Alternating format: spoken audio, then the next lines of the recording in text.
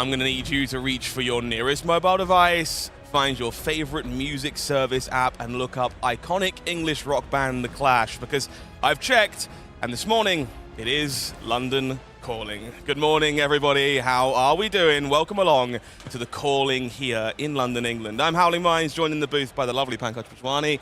Ready for a second day of action, my friend? 100%, Scott. Today we see Sage as it was intended to be played by the developers. So far, we've seen Sage, a little bit of a preview, a little bit of a sneak peek into the format, but today we get to see it with the Compendium of Wraith. We get to see what all the players have cooked up. This is what will set the stage for Pro Tour Yokohama, the Tier 4 event that will be featuring Sage. This is it. This is the beginning of it, and I cannot wait. Yeah, I'm lucky enough to be playing in that event a little later on this year, and I need some help. I would certainly like to know exactly how Silver Age is going to look heading into the first Tier 4 event of that level, and I'm sure we have a very exciting event today to kind of set the standard one way or the other. So let's take a look at exactly how the format for today functions, in case you weren't following along with us yesterday. Nice and simple stuff here. We're kicking things off on the Saturday with 9 whole rounds of Swiss action. And that'll be followed up by 5 Swiss rounds tomorrow. That's right, people. 14 Swiss rounds in total for our first Silver Age calling over here into, of course, the top 8 to round it out on Sunday. Of course, plenty of goodies to look forward to if you're joining us in the chat. A box of pen will be given away during the finals. And, of course, we have some sort of gem left over from yesterday that you might be interested in. Yeah, someone on stream actually pulled a Heart of Fandal, so we will be giving that away today. Not bad. Looking forward to seeing who manages to get their hands on that one at the end of today. But what are our players playing for? There is only one way to find out. It might be Silver Age, but the prizing is still the gold standard, $20,000 US in cold hard cash. That is, of course, spread out from first to 32nd place, with all of top 8 also getting a gold foil legendary and a PTI, on top of all the clout that comes with making top 8 at the first ever Sage calling. Certainly not half bad, so plenty of cash, plenty of goodies, and speaking of goodies, I'm reliably informed that as much as I wanted to share with you what was in the tournament pack at the end of the broadcast yesterday, production decided that wasn't a good idea, and they decided to cut the stream before I turned the card around. I am offended. Clearly, based on my social media channels, all of you are offended, and so we'll do our best to remedy that in just a few minutes. If you want to know what our players have been opening inside the first ever tournament packs today, we'll be sharing that with you very shortly. There are some really cool hits in here. Both of us opened it when we saw the contents of the pack yesterday. It was the first time for 2 of us as well. And now that we've seen a little bit more, it's some exciting stuff. Y'all will definitely want to make it out to tournaments near you to get your hands on these packs. Of course, there are more prizes at the top of the field for the best players in the room today. Marvel Gold Foil Quick Dodge Flexes, that hot calling champion stamp across the bottom. Big glass trophy, and some World Tour points I'm pretty sure are going to be interesting for a number of players in the field today. I love the stamp on this Quick Dodge Flexer. So far, we had only seen the stamp on winners for the champion prize card for Tier 4 events, right? The Pro Tour champion, the World's champion. But now to have it come out to these Tier 3 events and these callings as well, it's just so incredibly cool, really. Yeah, of course, Pro Tour invitations also available for players chasing their way to Yokohama later this year, or perhaps another premier event somewhere down the line.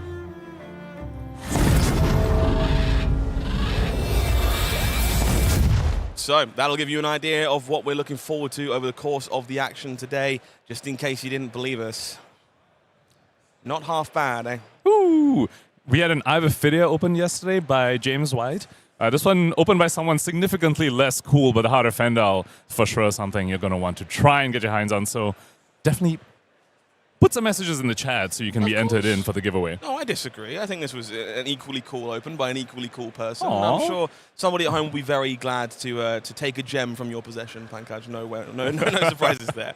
All right, so if you're not joining us in the room today, but that taste of the action has given you a fire and you want to come and get involved in something on the World Tour circuit, don't worry. There is plenty of events to look forward to near you sometime soon. If you want to come and join us over in San Diego, Montreal, or Toulouse over the course of the next month or so, you'll find yourself eligible for one of these incredible calling prize packages. San Diego, of course, happening just next weekend, right after the world premiere in London happening this weekend, which will, of course, also feature Silver Age. Will be a bit of a the first little evolution that we can see coming off of this weekend. Montreal will be that first taste of Classic Constructed in the wake of Compendium of Wraith. So plenty of goodies to look forward to there. I'm hearing many things about aspiring Phi players, people that might be looking to hunt down a little something now there's some new card pool available. And after that, we have Calling Toulouse, which will also feature Classic Constructed as well. I really like how the Calling circuit is also representative of what we can expect during the upcoming ProQuest season, which is, of course, a mix of Silver Age and Classic Constructed to mirror what will be featured at Pro Tour Yokohama. Couldn't agree more. You're going to be in safe hands for all of these upcoming broadcasts. In San Diego, Bryce Platt, Margin Bay, and one of the OG esports casters, Julian Pastry Time Carr, will be taking care of you there. Montreal, not a bad cast, if I don't say so myself. I'll be hanging out in Canada alongside one Ellie Baird. Yeah, don't sell yourself too short, Scott. We've got amazing casters for Montreal as well. Of course, the amazing Scott Mines and Ellie Baird will be taking that one to you. Somehow they left Toulouse in my hands as well, which I'm not going to complain about. If you do enjoy my casting, you've got plenty of that to look forward to. Thankfully, I'll be joined by the lovely Gabe Scher and Erica making her way back into the booth as well. Haven't seen Erica for a moment. She's been doing a lot of work behind the scenes for us here in the production territory, but we're very happy to have her voice back on the mic as well. Lots of amazing talent coming out. Lots of amazing streams coming up as well. This is just an absolutely lovely time to be playing this game. Of course, introduction of Silver Age, brand new Classic Constructed format with the support from Compendium of Wraith. I cannot wait to tune into these. If callings don't catch your fancy, there will be something a little bit more local to look forward to as well. The ProQuest season for Las Vegas is almost on the horizon. And from Feb 21st to March 1st, it will of course feature Silver Age. Every single ProQuest happening in this period will be Silver Age, but following that, for about 2 weeks after that, from March 7th to March 22nd, all ProQuest will be the Classic Constructed format. Whichever format catches your fancy, there will be a way to qualify for the Pro Tour in Las Vegas a little bit later this year. Qualifications are great, but you know what's even better? Prizes. I like prizes. I have my eyes on the top 4. The Teklo support that's come out in Compendium of Wraith has definitely got me very interested in taking a look at this hero again, post his debut in Bright Lights, and try and get my hands on these Marvel Ghost protocols. Be really cool. You can sell for the top 4, that's fine. I'd like that gold foil winners envelope personally. I'm not greedy, but I'll certainly aim for one at the top of a ProQuest or 2 over the course of the season. So Silver Age, Classic Constructed, both available. Make sure you get yourself out to your local game store for one of these. Settling for top 4 was not something I had you down for personally, Pankaj, but you know, I'm not going to judge. Well, you gunning for the first, not something I thought I'd expect either. You're going to improve on your new Sage list if you want to get that spot. Oh, okay. Shots fired nice and early. We'll talk about my new Sage list a little bit later on. I think we have some potential there. There's some work to be done, but I'm sure there are plenty of people in the field playing new as well that might be able to give me some tips and tricks.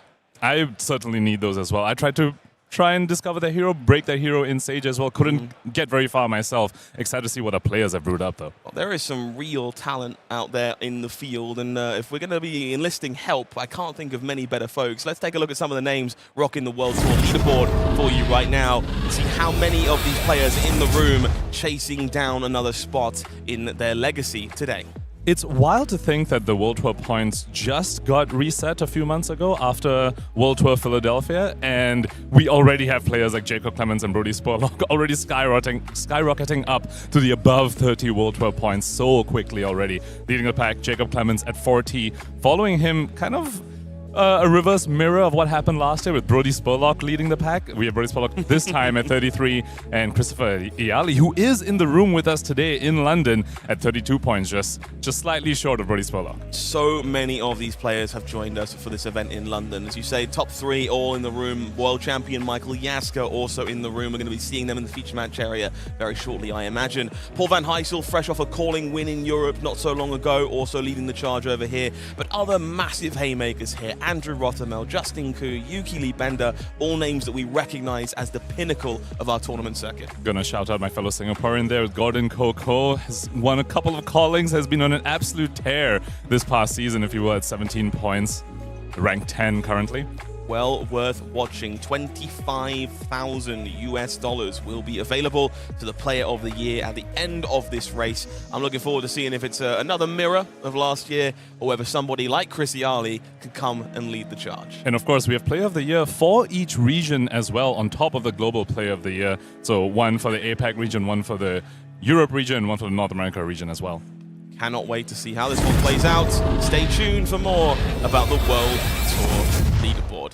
You know, I'm starting to feel more confident about getting some help for that upcoming ProQuest season. There's some good players in the room. Turns out we have a lot of very experienced players who have racked up quite the accolades over the now, almost approaching 7 years of Flesh and Blood. I don't think a statement could age me while sitting in the booth, but you know, in both the best and the worst ways, it doesn't feel like it could have been 7 years, really. Time really does fly when you're having fun. Yeah, it's been absolutely amazing. I'm glad you agree. You want to see something else that's amazing, folks? Let's take a look at the metagame for this event here in London. I cannot understate my excitement when I say there are 2 slides of heroes. The calling in London, the first ever Silver Age calling, has 50 different heroes represented in the room. That's right, folks. If any of the Flesh and Blood heroes of the past or currently have caught your attention, they are almost certainly available to play in Silver Age, and there's someone here who has brought that here and is ready to rep that hero. Starting from the top, the big bad of the format, more than double the amount of anybody else. It is going to be Briar. This was the talking point going into the weekend. A lot of players felt like they'd solved it and Briar was going to be the deck to beat. Looks like they might have been right from the ground running, but we'll have to see if they're right towards the end of the day. Briar was certainly my pick to take this entire event down, was the talk of the town. Let's see if she's got the chops to actually make it all the way to the finals. Following that, we have Bravo Flattering Showman, a hero that was getting some interest in the weeks leading up to London. I'm quite surprised to see him as second instead of Oldhim, because I really thought Oldhim was the other pillar of this format, but clearly the players in the room think something different, and instead they've brought out Flavo, who I believe is the new nickname for this hero. Oh yeah, we do love ourselves some Flavo. We're allowed to talk about that one, I believe, as opposed to his long-distant cousin. Biggest winner from the pre-constructed decks yesterday is deck number 3. Fi has found itself in the hands of 63 players here. A lot of believers that the Draconic Ninja is one of the best decks in the format. Following that, we have a tie between Ira and Oldhim. Ira as well, the other ninja that people are favoring. Ira, during the sneak peek part of Silver Age, was definitely the first go-to hero for a lot of players, for very good reason. You're playing a lower level format. The hero that just says +1 for every turn of, basically every turn of the game is not a very bad place to start, if you will. And then Oldhim, a little bit of a menace over there, the fatigue guardian of the format. I want to talk about a few of the numbers that surprised me the most here. 23 copies of Kano. There are some juggernauts of the game in the room playing Kano today. Jacob Clemens, Arthur Trehey. These are all players who chose to pick up the original wizard to take for a spin in Silver Age. Dorinthia, Iyslander, even decks like Vynnset and Dramai. I wasn't entirely sure where these were going to land when the metagame came together, and significantly more players than I expected. And we have a few Earth heroes later on down the line as well, 12 Florins and 12 Terras as well, bringing out a little bit more of a mid-rangey strategy. Love to see the 6 copies of Aurora. A lot of players very excited about Sigil of Voltarius in combination with Flash of Brilliance, Blast to Oblivion. There's some things you can really get cooking within that hero. And happy to see her making a return on the big stage after not joining us for all too long last time around. I want to shout out the 5 copies of Lyeth. Fun fact, Michael Hamilton actually really wanted to try and bring Lyeth to this event. I don't believe he ended up on it in the end, but he was really trying to break that hero for Silver Age for a while. Let's try and take a look at slide numero dos to see exactly how many of us are going to be playing heroes underneath 3 copies. Some really, really cool ones here. 3 copies of Acilio. A lot of people are firm believers this deck is either entirely unplayable or completely broken, and nowhere in the middle. 3 believers find themselves in the room today. 2 copies of Scurv Stowaways. Is this a US Nationals draft pod? I am shocked to see Scurv over here. Of course, the pirate, the only class he is, it's a pirate. Not something that we've seen a lot of support for that class, but clearly these 2 players think they have cracked something over there and want to chug some rum and give some attacks go again. Oh yeah, one copy of Arachne Solitary Confinement. British player James Brooks rocking that one today. Surprise, Talishar, the Lost Prince, is the weapon of choice. We're going to let Talishar shatter and then play some Orb Weaver Spinnerets to end the game with Graphene Chaliceras. So some spicy stuff going on down there with that deck list as well. When you don't have flick knives, just let your weapon rust to oblivion, I suppose. Arachne Solitary Confinement, I remember thinking of that hero as well. It was interesting. It's like sort of a young version of Arachne slipped through the cracks. Unfortunately, does not have the Chaos talent, though. So you do miss out on some of the new Chaos cards coming out in Pen. A lot of people going for my heart here with one-ofs as well. Dash Database, a deck I'm a big fan of. But also shout out to Verdant here, using the new Decompose card Sowing Thorns to find a Arcane Shelter Sigil, and using that sigil to fuel Glyph Power Word. We're sending Burn Bear in every format. I love the brewing that's going on in Silver Age. As long as we're talking about heroes that we are particularly fond of, I mean, the one-off Marlin, I'm going to support that player for sure. Of course. Can't believe. Nothing changes regardless of format for Pankaj Bhutwani. But there you go. Plenty of numbers on screen here. 755 players. The number I want you to remember is 50. The metagame breakdown, 50 different heroes. Speaking of heroes, should we look at some of the heroes of Flesh and Blood in the room today and take a look at some of our players to watch over the course of the event? Of course, starting off, we have Arthur Trohe, who has brought out Kano alongside Jacob Clemens as well. Both these players clearly think this OG wizard in Arcane Rising has something to say in this format. And you know, when there's a whole bunch of Fatigue Guardians going around, a whole bunch of mid-rangey decks going around as well, I could totally see this wizard packing the punch. The question is, can it overcome the aggro decks of the format? If you're not familiar with Carlos Gutierrez Gonzalez, big brute aficionado, not surprised to see Rhinar finding themselves in the field there. Co-caster Gabe Scher on the list here for us as well. Ian Zhang, no surprises, happens to be on an illusionist. The other hero he was considering was actually Ira, but I had a feeling that when he shows up today and actually locks in his deck list, it was going to be the illusionist. And here we are, Ian Zhang on that Enigma. Big players for us here. Jacob Clemens also rocking the Kano. Michael Hamilton also rocking the Rhinar. Michael Jaska choosing to deviate away. Chose one of your big picks for the format so far. Oldhim in the hands of our world champion. Keeping on with the Guardian theme, we have Pablo Pintoro on Flavo, if you will. We saw him play Flavo yesterday as well in the world premiere, and we saw his round 4 match. We managed to very expertly fatigue a Visrai. Curious to see whether he's still going on with the fatigue route, or is he going for a little bit more of a mid-range, a little bit more of a crush dominate sort of game plan today. Two-time world's top 8 competitor Rob Catton, known to be a big chain aficionado. No such luck, doesn't get to do that in Silver Age anymore, but believes there is enough power awaiting in Vynnset. I'm very excited to see what Rob has hooked up for us. Vynnset, very interesting hero in this format, because many would consider that one of the most powerful cards Vynnset has access to is not some of the majestic cards that she has in CC, but actually Deathly Whale, of which you can run all 6 copies of in Silver Age. So be curious to see how well he can do on that hero, and following that, of course, a man after my own heart.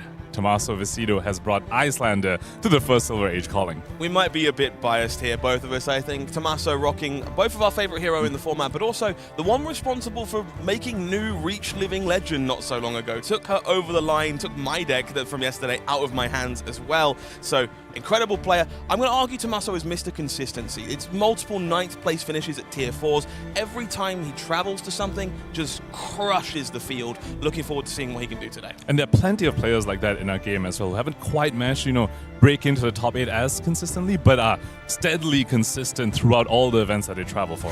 Big fan of all these big names, big fan of all these big decks. Plenty to look forward to over the course of the day here in London. Speaking of which, I need to right a wrong. I was mildly upset with the amount of people who were angry at me. I did not make the decision to cut the broadcast yesterday before I got to show you the cool shiny cardboard hidden inside of these. It was a surprise for us as well. They just cut it. We were reacting. We were going to turn the card around, and they were like, so nope. excited. So please take your qualms up with production, not my social media feed. Thank you very much. We can fix that today. We're going to open up one of these tournament packs here and finally reveal to you at home what you might find inside. So let's take a look at what we can see. These are very glistening. I would argue they are chocolate brown.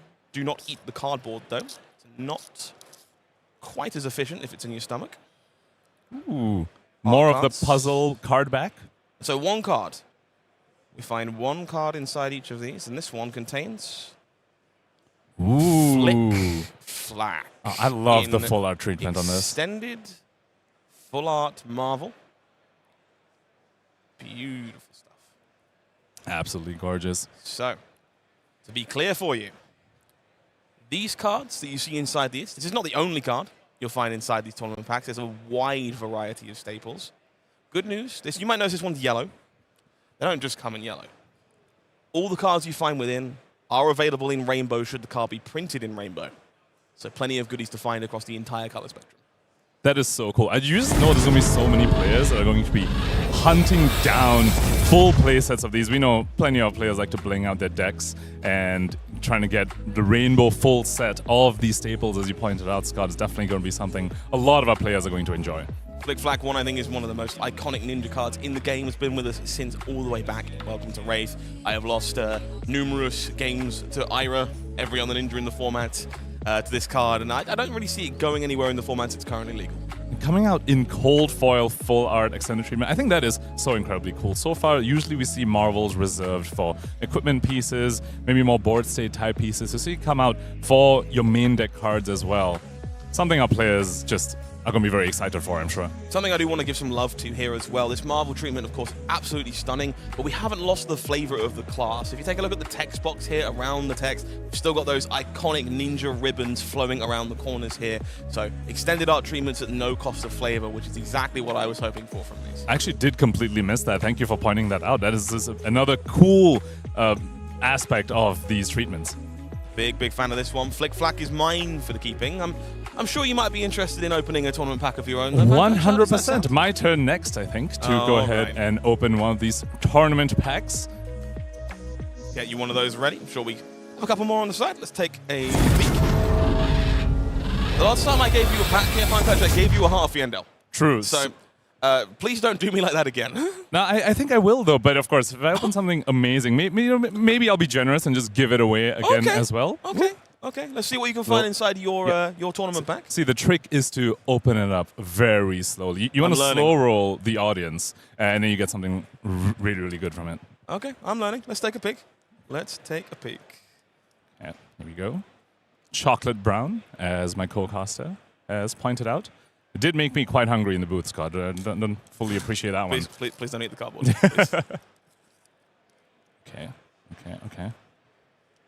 Nice little part of the card back as well. We do the slow turn. Slow peel. Let's take a look. Ooh, Marvin Skies. One of the bread and butter Viscerai pieces. Did try and break Viscerai in Silver Age with this card as well. Go back to the good old Marvin Skies attack weapon, if you will. Now staple of the Runeblade class. This one's beautiful. I remember distinctly hunting down blue copies of Marvin Skies from, I believe, Crucible. Back when I was first building Chain, and they were a nightmare to find at the time. The product was so much harder to acquire. Less of an issue these days, especially if you're looking for something with a little bit of shine. But of course, all colors of Marvin Skies are available in these tournament packs as well, so definitely go hunt them down and bling out your Runeblade decks. Really big fan of these. Just iconic cards from across the years that have seen play in numerous strategies. This is just a taste. There are many, many more extended art Marvel treatment cards to be found in these tournament packs for all the classes across the years. Gotta know, I'm going to take a quick look at the real-life copy here as well. I know that graphic is a little bit purple around that resource counter, but I don't think that's something we can quite see on the card. So I had hope for a second there. We were a little purple in the corner to give that Runeblade flair a little more. But stunning all around, no doubt. And this one, of course, also features the fancy little border around the micro text box.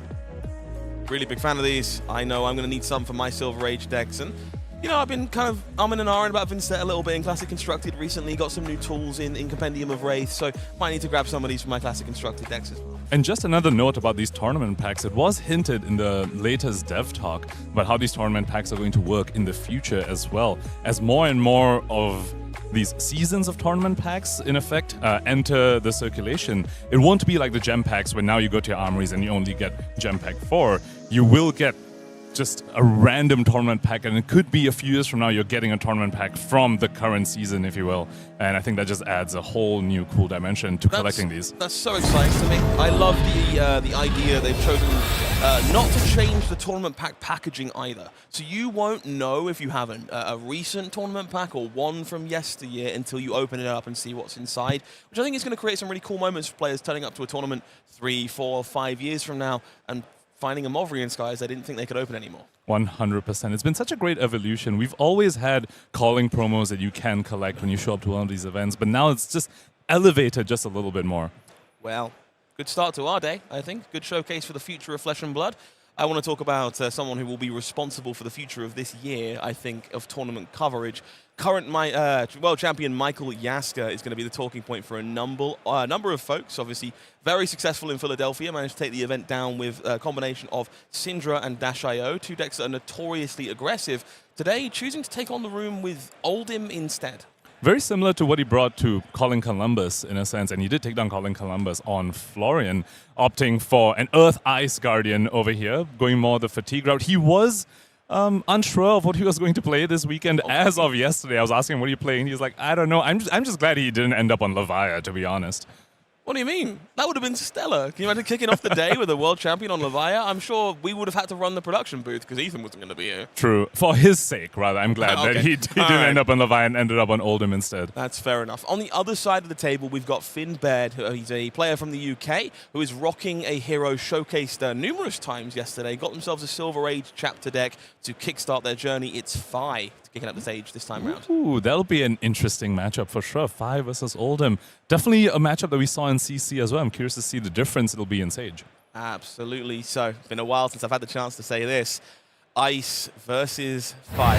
Let's take a look and make our way down into the feature match area for the first round of competition today. It is Michael Jaszczur on one side of the field on Oldhim, rocking that ice and earth flavor. The other side of the equation, Baird, going to be taking on our champ with Fi. And right off the bat, let's start talking a little bit about game plans and the heroes themselves as well. Oldhim in this format wants to try and fatigue out their opponent, and they're able to do this very well off the back of the hero ability, which allows them to once per turn have a defense reaction where they pay 3 resources, and if an earth card is pitched this way, it prevents the next 2 damage that will be dealt to Oldhim this turn, but if an ice card is pitched this way, the attacking hero puts a card from the hand on top of the deck, which allows them to limit the opponent's offensive output. On the other side of the equation, Fi very well equipped to bust through the walls of this fatigue strategy. Smaller, go-wide turns, kind of make those iconic block 4 cards we've come to expect from Oldhim significantly less powerful. More importantly, though, you start the game with a Phoenix Flame in your graveyard. Over the course of every turn, you can pay resources, hopefully none if you have enough Draconic Chain Links, to pull back that Phoenix Flame and send it in for an additional attack. Now, you can get caught out if you're not careful by that Ice React and forced to put cards back on top of your deck, but hopefully it's chipping damage in with that Phoenix Flame turn after turn until Oldhim's life total finally hits 0. And that's certainly going to be the name of the game for the Fi player over here, because Fi is unique amongst the aggro decks in terms of the amount of consistent damage he can output without losing cards in deck, off the back of Searing Emberblade, which comes in for 3, and the Phoenix Flame that you pointed out, Scott, that comes in for 1. Big game, big players, and lots of unknowns to figure out. Let's take a look at the equipment suites our players are choosing to present. On the side of Michael Jaszczur, we're looking at Blade Beckoner on 3 slots and the brand new Megmatic Carapace in the chest slot. Got a note on Finn's side here. Mask of Many Faces might be rather telling of what we're about to see. That is definitely a very curious piece of equipment from Finn's side. Gonna have some combo-esque potential off this mask. I'm curious what he is trying to set up with that. I've heard rumors of some people trying to set up a Crazy Brew type combo with that card, but perhaps he might just go for a more classic ninja combo line. There's a few available. Crazy Brew Rise Up also offers some combo potential. We're going to see Flame Call Awakening to kick things off here. Second Phoenix Flame making its way into the hand early for Baird. Seems like a really big win. Very incredible start for Baird over here. One way that Fi used to overcome fatigue back in CC was with a second Phoenix Flame. What you do is you activate Fi on your opponent's turn, get a Phoenix Flame into your hand, and then on your turn, you can use that as your starter, swing your Ember Blade, get your second Phoenix Flame from the yard with Phi's hero ability, and that way you are always able to deal 4 damage without losing any cards in deck. So I was curious to see whether Finn was going to rock more than one Phoenix Flame for this matchup, and indeed he has. Canopy Shelter on defense makes a Might token for Michael Jaszczur before that Searing Ember Blade makes its way onto the combat chain. 3 more points of damage coming across, 2 cards remaining in hand for Finn. This is potentially a scary moment for Finn over here if he swings that Phoenix Flame that's in his hand, which he is definitely want to do, to get it into the yard so he isn't stuck with it. The Ice React over here could force him to put his last card in hand, which is that Blaze Headlong, back on top of the deck. I don't think Michael Jaszczur has found an Ice card though, so Finn is at least insulated from that currently. First Phoenix Flame manages to chip in and take some damage. Jaszczur falls to 17 as the second Flame comes along the line. 1 card left in hand. Does have to decide if he wants to expend this and get full value from a otherwise stuck block card, or have the ability to stop an upcoming attack from Finn at the end of the chain. No clashing happening here, of course, because Phi is not a Guardian hero, and Finn does elect to leak the 4 damage over here. That is going to be a total of 7 damage leaked on this first turn of the game for our Phi player here. He looks to be prepared for this fatigue matchup. Blazing headlong down the highway. Our world champion starts at a 7-life deficit and will need to find a way to return the volley. Hand being found, though, not what you want on offense here for Jaszczur. Full of those block 4 cards we've come to expect from Oldhim, and I believe that's a lay low in the back of the hand as well. And that is a problem with this Oldhim deck in Silver Age. When you give them the cards, like say you force them to go second, or you just give up all tempo, they often find it difficult to convert their hands on offense, and often without even any disruption over here. It's just Titan's Fist for 4. Finn barely even considers it and says no blocks. Of course, Fruits of the Forest here in Michael Jaszczur's hand will let him convert a little bit more effectively, goes ahead and discards it, heals back up to 15. Life total's looking a little bit more even now, but of course Finn has a full 5-card hand to follow this up. 4-card hand, excuse me. Math is hard. Fire Tenant, Strike First, the name of the game here. I believe a second copy in the hand here for Finn as well. Display Loyalty a little bit stuck here because we don't have a natural Draconic Chain Link. But Snatch at the end could pose a very real threat. That Laylo will come out of the arsenal here to blunt the first 3 damage. It will be the second of these Fire Tenants to continue. Not the best turn here for Finn, with no Draconic starter, as you pointed out, Scott. So this Display Loyalty could come in and still get the +1s from both these Fire Tenants and can come in for 5, but of course it won't have Go again, because it would be the first Draconic Chain Link that Finn Baird controlled. So Snatch maybe perhaps just headed for the arsenal on this turn cycle to set up a 5-card hand on the following turn. Does give some insulation into that Ice ability that we've mentioned numerous times at this point. Does mean that Finn will get the value from these Fire Tenants, and if the Ice React does happen, it's annoying, you'll lose your arsenal, but it's not the end of the world. You see Michael Jaszczur here reaching for block 4 plus the Blade Beckoner Gauntlet in order to cover up the additional damage from Display Loyalty there. Does make their way into his turn unscathed, and we'll see yet another swing of that Titan's Fist as he continues to chip away at Phi. Hammer for 4. I think we're going to see a lot of that throughout today's Scott, and possibly even throughout Silver Age as a format. Titan's Fist connects. Finn not interested in blocking just yet, falling down to 12 to keep an entire 5-card hand this time around. Going to be kicking things off with the Draconic starter. Does look like a Ronin Renegade to start here. 3 go again. Does also have a Rise from the Ashes in his hand over here. Curious that he didn't start with that, because of course if he wants to play it now, it will break the chain, it being a non-attack. So perhaps has different plans for that card. Good spot, I think. Interesting sequencing from Finn. Eager to see where Rise from the Ashes belongs in the Silver Age 5X these days. It will be 4 go again from Blaze Headlong to continue the turn. Lines up perfectly into Clash of Arms here, soaking up that 4 damage. Finn reaching for the nip at the heels, chooses to use that on resource duty to enable Searing Ember Blade. Does immediately buy a disable here, and an activation of Phi to rebuy the Phoenix Flame means another point of damage. It's connecting with Michael Jaszczur.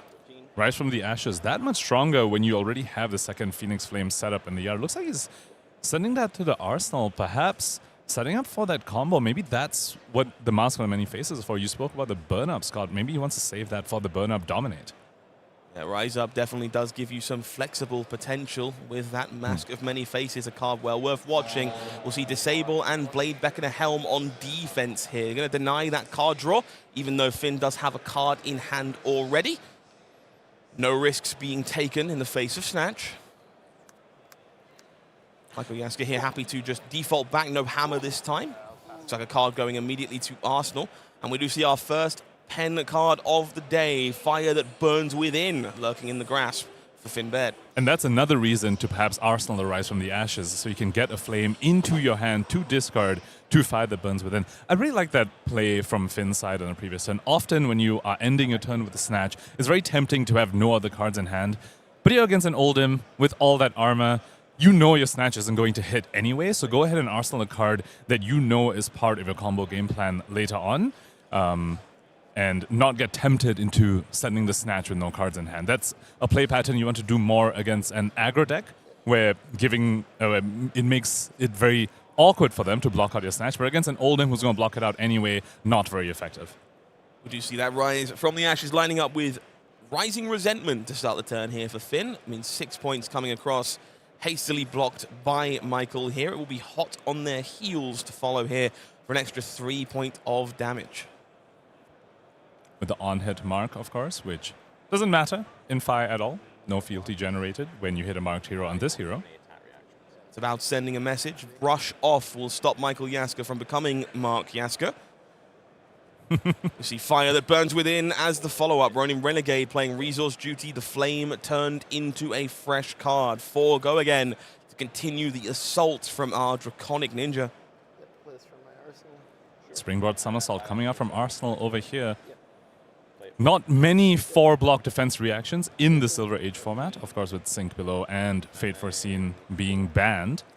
Fire Activation rebuys the Phoenix Flame, and we say embrace the Firebrand as the Chain Ender for now. 4 go again, all modes active. Michael Jaska forced to take the damage, falling down to 9 with just 1 card remaining in hand.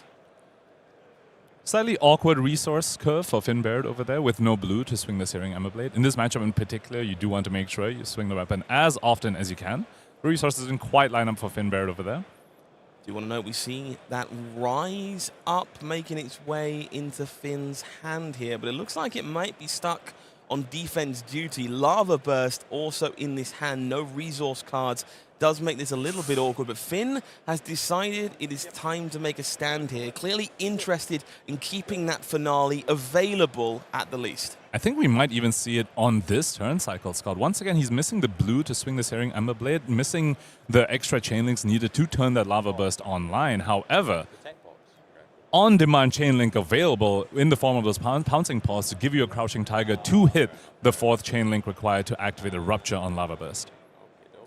And so it is time to see if the plan can come together here for Finn, as Rising Resentment will start us off. 3 points of go again here will be quickly snapped up by Jaska. I have to point out, we have yet to see an Oldhim activation this entire game. That is one of those hero abilities which works when you have excess cards, the Ice React in particular, but this whole time when Finn's able to convert most of his hands, typically you have to take damage now to Ice React them, so it ends up being a little bit of a wash anyway. Hot on their heels to follow. 3 more points of go again damage here. Places Jaska in a bind. Understands that this is likely the Tiger turn due to Finn's aggressive use of that equipment on the previous hand. Needs to analyze exactly what that means heading into the following chain links. We'll see that Steel Braid Buckler reached for here and hovered sheepishly on the combat chain. Clash of Arms going to be the actual block here, willing to lose a point of value there to keep the shield around for now, and it will be Tiger time as all of these iconic pieces of equipment, the Tearing Shuko, Pouncing Paws, get exploded here to generate a 2-power Crouching Tiger with that Blood Scent still lurking thanks to the Tiger on the chain. I have to point out as well, and you alluded to this earlier, Scott, the block 4s in Oldhim against a hero like Fi a little bit awkward. There's not too many cards that come in for more than 3. Of course, the Lava Burst in hand is one of those exceptions. But most of the time, Fi is leaking in damage not through raw breakpoints on cards, but more from Phoenix Flames and Tigers that come in for 2 and 1. Will be that Buckler eating the damage here as Lava Burst comes to finish the chain. That Rise Up being parked in the arsenal to try and go big later on. We see another block 4 landing in front of the Lava Burst. Point of damage leaking over brings Michael Jaszczur down to 8. Worth noting here, Finn been pretty happy to take the majority of these Titan's Fist swings. Slowly falling down to match Jaszczur's life total. Doesn't have much equipment left here. Will need to have a pretty significant volley before this starts to catch up with him. And does have the Rise Up parked in Arsenal. Has drawn a blue this time, but has a couple of 1 costs in here. There's a Fire that burns within and a Mounting Anger as well. It's a little bit awkward when it comes to swinging the Searing Ember Blade on this turn cycle. So Fist for 4 is the question asked of our resident Draconic Ninja. These cards not exactly best equipped for blocking. 2 defense value on each and every one in the hand here for Finn. Does mean we're taking the damage once more, falling down to 7 for the first time. Michael Jaszczur is winning the race, but it's 5 cards to work with for Finn as Mounting Anger is the start to the combat chain. 4 go again here with a meaningful on-hit that threatens extra damage if not blunted by a clash of legs. Zooming out a little bit, I'm absolutely loving this pace of gameplay, Scott. This is just flesh and blood as it feels like it was promised to us. Just slow, grindy value, turn to turn, trying to set up Arsenal, trying to set up a big combo, trying to get through this Oldhim on Michael Jaszczur's side. It's weaponing, like knowing how to block very effectively against a deck that has these breakpoints, that has this evasive damage in the form of pesky Phoenix Flames. It's turn 5, and it's the matchup still feels so incredibly close, and I'm absolutely just loving spectating this. Fire that burns within follows up, is responded to with a Fire activation to spend those resources to grab back Phoenix Flame, converts it into a fresh card. It's another copy of Mounting Anger found here for Finn. Again, slightly awkward, these 1 costs not really wanting to be seen in the same hand necessarily to put everything together. Glacial Footsteps will be the defense. Jaszczur falls down to 7, and it's snatched to follow with 2 cards still available here for Finn. Rare brick from our Draconic Ninja. Not something that happens very often, but absolutely can when you are running these 1 costs like the Mounting Anger and the Fire that burns within. Fire, of course, has already been activated this turn, so no tricks on that front. Michael Jaszczur maybe needs to worry about an attack reaction, but these Fireless don't really run many of those. It just leads to even more bricks. So here we go. Finn does go ahead and close out the combat chain. Michael Jaszczur left with 1 card in hand. I have a sneaky feeling I know what he's going to do with that 1 card. Do stop me if you've seen this one before. Going to Arsenal. No hammer for you. Do not pass go. Do not collect $200. No aggression this time for our world champion. Arsenal parked for a future turn, and it will be again 5 cards to work with for Finn. We see another copy of Rise Up in hand. This one lining up with a nip at the heels though, so resources available in plenty. And seeing your opponent, Oldhim, just go ahead and Arsenal tells you they have parked a defense reaction over there. So while Finn has been trying to set up his own Arsenal with some offensive output, Michael Jaszczur countering with his own defensive card in his Arsenal. We see Bram with Cinderclaw to start the turn here. 4 Fi, it's Blue Disable being reached for on defense, 3 on 3. Nip at the heels being hovered over here, likely as a resource card, but could force through the hit if that's what Finn demands. Debating how to navigate this turn going forward. Again, an abundance of 1 costs here does make this sequencing very intriguing. Mounting Anger is the choice here. 4 more points of go again damage. Again, that on-hit something Jaszczur has to be mindful of. Thankfully, Crash and Bash perfectly sized to keep that one in check. No crush card revealed, I believe, from Michael Jaszczur's side. That's not the purpose of this card in this format, to be honest. It's not to generate seismic surges and send some crush card, at least for this Oldhim deck. Maybe for Bravo it is. For this Oldhim deck, it's just the number on the bottom right-hand corner, which is a nice, healthy 4. 2 resources spent for a Searing Emberblade swing. As you alluded to earlier, Pankaj, this one very important in the matchup. It's about getting value from your weapon as to not expend cards in the face of Oldhim. And we will see all of that Blade Beckoner equipment reached for that bonus point of value gained by blocking a weapon. Phoenix Flame returns and the beatdowns continue, and we'll do our best Alexander Hamilton impression as we rise up to finish off this combat chain. And I'm not surprised to see even our world champion needing to read this one. Not a card many folks are going to be familiar with.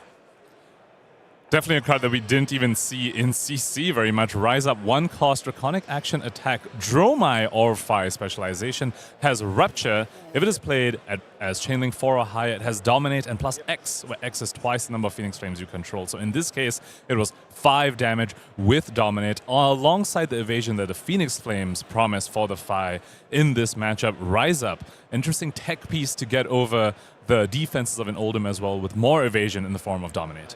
As you would expect from a world champion, Jaszczur brushes off that damage, manages to circumvent the Dominate and return fire with Titan's Fist for 5, courtesy of a mic token from Canopy Shelter.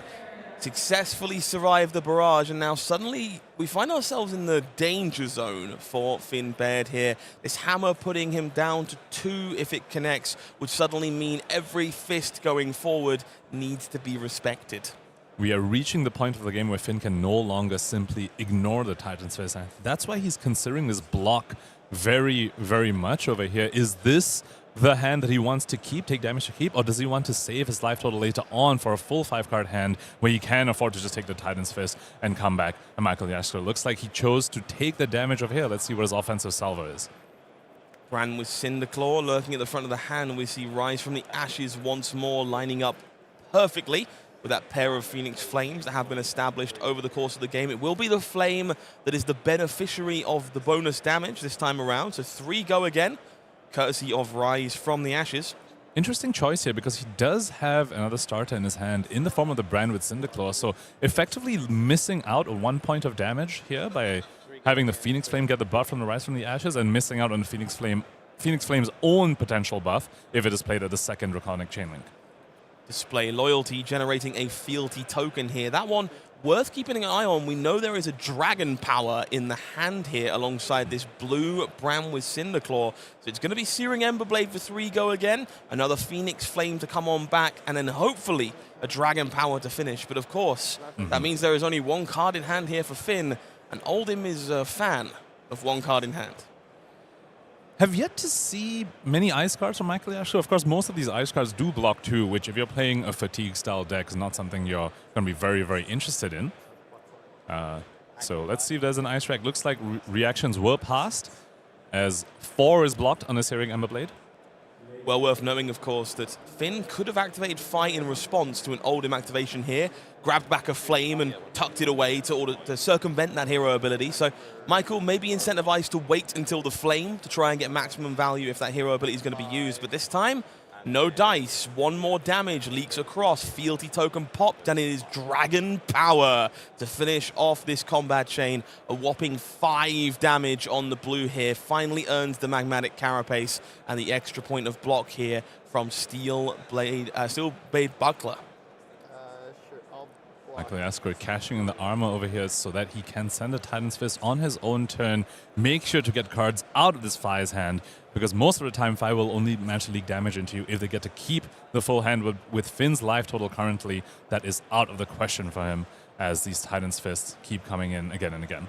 3 plays 2, blue pitched, Titan's Fist for 4 once more. Now, Fi not known for being the worst blocking ninja, but a decent density of block 2s in the deck means this hammer can become a problem really quickly. This hand, however, flush with block 3s, does give Finn some options if they're willing to fall down to 1. But Dragon Power, Lava Burst, these aren't the kind of cards you're looking for when playing a small hand. Speaking of problems, this hand that doesn't convert very well. The natural starter in this hand is Flame Call Awakening, which is kind of awkward because of the cost 1 over here. You can start with that, pitch the blue, and then come in with the Searing Emberblade, but that's only 2 Draconic Chainlinks, which means you can't activate Fire and get the Phoenix Flame, which means that Lava Burst in your hand won't be turned online as well. So Finn Baird here has a tough decision to make. I have to wonder if he's considering just putting 2 cards in front of this and just moving to Arsenal. Hope your opponent doesn't draw something more offensive. We've seen that happen to Michael Jaszczur in this very game, where with 4 cards, all he could do was swing the Titan's Fist. We're going to see that Mask of Many Faces forced to play defense to cover up the fist. And I like this a lot. Gives Finn the ability to park that Lava Burst in Arsenal and hopefully find a block 3 card to blunt the next hammer and get to it in a couple of turns' time. We're going to see that Cinderskin Devotion pitched away here to fuel that Flame Call Awakening. No doubt no Phoenix Flame to find, even if a red had been played. Might have some legality issues if there was a third one lurking in the deck. This makes me a little sad to see the Mask of the Many Faces just used for its blocking value and no combo potential, as we were hoping for when we saw that being flipped up at the start of the game. But of course, sometimes, the cards don't line up as smoothly as you'd like. You do what you gotta do. Searing Emberblade is the name of the game here. 3 points of damage coming across. Will need respect from Michael Jaszczur in order to keep playing the game. We know that last card in hand, of course, is a Lava Burst. At this point, we've kind of reached the stage of the game where both players are occasionally, periodically checking those graveyards to account for what has been spent, understanding Dragon Powers are gone, how many block 4s remain, yet another one finds itself in the face of this Emberblade. And the card will be parked in Arsenal, that Lava Burst, going to be part of Finn Baird's big final volley to try and get the job done. It will be Titan's Fist once more here, and Finn does find cards that block 3. Perhaps more importantly, it's more than one blue as well, I believe. And so resources are available. This is the last stand. Falls down to 1. Has 4 cards to work with. Lava Burst in Arsenal, where it is safe from that Oldhim hero ability.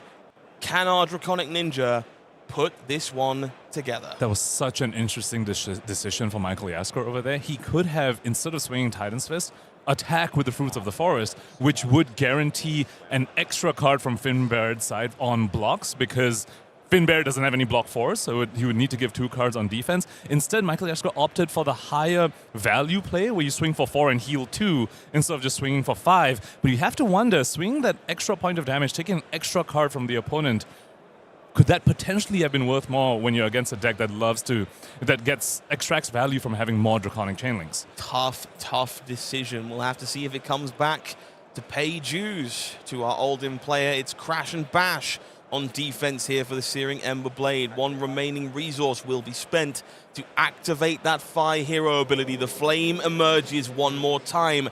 Point of damage coming across. Jaszczur forced to take this one to keep cards around for the follow-up. It's going to be another Haymaker. Inflame the Firebrand. Brand new card once more from Compendium, joined by Lava Burst on the end. And we see the shrug of dissatisfaction from Jaszczur. Only 1 card in hand here, will be forced to defend and will not be able to return fire with Titan's Fist this turn. Which means Finn will be able to convert his full 4 cards offensively. Michael Jaszczur, instead of blocking 3 with an Autumn's Touch, opted instead to keep that card in deck and use the Oldhim Earth React. The first time we've seen Oldhim's ability use this game. Jaszczur, with the quick count of the decks there, acknowledges this is a surprisingly close fatigue race. It is 1-1. 2 cards remain in library for both of these players. It is blue, Bram with Cinderclaw to start, and an Earth Reaction from Oldhim to cover it up. And here's where the Earth React comes in very, very handy over here, to not lose cards in deck, to be able to block out these 1 powers effectively. But Finn has found his 2nd copy of Rise Up. That card has Dominate, and Oldhim's defense reaction has already been used this turn. If Finn's able to get through that 1 more damage prevention on Oldhim's side right now, that Dominate could just close out this game. The flame eats the damage. It's Rise Up with Dominate to close the door. And Finn Baird steals away the first round of the calling here in London from our world champion. We have a new name to watch, a new story to follow, as the home country hero brings our attention to Fi in Silver Age. What a fantastic match to start out our Silver Age calling over here in London. Fi versus Oldhim, with Fi taking it down to Draconic Ninja, showing us that with damage evasion in the form of Phoenix Flames and the really cool tech in the form of Rise Up is enough to get over the fatigue Oldhim. If that's a taste of how our day is going to go, I'm going to lose my voice. I could feel it already. What a spectacular debut for Silver Age on the big stage. I couldn't think of a better example of what is possible in this format. And I want to be clear, that game was navigated exceptionally well by both of our players. We saw Finn taking the time to set up those turns. Arsenal, when it mattered, knew that final rise up was available and knew what the end game was to get to. And Michael similarly understood when Titan's Fist had to be swung, made that choice with Fruits of the Forest to try and get to a higher life total, maybe to beat that rise up that they knew was available in the pitch stack. There's so much decision making there to go back and analyze. I love that that's how we started off our Silver Age calling over here. There were many concerns coming to this format, being a 20 health format, that games maybe end in 2 or 3 turns with not a lot of agency on either side. But that game went all the way to pitch stack, went to second cycle with both players having set that up so expertly well. I just can't wait for more Silver Age at this point. A 10-turn barn burner to start our event. If you want to get involved with Compendium of Wraith yourself, well, let's take a look at what you're signing up for. Flesh and Blood's newest set joining us on the horizon here will be in stores for you on February 13th and in the room with us today. If you want to dive into the untold stories of Wraith, there's some teasers to look forward to, some flavor to enjoy, and of course this set very carefully designed for both Classic Constructed and Silver Age. And we have already seen some of the Silver Age support in some of those 5 cards that we saw already in that previous show match, but of course plenty of goodies in the set as well in the form of these reprints, Balance of Justice and Shelter from the Storm. Just a few of the reprints that you can find in Compendium of Wraith. Beautiful new artwork for these 2 staple cards in both the main set and the Antiquity packs, of which you will find 1 inside each and every booster box of Compendium of Wraith. I'm just going to toot my own horn here. My off-camera yesterday managed to open the Antiquity EA version of Balance of Justice, and now all of my decks look better as a result. I'm a happy man.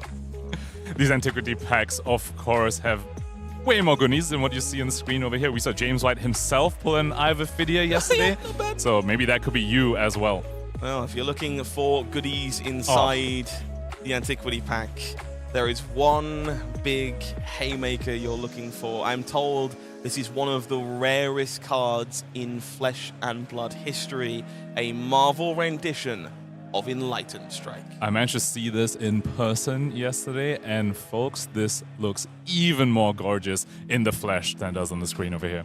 Cannot wait to desperately claw my way towards some of these. If you're joining us in the room, you're lucky enough to have access to Compendium of Wraith already. If no such luck for you, fear not. Just 1 week until this set makes its way into stores around the world, and you too can open the covers of the Compendium of Wraith. I'd like to zoom out a little bit and just talk about Compendium of Wraith as a whole. Expansion sets was something that Flesh and Blood sort of moved away from a couple of years ago, but to see it return in such a fashion, in a way to support a whole new format for the game with all these cards that I do feel will become staples of Flesh and Blood's future, I'm so happy with the set. Me too. I think the more I see it played, the more I get my hands on cards, I start to understand where things fit, where certain decks have abilities to thrive, where old favorites might make a grand return. And I can't really ask a lot more than that from a product that is quite so large and has so many boxes to tick. So 100%. Not a bad start to our day. I'm a really, really big fan of that. But we got a nice barn burner coming up on the next one as well. If you're a fan of Ice Wizard, you might want to stay tuned.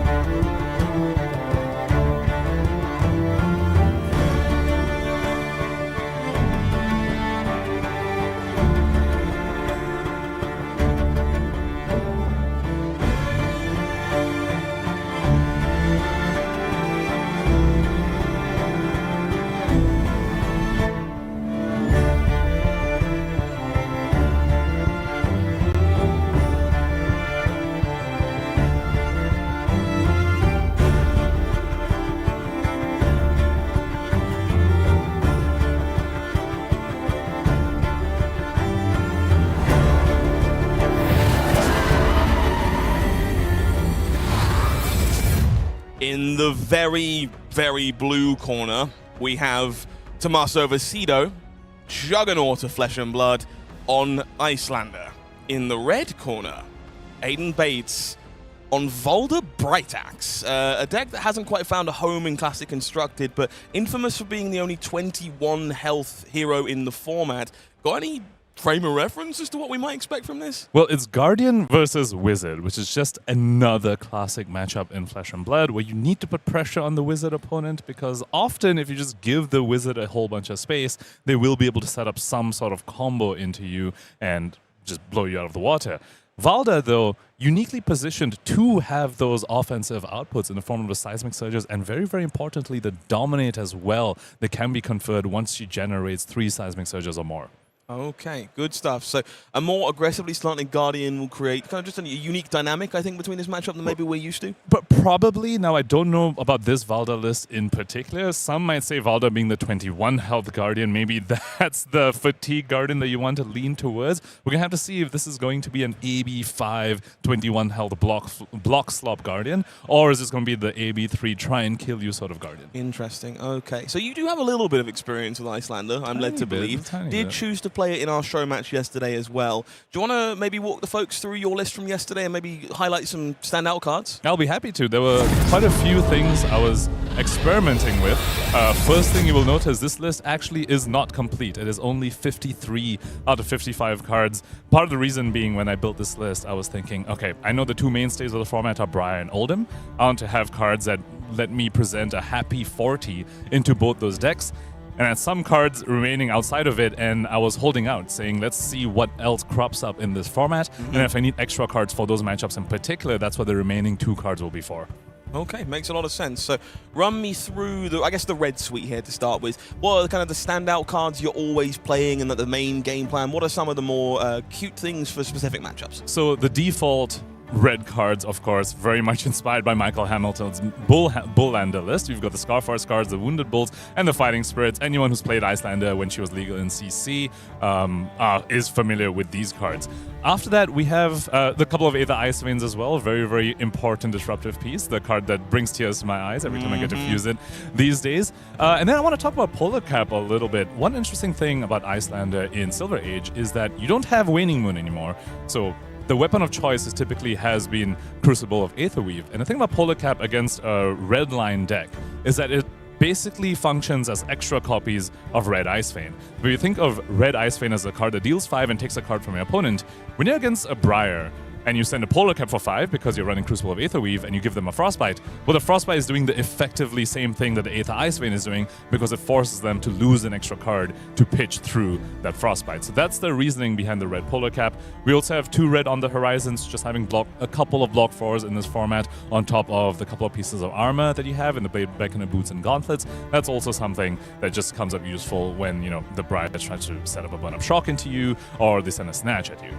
Okay, so a mix of physical and arcane damage is the plan in those faster, more mid-rangey matchups. What are you looking to do if your opponent's trying to grind you out and set yourself up for a very, very long game? So that's where the combo pieces come in. There's 2 copies of Red Eisenhall Weathervane, which only come into when I know my opponent's on like a Fatigue Oldhim, alongside the 2 energy potions. And so the combo that you do with Iyslander in that configuration is you try and set up the energy potions in your first cycle, and your second cycle, you do a double Weathervane Ice Eternal on your turn, and then you arsenal your other Ice Eternal, so that on their turn, you can play your Ice Eternal from Arsenal, sinking your whole hand into it, and you fuse that one. And since they have the Frostbites left over from your turn, your second Ice Eternal seals all those Frostbites and deals a whole bunch of damage to them.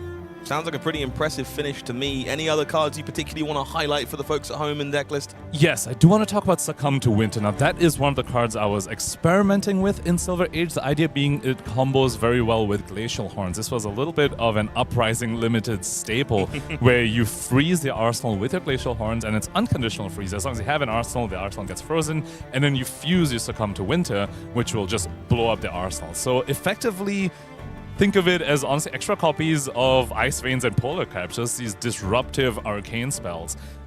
It's kind of the name of the game that I was trying to go here, because one thing that I really wanted to do when I'm against an aggressive deck, like a Briar or an Ira or a Fi, is never let them have a 5-card hand that is untouched. So between Ice Veins and Polar Caps and Succumbs to Winters, ideally you can manage that.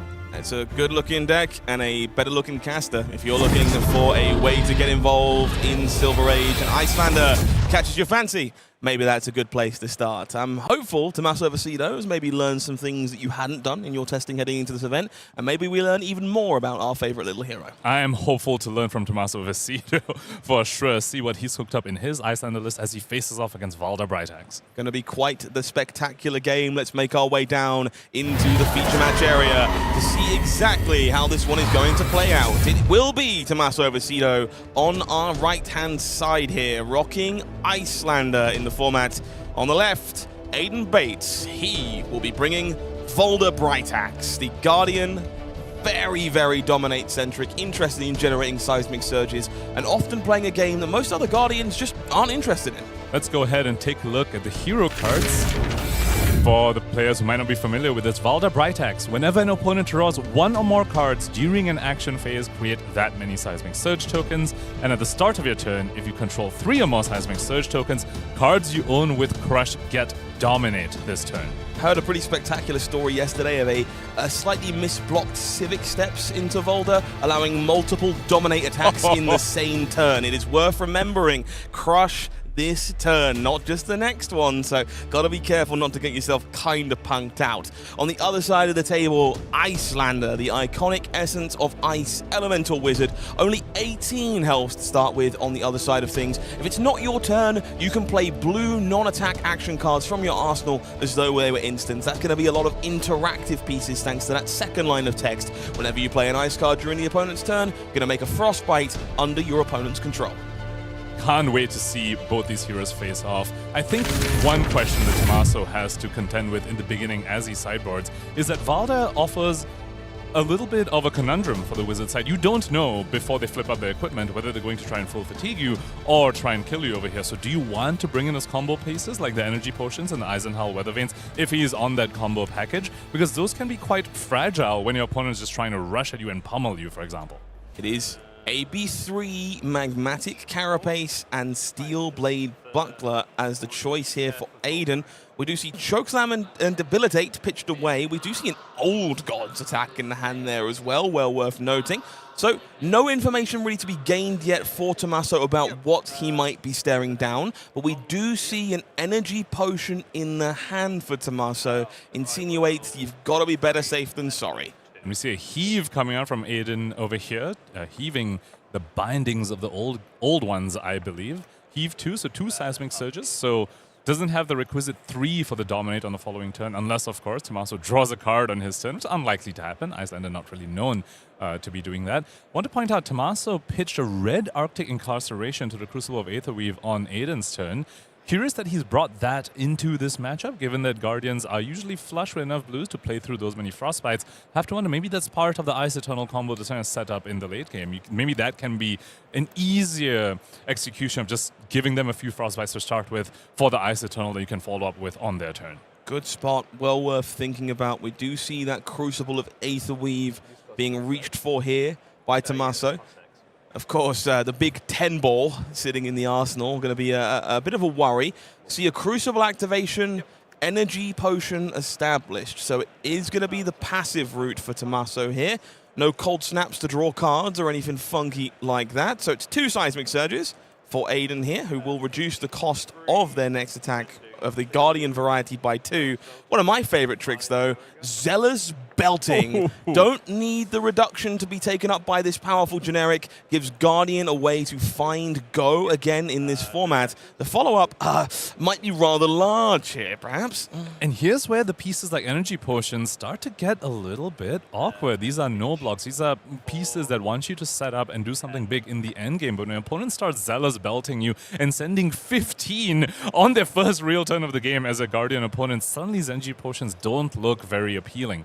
Crush? I think you mean crunch. 1 point of damage coming across here. Well worth knowing, blinding of the old ones here. All of these old one attacks, you like to see a good number of them from Valda. They are seismic surge generators if you're willing to heave, but these crush triggers only affect opposing guardians. So these very powerful abilities you see, not going to be impactful against someone like Tommaso.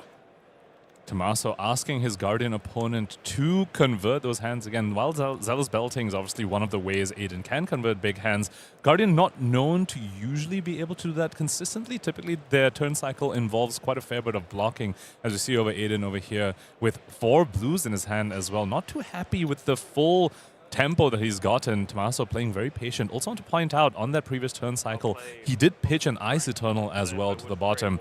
That is a very important combo piece for this Iyslander deck in the late game. Center bottom there, next to a red Arcane Incarceration. We'll try and do our best to keep track of Tommaso's pitch stack as well, because that will come into play. You mentioned it's kind of hard for these Guardians to convert cards, but Valda kind of uniquely positioned to do a good job even with a handful of blues here. Cards like Promising Terrain do a great job at allowing you to generate seismic surges more than you would, providing cards for the following turn, gaining a bit of life. And thanks to that brand new chess piece, Magmatic Carapace, when you're playing these auras, you can convert these extra cards into extra value. And so, Promising Terrain made, seismic surges generated, courtesy of the Carapace. And we'll see that follow-up there being Buckling Blow of the blue variety here as the follow-up for Aidan. As you kind of alluded to here, all blues, so no big red aggressive attack to kind of make the most of a 5-card hand. But still a hefty amount of damage. 6 is not impressive, but it'll get the job done. And just 1 floating over here, and we know that Tommaso actually has an Emeritus Scolding parked in his arsenal over here. Could go ahead and play that out. Given that it's a blue card in his arsenal and it's the opponent's turn, could pump that up with Crucible of Aetherweave as well. So we'll be coming in for 5, and the opponent just has 1 floating, so you leak at least 4. And this is one of the ways that Iyslander can actually chip in throughout the game, because that is an important aspect as you try and execute this combo game plan in Iyslander.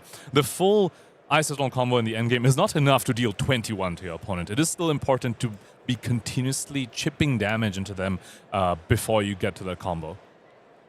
So Tommaso here, reaching for Crucible of Aetherweave, would suggest something lurking in the arsenal. They would like to get some value out of here before committing to blocks. We do see that snapback in the hand as well to maybe add a little bonus dose of arcane damage, punish Aidan for converting those cards aggressively. Tommaso here, reconsidering their options.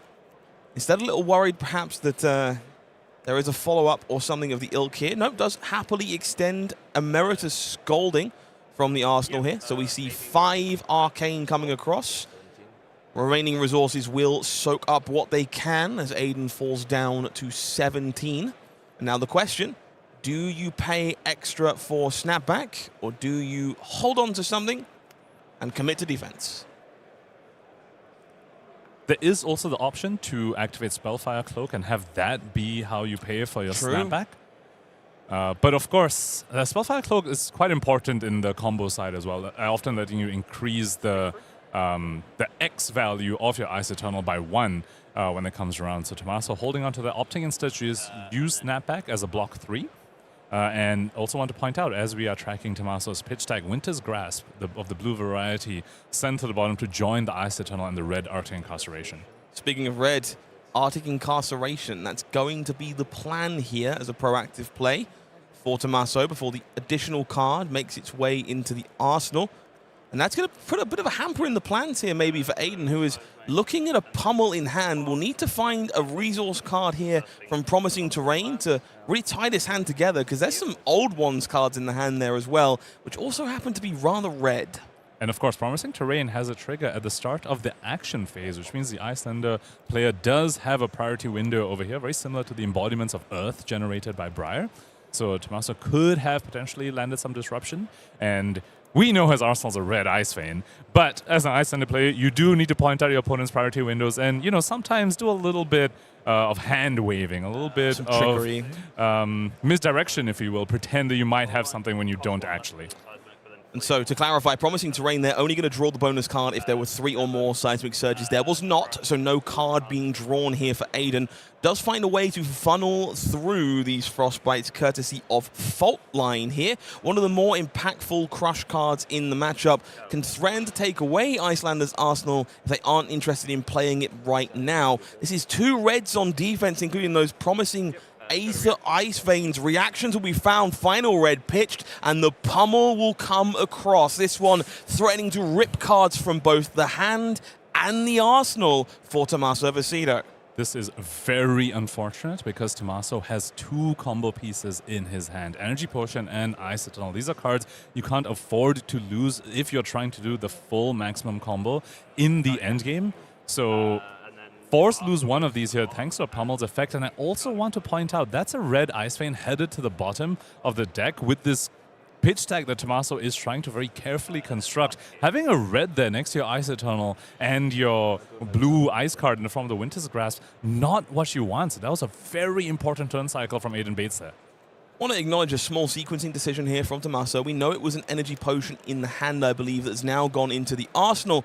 You could have just run that out. You could have more than happily get your energy potion in play, but your opponent doesn't know that it's an energy potion. You can always play it as an instant from your arsenal, courtesy of Icelander's ability, so why not add a little bit of deception into the mix in the process? It's Boulder Drop on the other side of the table here, threatening to once more demand cards from the hand from our Elemental Wizard, if that Crush ability manages to connect. And you have to wonder, 2 cards in hand, that lesson has already been learnt for Tommaso. Where is that other pummel? What are the odds they drew Pummel again after already sending one at you? It never happens. 100%. They never have it. All the time. 100% of the time. Tommaso here staring at their second copy of Flashback. He's got a difficult choice here. But again, Brain Freeze, another Aether Ice Vein. Can't quite catch the last card there, but hopefully something to fuse with. It's an Ice Bolt, so definitely has the ability to do just that. These are proactive plays that are appealing, but you can't just eat a Boulder Drop. Yeah, Brain Freeze in the Guardian matchup honestly just ends up being a block 3. And if the other fuse is a blue Ice Vein when your opponent has AB3, it typically just takes 1 card from them in a class that's also flush with blues. So opting instead to block over here, and seems to be because of the overblock, Aidan chose not to run out the pummel. This may be a little bit of misdirection from the Guardian side as well, because now Tommaso potentially doesn't expect the pummel in Arsenal because it was passed on this turn. Well, we don't know it's there either, so we'll have to keep an eye on that Arsenal there from Aidan. No guarantee of a pummel, but got to be on the minds of both players. For now, we are back over to Tommaso, who has, of course, played that E-Pot. Arsenal with the remaining card in their hand, and then passed immediately back over to Aidan here, who finds themselves in a bit of a bind again. This is a very resource-light hand. We're seeing Chokeslam, Aftershock, Blinding of the Old Gods, and a blue Aftershock. So some options available, but not a lot of insulation from arcane damage while playing these big haymakers. Also not able to resolve the pummel on one of these attacks, it seems like. Chokeslam, of course, costs 4. Chokeslam coming in for 8 over here. The on hit, not something that Iyslander really cares about. Suppose does have some relevance against cards like Wounded Bull. But other than that, it's mostly just 8 damage against an opponent who is at 8, so very relevant. Good spot. The old gotcha on the Wounded Bull. Definitely not where Tommaso wants to be if one was in the hand at this exact moment. But 4 damage would be problematic enough. On that side of the equation, we see multiple Voltic Bolt, Ice Bolt, so multiple bolts, I suppose. Another Cold Snap there in the hand as well. I do want to talk about Cold Snap for a little bit. Without the existence of Waning Moon in this format, Cold Snap tends to be slightly awkward. Typically, the play pattern back in CC was you pitch a blue to it, and opponents turn, draw a card, use your 2 floating to activate Waning Moon. In Silver Age, I think maybe the place for this card is your Spellfire Cloak activation. Use Spellfire Cloak, Cold Snap your opponent, draw your card, freeze their arsenal, potentially give them a Frostbite as well. Because pitching a full blue into Cold Snap on an opponent's turn just doesn't feel very good anymore when you don't have a Waning Moon. So Tommaso's quick check of the graveyard to account for where cards are. It's going to be 5 points of defense in the form of Cold Snap and Voltic Bolt. Another 3 damage leaks across. Brings Viscido down to 5 here. The pieces are starting to come together. We know that stack is pretty good, all things considered.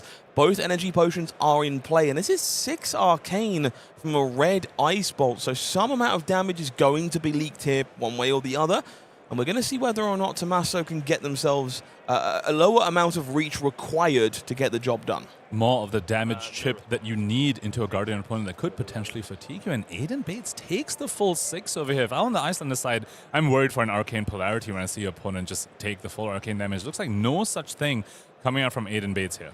You can't feel good about that. Yeah, if your opponent sends a 6 arcane and your answer is actually, yeah, go on, that's fine. I'll send red disable, 1 in arsenal, 1 in hand. If I'm in Tommaso's seat, this screams I'm about to get literally clubbed. This has to be the most telegraphed pummel in the history of pummels, I'm pretty sure. And one interesting thing over here is that Aidan Bates is actually holding a red in his hand.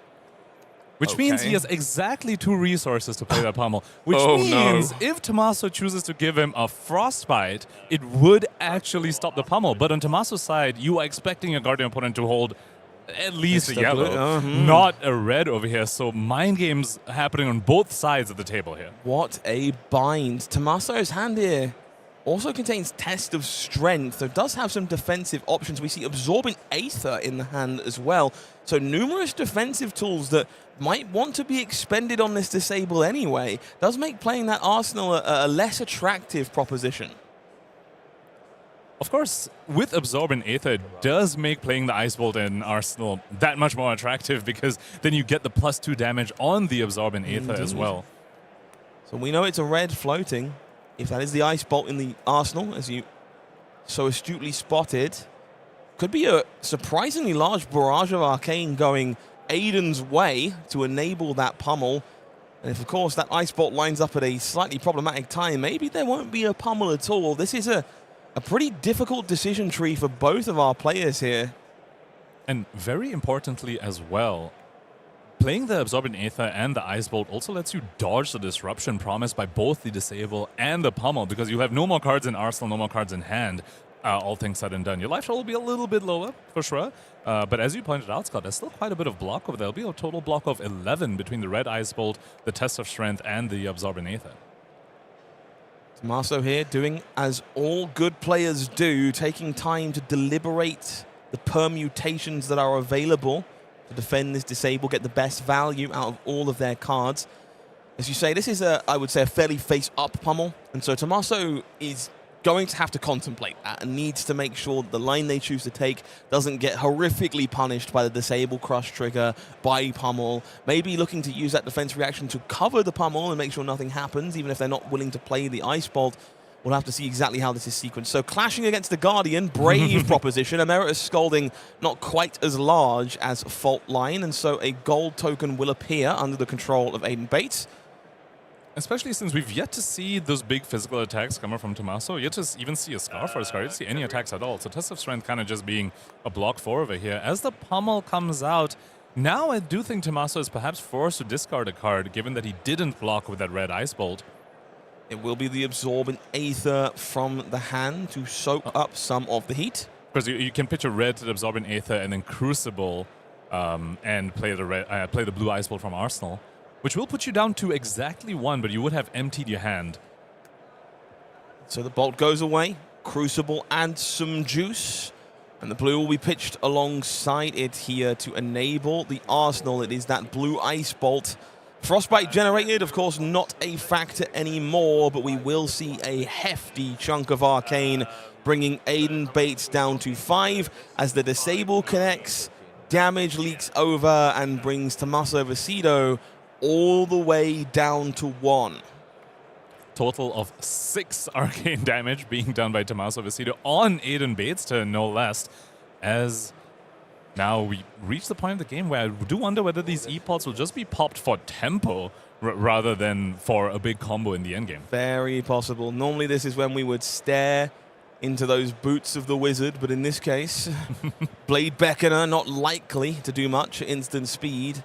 That Absorbent Aether found in the hand, though, for Tommaso, not going to be very useful this turn, as there is no Arsenal available to pair with it. It's zealous belting from the hand here from Aidan. Pretty much the perfect card to enable a go-wide turn and an attempt to strip all the cards away. Absorb and Aether can be quite awkward in these spots when you don't have an arsenal, because it's not great in the arsenal by itself, because you won't have any spell that you can play to get the additional effect. And of course not great on this turn when you don't have an arsenal. So we're going to see Spellfire Cloak here used for a tempo over here, the block 4. Coming out from the Absorbent Aether, letting Tommaso hold on to his armor pieces for a little bit longer. Now, while he's at 1, we have to point out Blade Beckoner Helm and Blade Beckoner Boots, alongside the one more block and Blade Beckoner Gauntlets against a weapon, are available to sort of shore up that life total a little bit more. So, for example, a Titan's Fist can actually fully be covered up by the Helm and the Boots. So the weapon swing looking less attractive for Aidan. Would much prefer to send damage of some other variety. I think the name of the game here really is going to be to keep Tommaso off an arsenal. I think if you can continue to take all 4 cards every turn, and I like this a lot, taking the risk here to try and break the gold and find something to make that happen. That way there's no arcane coming at you, and you're so much safer. And on Tommaso's side, there is one piece of solace over here that you know both pummels are gone. So that's not something you have to worry about for the rest of the game at all. Now, pretty much all the damage from Aidan's side is face up, and very Guardian-esque gameplay happening over here. Here's a full 4 cards Guardian opponent. What are you going to do with it? And they sort of twiddle their thumbs and say he has 8 damage, I suppose. Aftershock, not what Aidan was hoping to find alongside those remaining blue cards. On the horizon in the hand here, does line up kind of poorly when you're on 1. Doesn't quite cover all the bases, but can line up with a block 3 and a piece of equipment to enable 2 cards to be kept. Does open some avenues for Tommaso, as you alluded to, alongside those energy potions, can now be used to kind of gain tempo, keep a card in the arsenal, and still do something meaningful during your own turn. Depends how good Tommaso's 1-card play is, because you do want to put 1 card in arsenal, so how good is a 1-card play? Typically, Iyslander in Silver Age doesn't quite have very good 1-card plays. No Carnet Peak in this format. Used to be the go-to 1-card play in Iyslander. So that could be a reason to not give him an armor piece over here. But of course, the energy potions perhaps change the equation quite a bit. It is on the horizon, Brain Freeze and Blade Beckoner. Tommaso gets a peek at a test of strength on top of the decks, and knows a blocking resource will be available in the following hand. 2 cards to work with appears to be Voltic Bolt and Frosting in the hand here. And so we will see that energy potion reached for to enable a blue Voltic Bolt. It's 3 arcane, is covered by Arcane Barrier if Aidan Bates wants to do so. It will, of course, limit the potential and perhaps encourage a Titan's Fist swing into that Blade Beckoner as a result of staying safe. I love the energy potion there just being used for tempo over here. Just at these life totals, you don't need to do a big combo. You may not even need to do a combo. We know this red Ice Vein lurking the pitch tag for Tommaso Viscido, thanks to the fault line that connected earlier in the game. So he does have evasive arcane damage coming up at some point. So don't even need to do a combo, let alone a big one of these energy potions. Just convert them to strip cards from your opponent at this point. Because at 1 life total, very important to note, cards like Macho Grande, we spoke about Dominate at the beginning of this match over here. Cards like Macho Grande can just suddenly end the game out of nowhere. You have to make sure you are continuously stripping cards from your opponent as the Iyslander to not just have the game end off of a Dominate. Tommaso doing his best dessert impression with a Frosting here. 1 point of Arcane coming across. Chooses not to use Arcane Barrier for the 1 floating here. Has the Winter's Grasp on top of the deck. Gold token generated. Does fall to 4 here for Aidan. Chooses to leave that resource floating there in the face of the Frosting. Does leave Arctic Incarceration for 3 Frostbites to be available here for Tommaso. And parking that remaining card in the arsenal. And we are firmly in pitch stack right now. The red Arctic Incarceration was Tommaso's first pitch of the game, and now he draws into that red Ice Vein we spoke about, got bottomed by the fault line. Very curious that Aidan chose to just take the 1 damage from the Frosting. Did have the 1 floating right there. Perhaps, maybe just missed it. Because Iyslander without, Storm Striders in this format, obviously, can't really do any more arcane damage on your turn. Of course, Snapback is a card, but I believe we've seen both copies already. So very possible. Sure. Just old habits die hard, brain slip. We've all been there. Lights of a feature match, brand new format, brand new heroes to consider. Plenty of permutations you might not be aware of. Aidan here forced to stare down 3 Frostbites to get some kind of turn going, and that's a dangerous place to be. And he's at that life total where Blue Emeritus Scolding just gets incredibly scary. You're at life total where Blue Emeritus Scolding can just kill you if you don't have at least 2 excess resources. Aidan chooses to pay 5 resources for a gold token activation. Tommaso would like to respond. This is Isotonal play we spoke about at the top of the pod. The Arctic Incarceration to do like the easier Eisenhower Weather Vane play, for example. 3 Frostbites on the opponent's side. They're on the stack, being broken right now, but they still exist, which means when you fuse the Isotonal, it will see those existing 3 Frostbites as additional Frostbites for the damage. And so Tommaso has Isotonal Arsenal over here. Energy Potion being popped. 2 resources, I believe has 7 resources he can pay further into the Isotonal. One of them being used for the Crucible over here. So X is going to be 4, which means to create an additional 4 Frostbites, sees the 3 existing ones, deals 7 plus 1 by the Crucible of Aetherweave. This is 8 arcane damage fully against someone that has AB3. The Frostbite stack, Isoternal fused. It is not enough. We will see a fantastic combo finished, reacting to currently breaking Frostbites to steal the game away for Tommaso Viscido. What an absolutely iconic finish from the Iyslander over here, ending the game with an Ice Eternal, the Iyslander specialization. We couldn't have asked for a better finish, and honestly, we couldn't have asked for a better second match. I can't believe this was just game 2 of our first Silver Age calling. It's looking pretty good so far. I've been very impressed by the quality of players, some of the decision making. We kind of alluded to at the start of the match there that Ice Eternal, these energy potions were going to be something to watch. But Tommaso understanding during that game, in fact, Zealous Belting is coming from my skull. I probably have to do something about that, and uses those energy potions just to kind of provide tempo, additional blocking value, stays alive at just 1 point of life, finds a way to Red Arctic Incarceration to set up that Ice Eternal in the pitch stack at the very beginning of the game, and it was enough to get there at the end. Masterful play, carefully rewarded. It was so reminiscent of the Iyslander Guardian matchup back in CC as well, where depending on the life thresholds, that determined how large of a combo you had to go for. Was it 3, the full 3 Frost Hexes with 3 Insidious Shields? Or was it just 1 or 2 because the Guardian opponent has been leaking a bunch of damage because they want to send Zealous Beltings and pummels into you? And Tommaso showed us he knew exactly where those life thresholds were, knew that he just needed the 1 energy potion, just a 1 Red Arctic Incarceration, and dealt near exact lethal at the end over there. That was 8 damage at the end against an opponent at 4 life and AB3. Almost perfect numbers there. I have to note the test of strengths as well, which I guess you kind of wanted to lose in that spot. Giving the gold token to your opponent, not usually ideal unless you're Scurv Stowaway or something similar like that, but it gave Aidan avenues to explore that involved breaking gold token to try and sculpt a hand that could provide more pressure, and doing so in that spot is what gave Tommaso the window. Cards had to be pitched away to facilitate the gold token. There was no attack to worry about, and so as a result, enough damage came through. Pretty impressive stuff. And the block 4 on Test of Strength as well has to be considered over here. I mean, Tommaso won the game at exactly 1 life. Those 4 block breakpoints were essential for him to survive at a 1 life to finish off the opponent. All I can say for certain is Iceland isn't on the marketing for no reason. Tommaso Viscido bringing her into this field, believes she is a very real contender in the Silver Age format.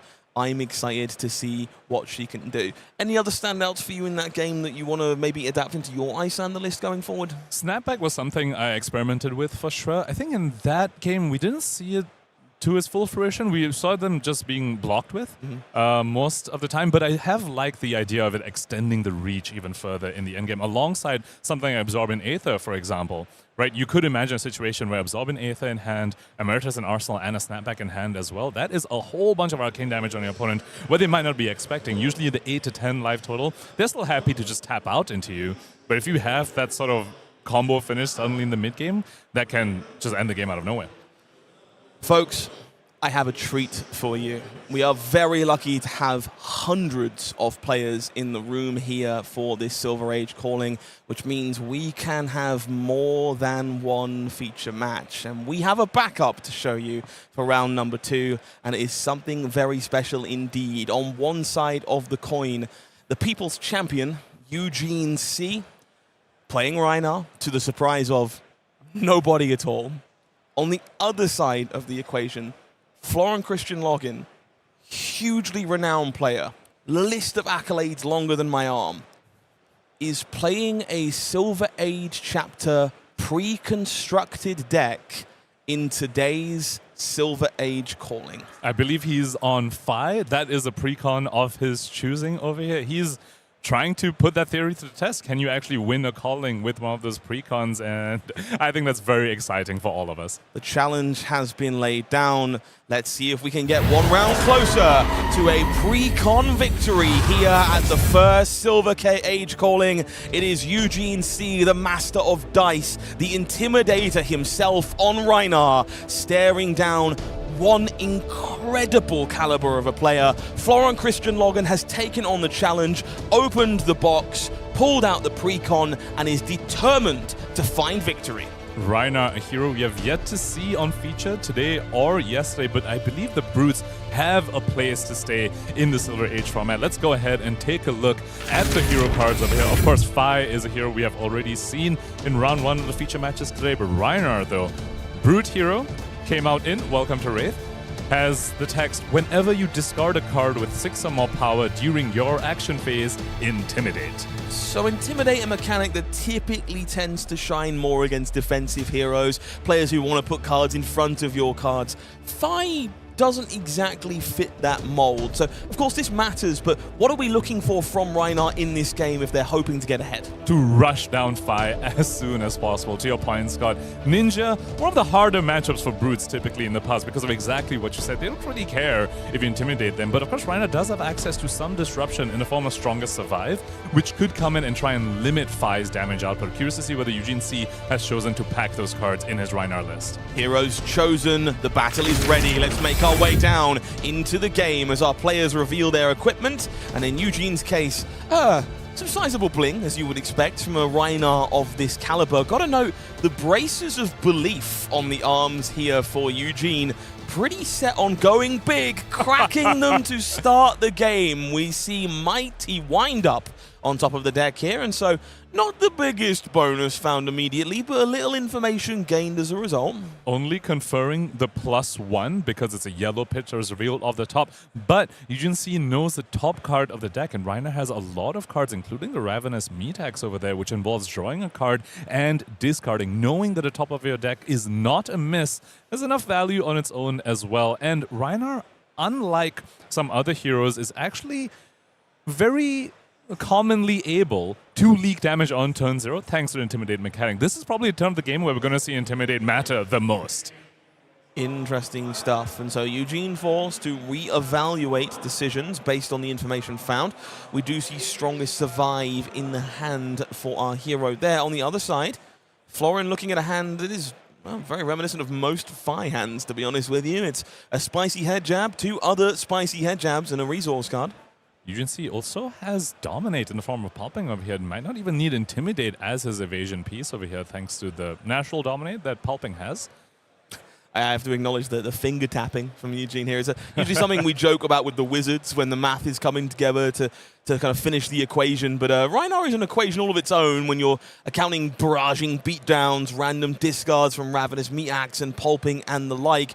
And so just quickly doing the math as one card disappears into the abyss. Another would like to disappear into the banished zone for a brief stay of vacation. Another beatdown to start, and Florin understands the assignment. This probably isn't the only time I'm being intimidated. I'll just leave my cards face down. And one more Intimidate means that this barraging beatdown will confer the plus damage on the attack. So even something like a Ravenous Meataxe to come in, bring that third Intimidate out, and these barraging beatdowns cannot be turned off by Florin-Cristian Loghin because he won't have 2 non-equipment cards to block the attack with. Come on, Jam. Welcome to the slam. Eugene here, considering whether or not they would like to volley damage here in the form of Strongest Survive, or follow up with that Meataxe and have that Intimidation knock a card away, guarantee the bonus juice from these barraging beatdowns. Does lean on the latter, pitches the Strongest Survive, draws and discards, knows that Mighty Wind Up is on top, of course, and so unlikely to miss in this scenario, I imagine. What's interesting is that if he's left with a Mighty Wind-Up over here, he could still just discard it right now, confer another Intimidate onto Florin-Cristian. Does have it. Could just discard it here. It's not a great card to Arsenal. And just Intimidate twice and just have this Meat Axe come in for 5+4+3? Unblockable, effectively. Well, there's Florin's hand. If you were wondering where it was, it's in the banish zone. Where it's not, he's on the combat chain in front of this rather large Meat Axe. 12 damage Meat Axe. Now, Eugene did have to go up in Arsenal over here, but well worth it, I think. Florin here debating equipment blocks and also, I imagine, his life choices that led to this moment. Does decide that, hey, maybe starting the game at 8 is not my favorite thing. Would rather avoid that if at all given the choice. I'll be honest, he's calmer about it than I would be. If this was happening to me on camera, I'd be on the other side of the building right now. That's, whew. Very common play experience when you play against Rhinar. Back in Blitz, I'm sure a lot of people have had this happen to them as well. Florin, armor down, head in hand. No, okay, we are going to bust the fridge here to try and soak up as much of the bleed as possible. And so we will find ourselves with a whole whopping 7 damage making its way through. Extra point, of course, garnered by the Blade Beckoner Helm. And so 13 is the starting health for Florin-Cristian Loghin, who does find themselves with that hand they were looking at the start of the game. So now back in the hand. I have to point out, Braces of Belief was popped on that turn, but it only pumps attack action cards, hence why the Meat Axe did not get that additional +1 on that. So it was not missed, people. Just doesn't affect the Ravenous Meat Axe, as Florin-Cristian Loghin goes ahead and starts his first real turn of the game. Has a 7-point life deficit to get over, alongside all his armor having been used already into a Brute opponent who has all of his armor up. Oh, it's the swings. The swings get me. Meat Axe, okay. Clash of Agility. Blue Bram with Cinderclaw. 1 power. Smell Fear. 0 power. I guess I will lose. You may have an Agility token ninja player. Which I'm sure will come in very handy for 5. Action point gated hero, needs that Agility token. Can start his turn with a Snatch, Can maybe make it work. You gotta be built for this. Rising Resentment. Somewhat apt, I think, for how Florin might be feeling right now. 3 go again, once more the name of the game, as damage comes coursing across. And Eugene here forced to find himself looking at a hand that is defensive and will need to soak up some damage. He doesn't convert particularly well by the looks of things, just wants to maintain that existing life lead. And we also know that the top of the deck is a whiff in the form of another Smell Fear, which means his Meat Axe, even if it's swung, will not come in for 5. So Eugene with a very explosive start at the beginning, not a great follow-up it's looking like. Searing Emberblade, the follow-up for us here. Pretty synonymous with the 5 gameplay we've seen so far. This deck designed to leverage this powerful weapon, sneak it into turns, force through damage without expending cards in deck, and of course provide another chain link for those Phoenix Flames to occur free of charge. Eugene here looking at another Smell Fear in the hand, and I believe an Agile Wind-Up tucked away in the corner next to it. Could go for the Meat Axe gamble on his turn. We just pitch the Smell Fear to the Meat Axe, hope that the random draw discard hits the Wind-Up for the plus damage on the Meat Axe. Because he does have this Might token left over from the previous turn as well that he does want to try and leverage.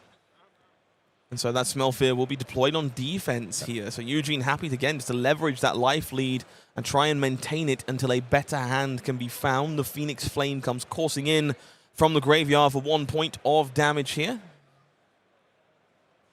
And we will see Monstrous Veil jumping in front to keep it at bay. That piece of equipment typically wants to be available on demand for Rhinar. When you find the hand that wants to kind of do the thing, intimidate the cards away, you really want to break it to get that value. And so making sure you've got your block value out of it first, definitely very appealing. There's a little bit of a risk of getting the block value as soon as possible. Fi, of course, does run Snatch. So not having the 1 block breakpoint on demand on the headpiece can potentially hurt Eugene later on, but of course still has beaten trackers should he need another piece of breakpoint there. And so the Veil will be reached for and cracked here. And so Eugene would like to remove that Smell Fear from the top of the deck and hopefully breathe some life into that Ravenous Meat Axe. A 3 selected will discard the card. Ooh. This is the Smell Fear. So no intimidation from this monstrous veil, but a resource card available means a 6 can be found on top of the deck to make this Ravenous Metax come in for 5 and intimidate. So a somewhat awkward hand tied back together by an immediate activation of that monstrous veil. Might Token jumps in to bring this weapon up to 6. So Eugene C with the 7-point life lead already, alongside some more life in the form of armor, still able to come in for 6 here on a what looked to be a very awkward hand at the beginning.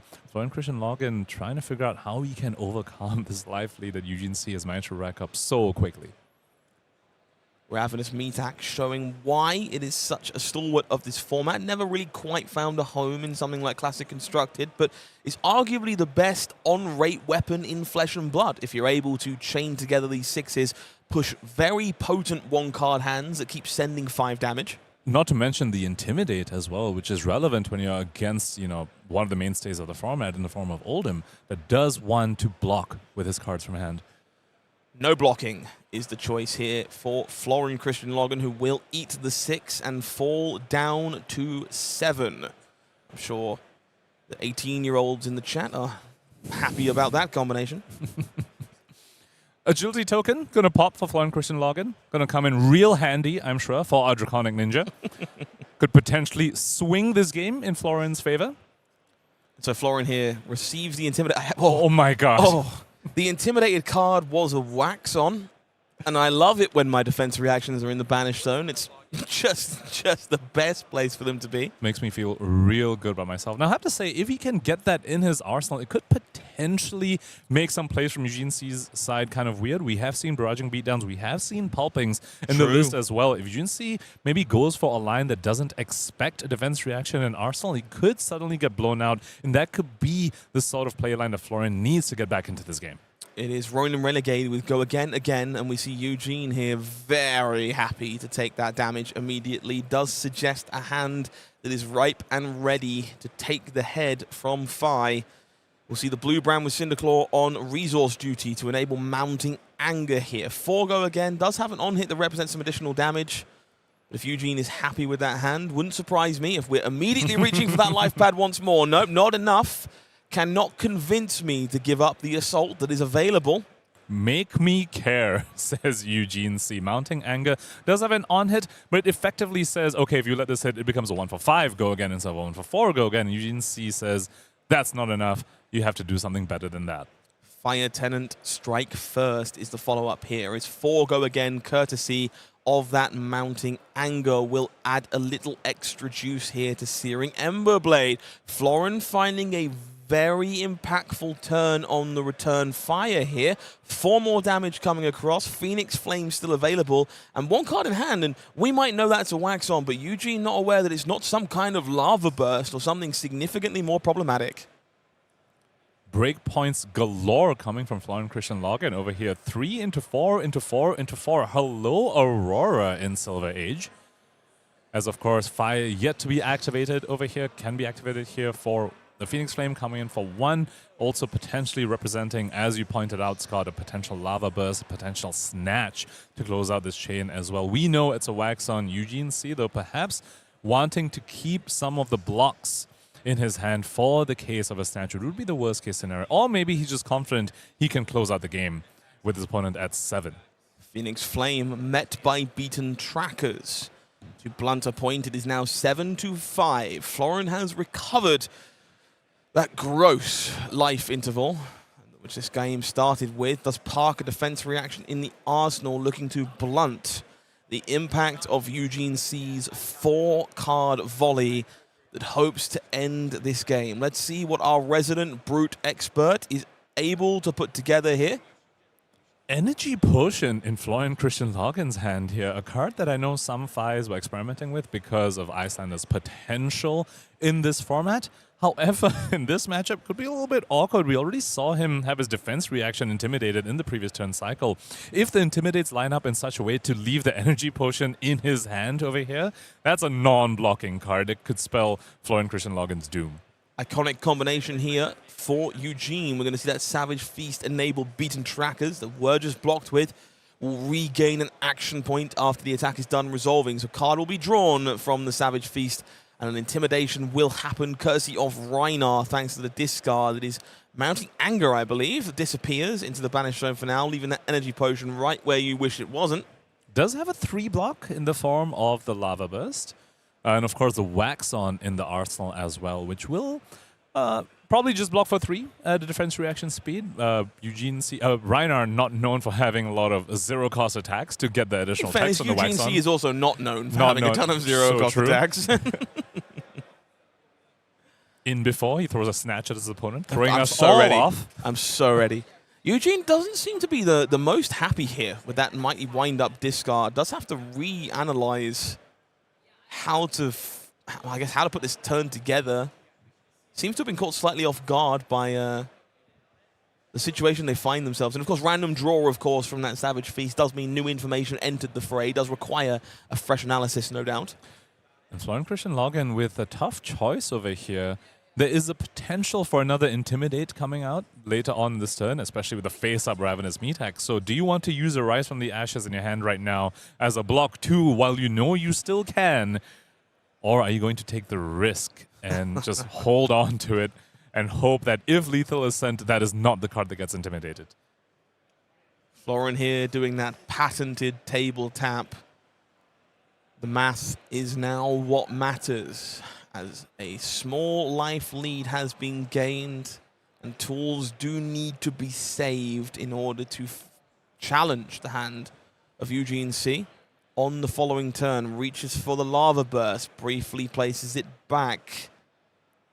A small shake of the head as a moment of consideration. Unsure about the best way to navigate this, the risk that comes from leaving that block 2 in your hand for another attack. Lava Burst on defense means 2 damage. 3 damage, I should say, coming through here. Florin falling down to 4. Is it just going to be the meat hacks or something a little bit more? Predatory plating also available to be used from Eugene C should he want to pop it. Hasn't blocked with it yet though, so unlikely to really want to do that unless he's confident he can get a massive lead from using that.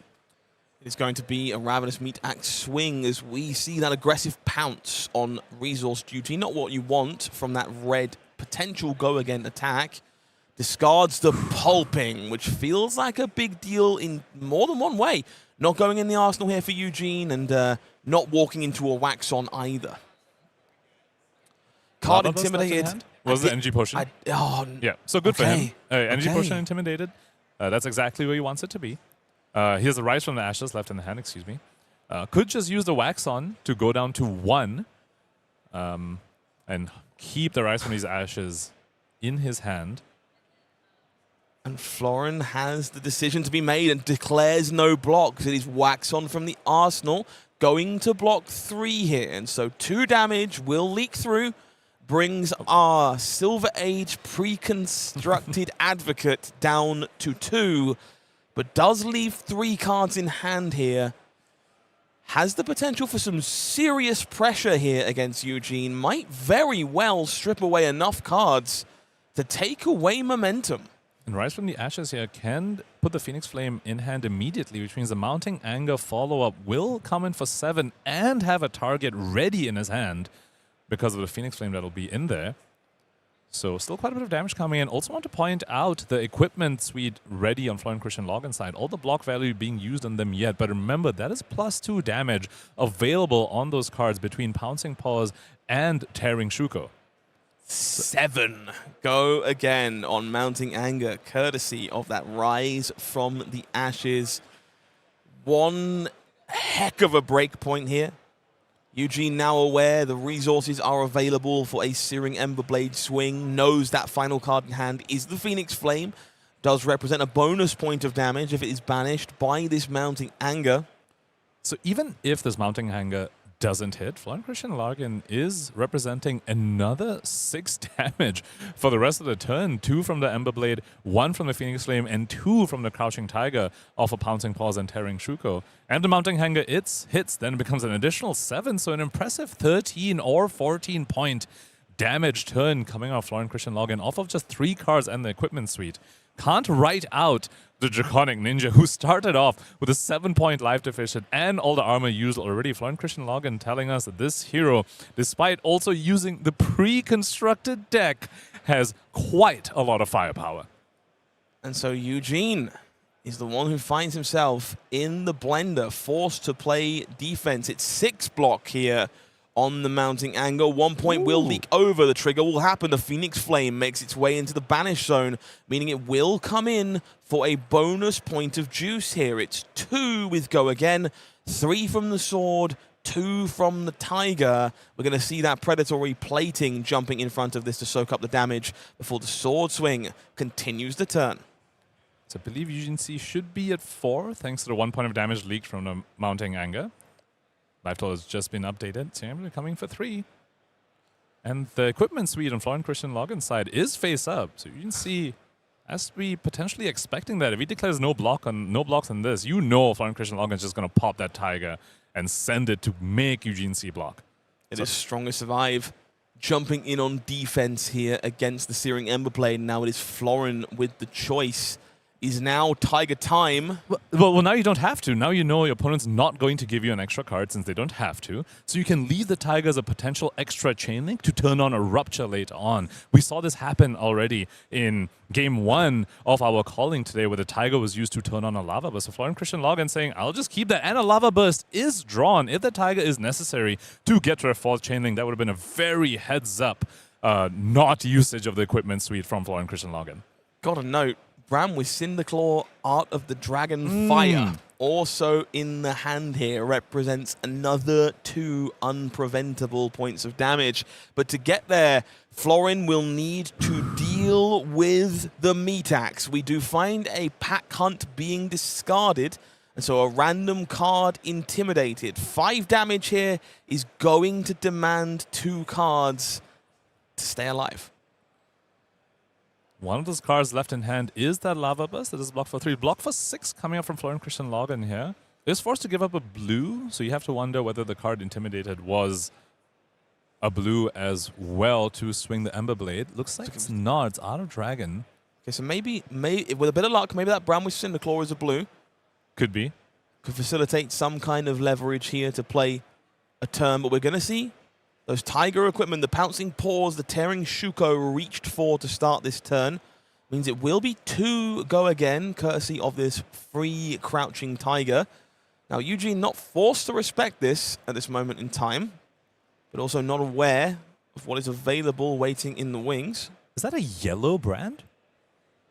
Can't quite catch it. I think that is a yellow brand, so... Okay. I mean, no Draconic Chainlinks to speak of anyway, so Searing Ember Blade not going to be coming out in this turn cycle. Probably just going to be the 5 from the Art of Dragon.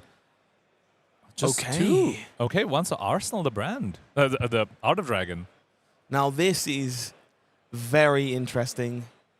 Eugene, of course, doesn't know the last card in hand. Chooses to take the brand with Cinderclaw. We see the blood scent. The blood scent is reached for. It pays for Art of the Dragon Fire. The tongue comes out. It's 2 points of unpreventable damage that comes steaming into the face of Eugene, who realizes the mistake that has been made. Brand connects and the damage comes through. It is draconic and it will steal victory for Florin-Cristian Loghin. The Phi Silver Age pre-constructed deck is now 2-0, vanquishing one of the biggest names in our game today. Fully missed the blood scent being able to give one more reason. But Florin-Cristian Loghin did not. Phi pre-constructed deck over here, 2-0, overcame that incredible start from Eugene C's Rhinar over there. I can't believe all the 3 games we've seen so far of the Silver Age format have all been bangers. Look, like I said it vocally when it happened. If my opponent intimidates all 4 of my cards and sends 12 damage on the first turn of the game, I would have been on the other side of the building. It would have been a frustrating experience. Florin, too experienced for that, keeps the head in check, understands the assignment, finds a way. That huge life interval crawled back. Art of the Dragon Fire does the job. Absolutely just beautiful play from both sides over there. I am speechless over here. This 20 health format, I think it began in some ways. There was maybe a cause for concern. We're like, 20 health format, the Brute high rolled early. Oh man, was this even a game? And that absolutely wasn't. Once again, pre-constructed deck. I can't get over it. It's a brand new format. It's a brand new era. Let's talk about Silver Age just a little bit more. If you want to come and get involved in what you see on screen, it's floating on the right-hand side of this graphic. Silver Age Deck Fi and many others will be waiting for you at your local game store come February 13th. And these decks certainly pack quite a punch, as we saw yesterday and are seeing today as well. Just a little recap for those of you who maybe aren't super familiar with what Silver Age is.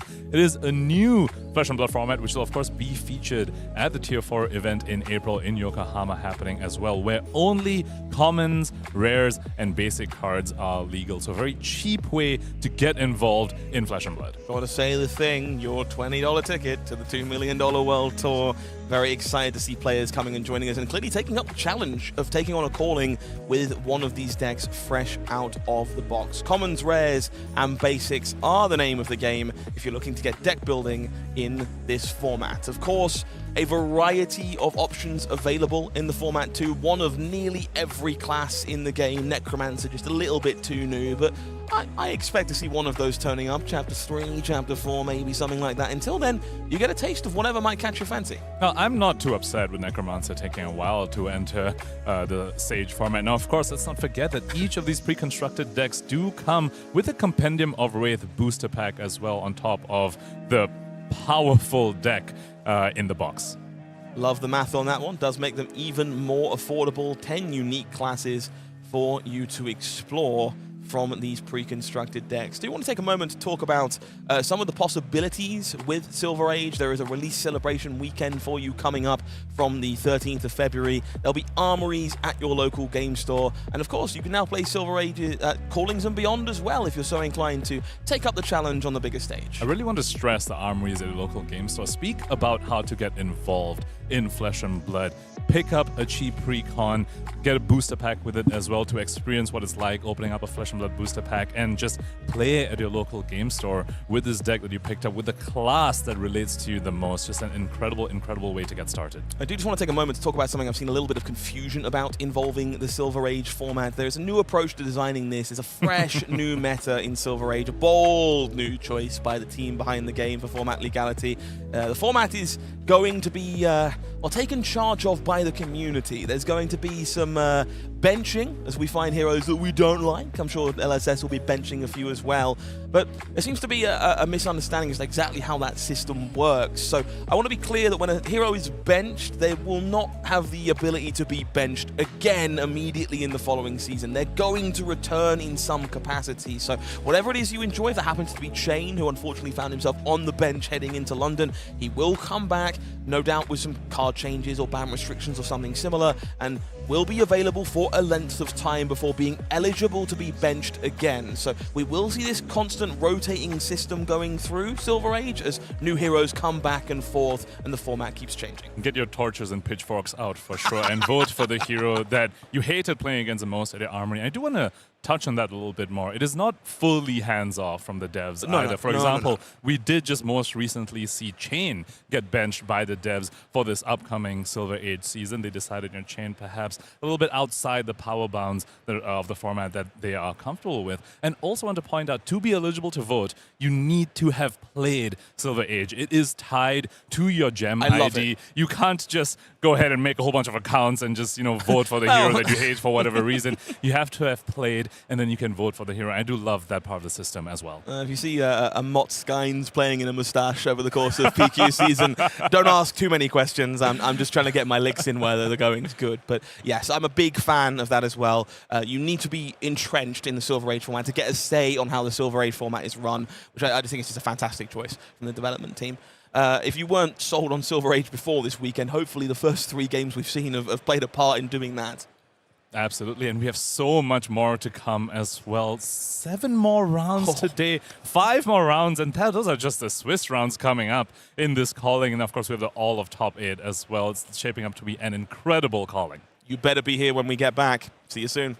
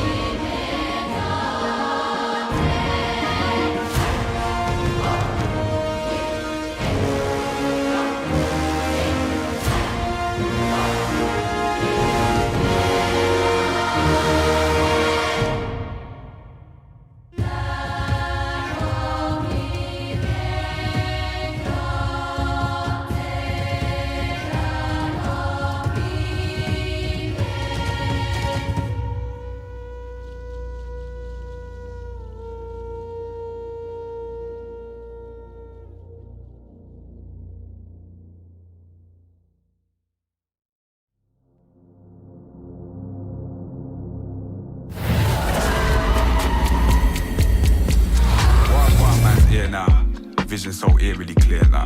Strong contacts and I just spit facts, so they all want more of me here now. They love core when it's real loud. Minimum talk when I beat out. Not everyday cuts and jam, though your boys got plans and I don't need features. What did you get in your tournament pack? I got a yellow shred. What did you get? Red stun. Red stance. Wow. What did you get in your tournament pack? I can open it right now. Oh, you haven't opened it yet? I haven't. Oh my god, yes, Yeah. if you're down. Yeah, I would love to. Okay, let's do it. Sick. Ooh, that's pretty solid. No, that's solid. That's No, nice. that's solid. Little shred action. Blue shred. Ooh, no Celio art card. That's solid. That's sick. We show up and the crowd show love. Stay like flexing a bit, so what? Mad hard work is deserved, but I've got more work to be done and it feels so...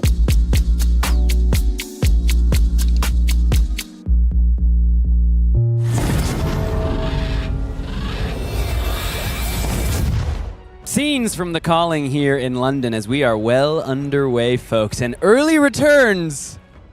Quite nice. I just love the vibes of the hall here. We have the world premiere vibes going on where people are discovering the cards in competitive Wraith and also discovering this format. The first time we're seeing this being played at a tier 3 event. Yeah, it's. I mean, I don't want to just say exciting because it feels like it doesn't even quite reach the level of what it's like here in the hall. I just heard so many people not only talking about the event right now, discussing their record, discussing how things are going, but people are already talking about what next? Like, what are we going to learn from this meta? What is it going to mean when we look ahead to even San Diego, some other events coming up? Like, people are just forward-facing while still trying to deal with the calling right here. I do want to stress the number of people that we have who showed up at this calling. 755 players for the first ever Silver Age calling here in London. What an absolute blast. It's a badass event. It's a badass group of players. Let's check out a badass meta because, man, there are so many heroes represented. We've already seen a number of different ones finding some success, and if this is anything to go off of, we're going to be able to see so many different strategies before our weekend is out. Leading the pack here in our hero breakdown, we have Briar, of course, a huge talk of the town coming into this weekend. 142 players out of 755 showing up on the Elemental Runeblade. Yeah, you know, anytime you have the early meta, especially in Fab, I've noticed, it's like, there's like the whispers of the one or two just like consensus best decks, and a lot of people fall in line. You know, they're like, okay, I'm supposed to play Briar, great, I'll play Briar, easy. It's not everyone's cup of tea, shall we say, in London to really get into the weeds early. They want to kind of pace the field, see what everyone's working with, and then begin to innovate. So Briar, clearly the kind of initial pick for a lot of players here in London. Speaking of initial picks, it's very common to default to what's looking like the best aggro deck of the format, and Briar certainly checks those boxes. Also, some of the ninjas, Fi and Ira, both 63 and 46 copies apiece over here, very much in line with the aggressive game plan, and we've already seen Fi do some very impressive things on stream. Yeah, man, two great games. Honestly, I didn't expect to love seeing Fi as much as I've loved seeing Fi. Like, Fi was the first hero I ever played in a calling. You know, I played a lot of that hero early on. I played Kadachi, I played Emberblade, I played it all. And it's just been fun to see the Phoenix Flame and rip the Phoenix Flame back myself. Especially with some of the new support in Compendium of Wraith. Fire that burns within has constantly looked so impressive in this format. But honestly, as you just look ahead at the rest of this meta, 755 players, 50 different heroes represented. We're looking at just so many options for this early Silver Age format. Iyslander, of course, our beloved here in the feature match area. But I look down all those Kano, the Terra, Florian. Also, I think there's some players doing well early here in the calling, but you just keep looking. That Snapshot Lexi deck, I can't wait to see that as we look ahead. Have to shout out the Brutes as well, KO and Rhinar. We saw Eugene do some scary things on that Brute hero. I know some of our top players in the game as well have showed up on a couple of these Brutes. Very, very exciting stuff happening. Yeah, Hamilton and Chris Ayali, I think, all on Rhinar. Maybe even Brody Spurlock, our reigning player of the year. And here we have some of the dark horses in the meta, but clearly some players still think that these are successful choices for this first Silver Age calling. For my money, I am curious. I mean, Young Prism, curious. Young Prism, let's just say curious. Betsy, curious. Scurv, maybe the most curious. We'll have to see if any of these heroes rise to the top, and we get to see them later on in our day. Tough Nut also, of course, a very, very interesting choice in Silver Age, and Verdance as well. We've seen Iyslander and Kano have a little bit of a presence, but one player has chosen to bring in the Earth Wizard as well to this format. But what I think is also just very exciting is I don't want to say guarantee. There is a hero that we're looking at on this screen that's gonna do well at one of these tournaments sometime soon. I mean, there's just so much optionality in the format. There's so many choices for players. Someone that we're looking at on this screen, and I'm looking at KO Berserker Run. No, I'm just kidding. But like someone on this screen is for sure gonna find some piece of tech, some interesting combination of cards that no one's thought of yet, but when they do, they're gonna catch people by surprise and they're gonna have some real success. And we know it is going to be the Marlin. Definitely go get your Pirate Ranger cards as soon as you can for the breakout deck for this weekend. Well,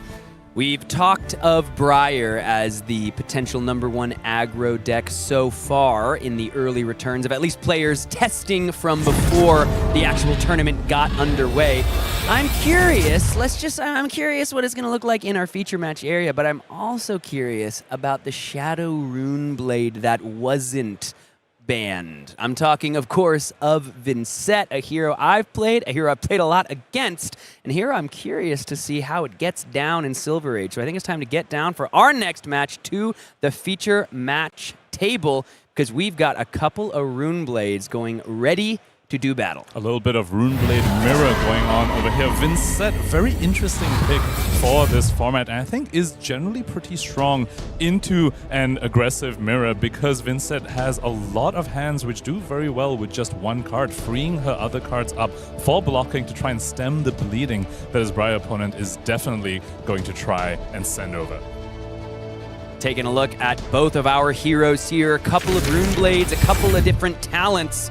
We've got the Elemental Rune Blade on the right side of your screen with the essence of Earth and Lightning, of course, one of the most powerful heroes to ever grace a Flesh and Blood table. And then Vynnset, a deck that has absolutely had success, never really that true breakthrough performance, but a hero that's done quite well at a number of different events. I'm curious, there's a lot of value to be gained from the way Vynnset plays in this format. A lot of those RuneGate cards are totally legal. Being able to cheat resources, always a scary proposition in any trading card game, and Vynnset is the hero that does that the most. Let's get down to the table. Let's see how our players are going to throw down as the equipment is presented. We can see it's going to be the Flail of Agony and the Arcane Lantern for Vynnset. A nice little offhand choice there. A couple of Blade Beckoner pieces. And then a difference in arm piece. We've got the Beckoning Haunt for Isaac Murray. And for Jonas Stoberock, we've got the Runehold Release. I think that makes a lot of sense, even though you might expect Jonas to be needing those Malefic Incantations. Might need that one rune chant on any given turn even more. To try and unlock the RuneGate ability, which of course requires you to have the requisite number of rune chants for you to be able to play it from your banner zone. Curious offhand choice from Jonas over here in the form of the Arcane Lantern. That is the AB that he's chosen to bring into the other Runeblade. That's of course very one to send arcane damage at you. And on Isaac's side, no AB to speak of, I want to say. So all the rune chants coming in from Jonas's side gonna just be unpreventable true damage. Yeah, Vynnset likes to make one rune chant unpreventable, but if there's no AB on the other side of the table, then those are all going to be as nigh unpreventable. But that does give us a little bit of a window into Isaac's thinking. Going fast, not going to worry too much about defense. We see Red Captain's Call going to create an embodiment of lightning alongside the Nimblism for this Arcanic Shockwave to come in for a huge big old buff alongside that arcane damage. Have to wonder if the second strikes can hit the arsenal or if it's going to attack or power up a Reaping Blade. So 9 damage plus 1 arcane damage rider here coming from the Shockwave.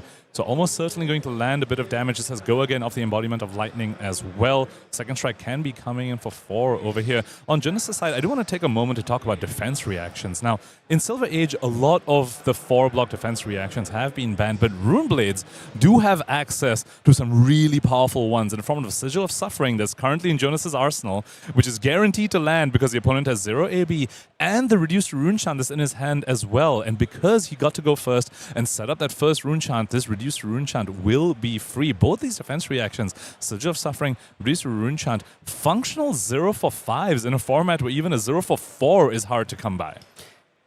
And the other element of that for both players on your screen here, there are, especially for heroes like Briar, for Aurora, that get to play those shock effects alongside something like a Sigil of Suffering.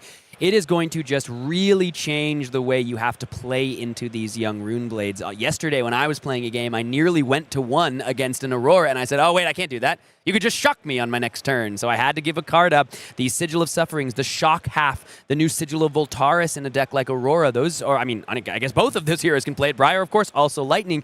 It really changes the math. With the life total halved from your CC, those 1 pings do so much more work. Very aggressive line from Isaac Murray here, already popping the Garland of Spring just to send a Reaping Blade in for 3. He recognizes that if this game goes long, because he has 0 AB and because Vynnset is really good at playing on small hands, he is not the one who wants his game to go long. He wants to try and kill Jonas as soon as possible here with a very aggressive use of the chess piece on his first real turn of the game. I think we're going to see an aggressive use of the Runehold release after this Malefic Incantation is played out. That means 2 pieces of those important auras are already established. The new Deep Recesses of Existence needs 4 rune chants to come out. So that's going to be that 4th rune chant after the extra one was created from the D-React to allow for this Deep Recess of Existence to come out. 4 rune chants have to be taken as we take a look at this brand new card from Compendium of Wraith. People think this is going to do major work in both formats. And unfortunately for Jonas over here, no Blood Debt card in his graveyard to banish to effectively draw an extra card of this Deep Recesses of Existence, but still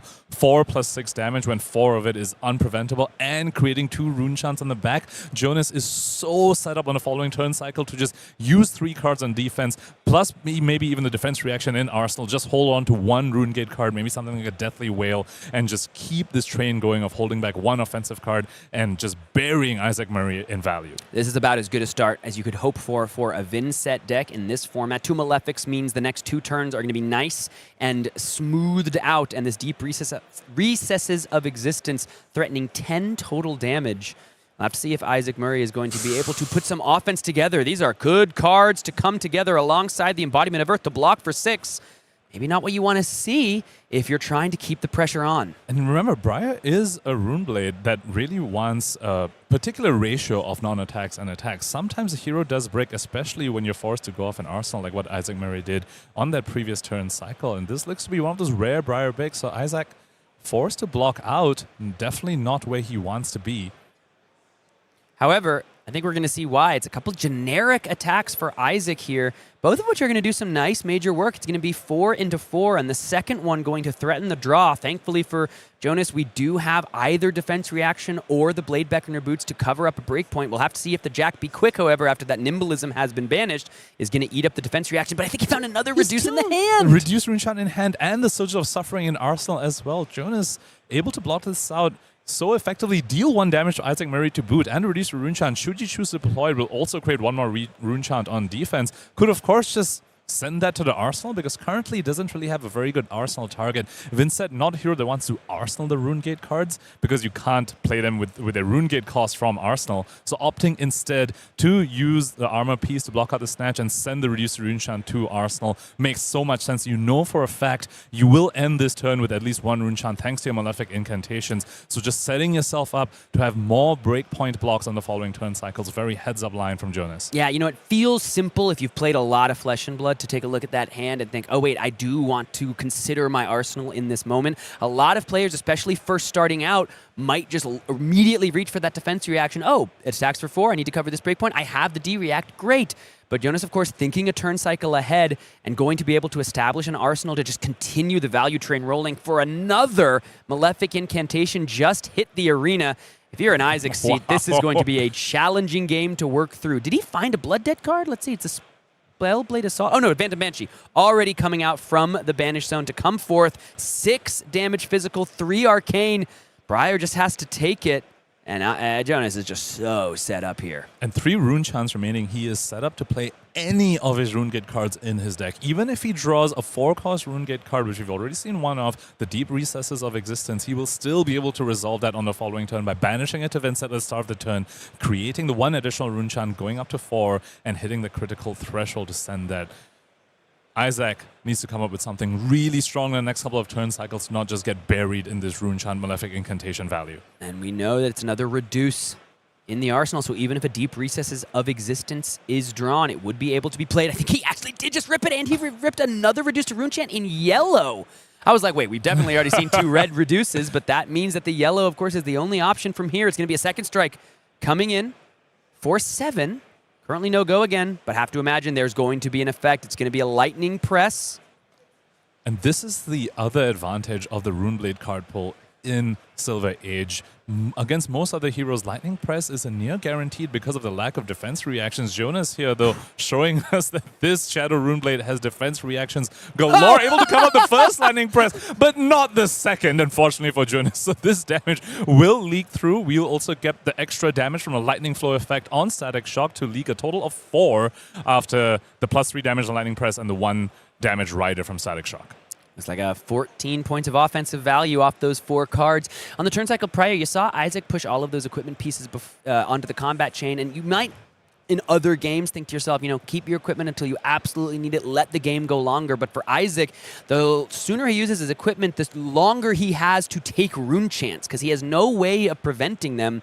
So I do understand the thinking. We are up to 5 rune chance, and it was that Deep Recesses of Existence drawn to be able to be banished. Everything coming up Vynnset in this game, but still down to 9, as Isaac's still been able to put together a fair bit of offense, showing the power of the Briar deck and why so many players have brought it to this first calling in London. But this is now 12 points of damage and 2 more rune chants that are going to sit in the arena for whatever comes out next. The Lightning Presses were a little bit awkward for Jonas because now he's forced to arsenal his Blood Debt card, his Runegate card in the form of a Deathly Whale, which is not where you want your Runegate cards to be. But of course, Isaac was representing there could be another chain link, but instead it was just a really, really tall attack. So Jonas would have liked to block with a card, but forced to arsenal it as his Deep Recesses of Existence comes in. This time he does have a Blood Debt card in his graveyard that he can target with this. Let's see if he chooses to do so. Oh, he won't be able to banish his own because he didn't actually take damage on his turn. He can only banish a card from Isaac Murray, but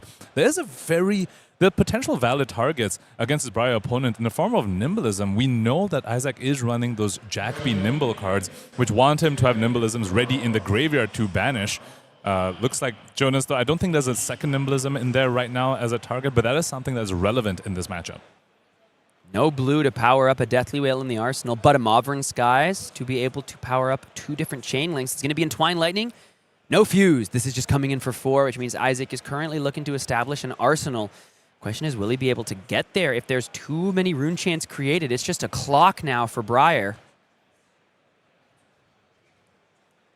We're seeing the power of this Vynnset deck. Yes, I mean, I do think it's just about as good as you could have hoped for. Every D-React at the right time, Malefics early. It's nice when you find those at the top of first cycle versus the end.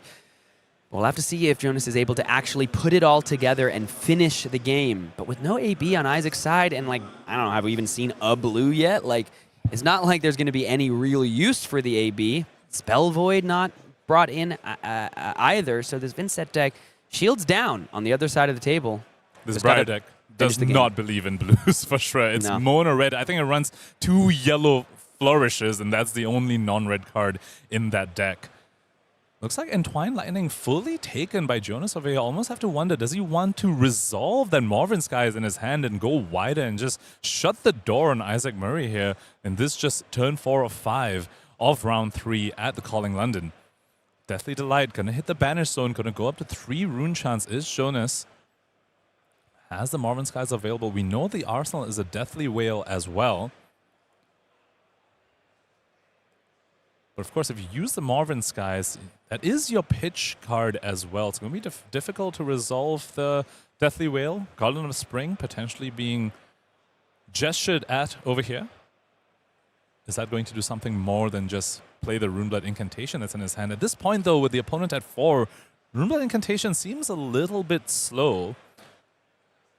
Not even sure if this game's actually going to go 3 more turns, given that an extra rune chant will just spell the end for Isaac Murray.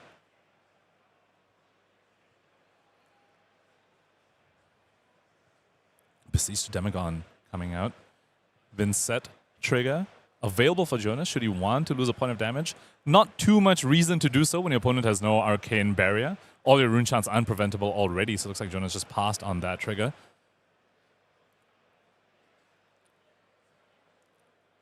Finally, Deathly Delight coming in for 8 physical damage plus the 3 rune chants. Looks like the blue Morven Skies just left in hand over here for Jonas. Could have used it to block 2, but opted not to. Curious decision by him over here.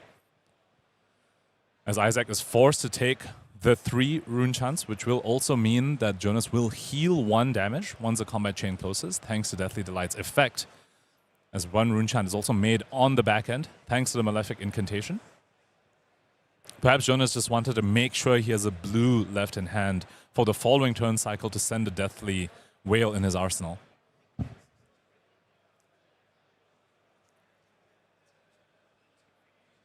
Isaac now down to 1 after the rune chants and is forced to block the 8 physical. So that's a minimum of 3 cards, unless he has some defense reactions of his own. But this Briar deck, not really known to do that. Of course, Embodiments of Earth can go ahead and turn the non-attacks into block 4, and that's exactly what we see here. Burn Up Shocks and Arcane Seed's Life. Blocking 4 each, gets a block out 8 with just 2 cards. That's the other strength of this Briar deck. While it is very good at just sending 4s on offense, like an Aurora, also sometimes very effective at just blocking 4 with 1 card at a time. Any chance here for Isaac would have to be on this turn. 1 life staring down 1 rune chant. That will be another. Look at this. Sprout Strength. New card from Compendium of Wraith. Going to power up this Ravenous Rabble. Also, the card revealed on top, Sigil of Suffering. Now Jonas knows that will be in Isaac Murray's hand on the following turn. So cannot go down to 1 unless he keeps at least 1 card in hand to AB, and lest he die on Isaac Murray's turn. And you brought up shocks earlier, Sam. There is a shock in the graveyard already from Isaac Murray. You know there'll be at least 1 other copy of that, potentially another copy of Sigil of Suffering as well. So Jonas needs to be wary of potentially taking arcane damage on his own turn. Perhaps that's the other reason he held onto the Morven Skies on the previous turn cycle, just making sure he has cards to AB with in case Isaac Murray tries to do something a little mischievous of the cards like Sigil of Suffering and Burn Up Shock. Looks like it's going to be a block for 6 here with the On the Horizon. 1 over the top. Embodiment of Earth, Embodiment of Rune Chant. Embodiment of Earth created. So now the Lightning Surge is the follow-up. Jonas has all the information. And it looks like it's a Phantom. Is it a Banshee? So he could hold on to that and banish that at the start of his turn, and alongside a Runeblood Incantation will have enough rune chants to go ahead and resolve that card. But that would put him down to 2, and you know the opponent's drawing at least 1 arcane damage source on your turn. So the alternative line Jonas might have access to is just send Flail of Agony. Yeah, I was going to say. And hope the rune chants, the 2 rune chants, kill the opponent because they have no AB. Of course, life is a card. Like Arcane Seed's Life can have Isaac Murray gain some life and survive a 1 rune chant, but you need to draw another life to survive 2 of them. This is quite dangerous now for Vynnset. Down to 2. We know there's the Sigil of Suffering. We can see the hand. I think Jonas made a gamble, and I think it's going to pay off. Sigil of Suffering. But the thing is, it would need to be basically 2 shocks, right? Because you can't go to reactions in the face of Rune Chance. The Rune Chance would end the game before you get to Sigil of Suffering. So I do understand the gamble, given that you'd have to find like 2 sources of shock. Sigil of Voltaris plus Burn Up Shock have to be exactly those type of combination of cards, given that we already see 1 Burn Up Shock in the graveyard. So you don't get to go to reactions once the Rune Chants are coming across the table. And just 1 life wouldn't be enough either, because it's 3 Rune Chants total coming your way, and we've already seen 1 Arcane Seeds life being used to block with. So Jonas, very safe at 2 life. Still contemplating a little bit over here. Send the Banshee, brother. Send the Banshee, my brother. You got the chance. You've got the insurance. Is he reaching for the top of his deck like he's gonna pass the turn? They're quite literally ain't no way, right? Because you also take 1 damage from the Blood Debt, so you go down to 1. And then you put yourself scary. in a really scary situation. It has to just be exactly instant speed shocks, not at reaction speed. As the Rune Chants come across, Isaac Murphy at 1, and that's going to be the game. Their fist bump is extended. Jonas might have almost overthought that one, but it is going to be a victory for Vynnset, the Shadow Rune Blade that remains in Silver Age, proving she's still got some merit. But for Briar, dude, again, that was maybe just about as good as you could have drawn it up if you're in the Vynnset seat. Briar still had a chance with the right draws to come back and win that game. A little bit of a tense moment there by Jonas at the end of that game over here, but does close it out and shows us exactly why Vynnset potentially has legs in this format. Into that aggro mirror, if you're the one that gets to do 1 card 9s, 1 card 10s that we saw him do so many times in the game, you can outvalue the opponent alongside the defense reactions that you have access to. And Vynnset, being a shadow hero, naturally has counterplay into a fatigue deck like Oldhim by being able to set up cards in the banner zone to put all your offensive output on 1 turn to overcome the block value that the opponent can do. I am really liking this Vynnset pick so far. Yeah, I like it a lot. I like the hero. It's something that I've always enjoyed the play pattern of. There just is something nasty about blocking 3 cards and just going 10. What you got? Make 2 or 3 Rune Chants in the back 10. as well. Fully set up for the following turn. I'm going to do it again next turn. No, it's exciting to see it early on. We'll have to see how the deck continues to perform throughout the weekend. I'm really enjoying this so far. I would say so far, A+ from Sammy. 100%. All the games we have seen on stream so far today have been absolute bangers, and I think really goes to show how much more there is to explore in this format. We had Oldhim and Briar as the talk of the town coming in, but we've seen Fi do some amazing things. We are seeing Vynnset do amazing things. We're seeing Iyslander do amazing things. Definitely no copium on that front. So, just lots of heroes to explore in this format, and I cannot wait. Well, folks, we had a little bit of an announcement yesterday. If you weren't joining us for the world premiere stream, how could you? We had a great time. Where were you? Why didn't you watch? But if you were watching, you might have caught a little bit of the word of a brand new offering from Flesh and Blood, LGS-focused OP. Let's talk a little bit about Battleground.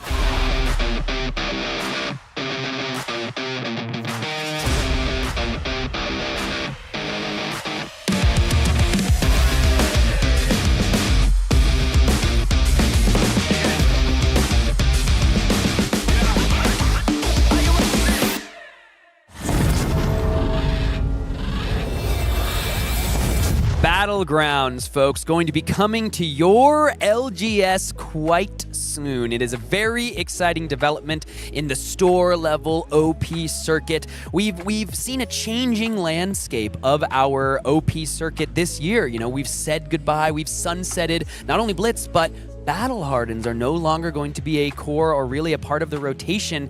And we have the Silver Age showdowns happening every weekend at these World Tour stops, at these callings, but at the local level, you want that one day of fierce competition. You want it to be a format potentially of your store's choosing. You got to ask your LGS to get in touch about Battlegrounds. These are exactly what players love about ProQuest's RTN season. You go to your LGS with your local community, which you know like the back of your hand. You make choices you might not bring to a calling because you know that David across the street loves to play Teklovasen, so you might have to beat David and beat Teklovasen. This is where you can get exactly the fun of those style of events all year round. I'm really excited for Battlegrounds. I think it really serves a different type of player that we here in the coverage booth sometimes maybe don't pay a lot of attention to, where we talk about Tier 3 and Tier 4 events a lot. But there are a whole bunch of players who love this game so much, who aren't able to travel for every Tier 4 event, for example, in between the Nationals and the next Pro Tour, or in between a Pro Tour and Worlds, for example. They just don't have that many events that they feel that they can travel to, but Battlegrounds is the answer for these players, and I really love that we are introducing something new to service them. Yeah, it's gonna be gas. I'm really looking forward to it. There's a lot more info that will be coming shortly. This is just a little bit of a tease, but I believe I can do a little bit of spoiling. We're gonna have our first Battlegrounds coming up perhaps sooner than you think, and then a more complete rollout later this year. But it's really an exciting time in myriad ways to be a Flesh and Blood player. Keeping me in the dark as well is my co-caster, because I don't know too much about Battlegrounds, but I'm excited to hear more. Yeah, it's going to be a great time. We do hope you want to go ahead and ask your LGS to, of course, host some of these Battlegrounds. But for you all here on the stream, I got another little treat for you. Of course, we've been opening stuff all weekend long. We gave away an eye yesterday. We're giving away a Heart of Findall later today. But we've just been briefly discussing the tournament packs. Players have been opening them all throughout the weekend. We're going to open another. I want to see what we hit because these are hot. Scott and I had the privilege of opening one each on stream today. It's your turn this time, Sam. My Curious turn. to see what you pull. My turn. Let's take a look. We got it right here. We got the little tourney pack right here. Let's give her the old rip. Little chocolate brown tournament pack here. Y'all, enough with the chocolate brown. Every time, oh, well, that's chocolate, eh? All right, we've got the Flesh and Blood back, and we've got Ooh. Wow, darn, dude, that is nice. Yellow Look infecting at that. shot. Oh my goodness, yellow infecting shot, and of course. We've seen on some of our offerings that these cards are going to come in all colors. You're not just going to be getting, imagine it was just yellow infecting shot. Like, dude, tournament packs, you guys are going to love this. Yellow infecting shot. No, it's all colors, folks. You're going to get red, blue, and yellow, of course, of all of the cards featured in the tournament pack, at least right now, from my understanding. This looks so nice in person. I love the Marvel treatments coming out to the cards you don't expect Marvel treatments for. There's the equipments, the board state pieces, but coming out for the flick flags, the zipper hits, all these staple cards in your deck. Yellow Infecting Shot, the whole rainbow playset. Honestly, go get your Lexi decks out for Sage. I think that's a hero that I think is potentially positioned to make waves as well. You're going to want these Marvel Infecting Shots for that one. Yeah. Lexi, Azalea, right? Infecting Shot going to put in so much work. And, dude, to be able to, I can just drawing it up, it's going to be like, ooh, we ain't never had nothing like this before. And it's cool because every card we've seen so far out of these tournament packs, they're good in CC for sure, but they're very playable in Silver Age. They're good cards in Silver Age. I think that makes a lot of sense for these kind of first offerings. But from what I have been hearing from, the communication so far, sounds like we're going to get a whole host of contents within these tournament packs for quite some time, and you're never going to quite know what you're going to pull. We love blinged out cards that are also very, very playable and functional. I don't want my bling just sitting in my binder. I'm just staring at it. I want my bling coming out in my deck on the combat chain in the form of these infecting shots, of flick flags, of zipper hits. I'm just loving these tournament packs so far. Dude, the zipper hits, it just says boost. Yeah.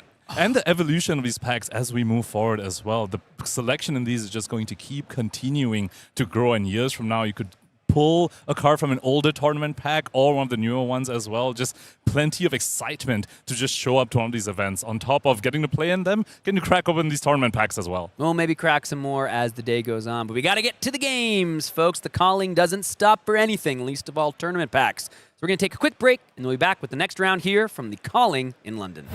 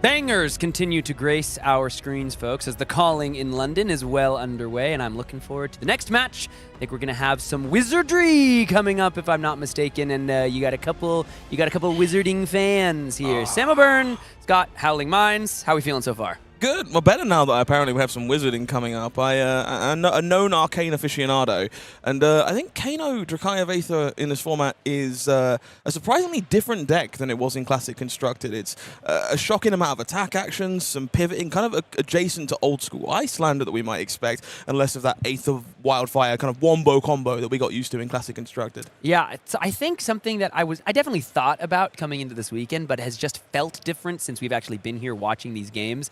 It is even cooler than I expected it to be to see heroes that I used to watch and play in CC back in action in Silver Age and see matchups that we never got to see. I mean, even the show match yesterday with you and Ponkage, seeing New versus Iyslander, I was watching, I was like, I ain't got no idea what's supposed to happen here. Like, this is really cool. And something like we're about to see coming up, like, yes, both of these heroes did exist in Classic Constructed at the same time, but we haven't seen them in quite some time. And I think that's going to be one of the biggest gifts Silver Age gives us, is getting to see old strategies in new ways, in ways we never got to see them in the past. Yeah, couldn't agree more. I think there's a lot of ways to build these decks that fit our established status quo of what we've grown to expect from those heroes, but a lot of variety. We kind of alluded to the Fighting Spirits and Wounded Bulls from Kano, but a few other examples. My new deck yesterday, playing Constructed All-Star Droplet, and totally. a few other cards as well in the process. But decks out there, Florian playing Nebula Blade, for example, when we're so used to Grasp of the Arknight and Reaping Blade instead.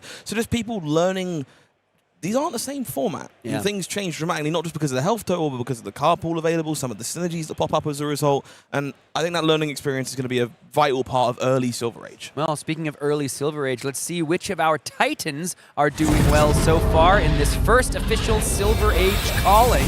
We've taken a look, of course, at our players to watch, some player spotlights, a bunch of 3-0s at the top, and a bunch of 2-1s. And then Jacob Clements, of course, unfortunately 1-2 so far with the Dracaya of Aether.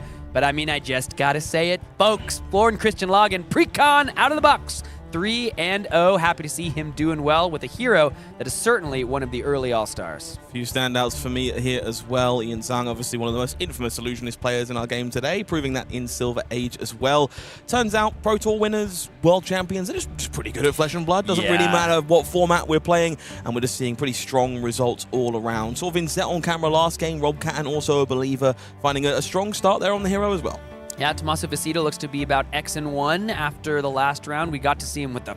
Man, was his game good in round 2. Yeah. God, that was sick to watch as an Iyslander fan. And as honestly just a fan of Flesh and Blood, but then, a bunch of X1 so far. Arthur Jahay with Kano as well. Carlos Gonzalez. I mean, we had to throw him on. The Meat Axe being so prominent so far in the format in that Rhinar deck. Michael Hamilton, I believe, also 3-0 with the Axe. And then Michael Jaszczur bouncing back from that 0-1 start, 2-1 on what will, I think, be just one of the mainstays of early Silver Age in that Oldhim deck. Yeah, starting to think I got to stop referring to Pablo Pintor as the Spanish submarine. Doesn't tend to lose that first round quite as often as he used to these days. Doing a great job at leading the charge there on Bravo, flattering showman. Deck that definitely turned up in force, maybe a little more than myself or Punkage expected. His deck 2 this weekend. But we saw Pablo just putting on a bit of a clinic in the World Premiere yesterday, and no doubt putting one on in the field today as well. Well, folks, we've seen some of our legends. It's now time to watch some more legends continue to be written within that Compendium of Wraith. We got a game coming up for you shortly, so let's dive down into the feature match table as we are going to see some arcane damage on both sides of the table, but in very different ways. Okay, so let's head down to the feature match area. Okay. I want to talk about one of the players we're about to see in the feature match area. Because I have a really funny story from yesterday evening. I found myself against Martin Holík in our 6 o'clock Blanche event yesterday, rocking Kano. He was very unsure if it was, doesn't really understand the deck, didn't feel very comfortable compared to the Acilio we know him for. Died to his own Blue Voltic Bolt, courtesy of my Chi. Big fan of the new deck in Silver Age. I was very happy with that one. But Martin, of course, doing a great job at running strong here at 3-0. Other side of the table, David István Kovács is going to be rocking Briar, the big story of the event so far. Definitely the big bad and the deck to beat. Yeah, got to imagine. So Super cool to see Martin Holík back on our feature match table after that incredible run with Acilio. Let's take a look at our heroes as we prepare for this match. Of course, Kano, the smarmy, I won't say it himself, as he's got 15 life for a reason, folks. Being able to play those non-attack action cards off the top of the deck can just steal games when he has no business winning them. And then as we've talked about before, I'm sure we'll talk about again, Briar, one of the most powerful decks ever in Flesh and Blood, going to be trying to stymie that wizarding offensive pressure. I've kind of alluded to this. Kano not the same as you might have learned to expect from him in the past. You found, of course, that arcane damage, big combos in the opponent's turn. This deck is more of a tempo strategy. You will find those attacks during your own turn, sneaky snapbacks to catch the opponent off guard, and we're going to see a lot of that from Kano here. He's going to be trying to play good numbers and survive the onslaught from Briar. Let's go ahead and head down to the arena as our players begin. You can see Martin Holík, gotta have one of my favorite just styles in Fab, the long hair, those glasses. A big fan of the aesthetic from our wizard player. That's young Kano. Yeah, dude, no, exactly. That is quite Martin Holík is living and breathing the wizard lifestyle. Martin's got a way better vibe, though. Martin's got a way better vibe than young Kano. Okay, I want to talk about a few of the equipment pieces we're seeing in play here. Unyielding Grip is a huge pickup for Kano on the arm piece here. Gives a way to succinctly block damage that wasn't previously available to this wizard. Perhaps more importantly, we see Mage Master Boots, which is a big part of stealing damage against these more aggressive matchups. You need to chain a pair of Voltic Bolts. You need to deal 10 Arcane in the same turn in order to put things together.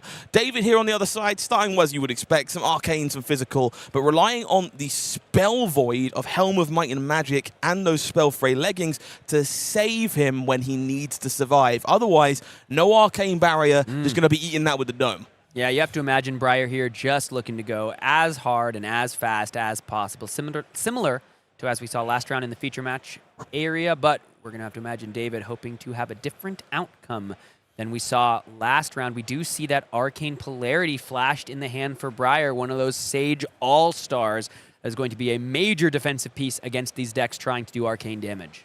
Martin here looking at a hand that reminds me of all the differences in this format. That beautiful new Emeritus Scolding happens to be making the cut. Okay. That one's pretty good. That one's pretty great.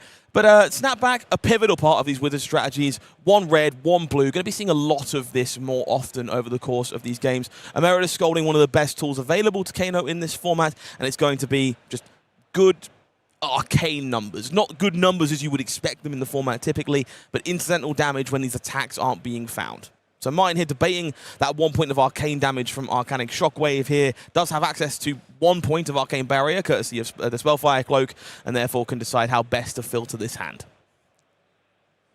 Dude, seeing the Emeritus in the hand there, I'm like, oh no, I'm going to need so many of these cards. You and me both, brother. We are... and the worst part, maybe I have to stop accepting your offer to hire me to cast these things, because otherwise I'm just not getting these tournament packs. I was like, I'm not playing any goblins. I don't get to get You're these packs. doomed, but if you never see me in the booth again, it's Sam's fault, folks. Yeah, as we see, folks, it's going to be, looks like the first Kano activation off the top. Cindering Foresight now able to be played. That's a nice one.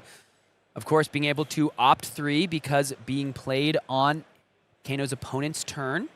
And you're going to see this a lot from Kano in the format. Less so against Briar because the deck is so aggressive, but in general there's going to be a lot of, I'll take a look to see what the top card of my deck is before I make my blocking decisions. I can be better informed about if I can deal arcane damage, if there's something I want to be caring about in my own turn before I commit to blocks.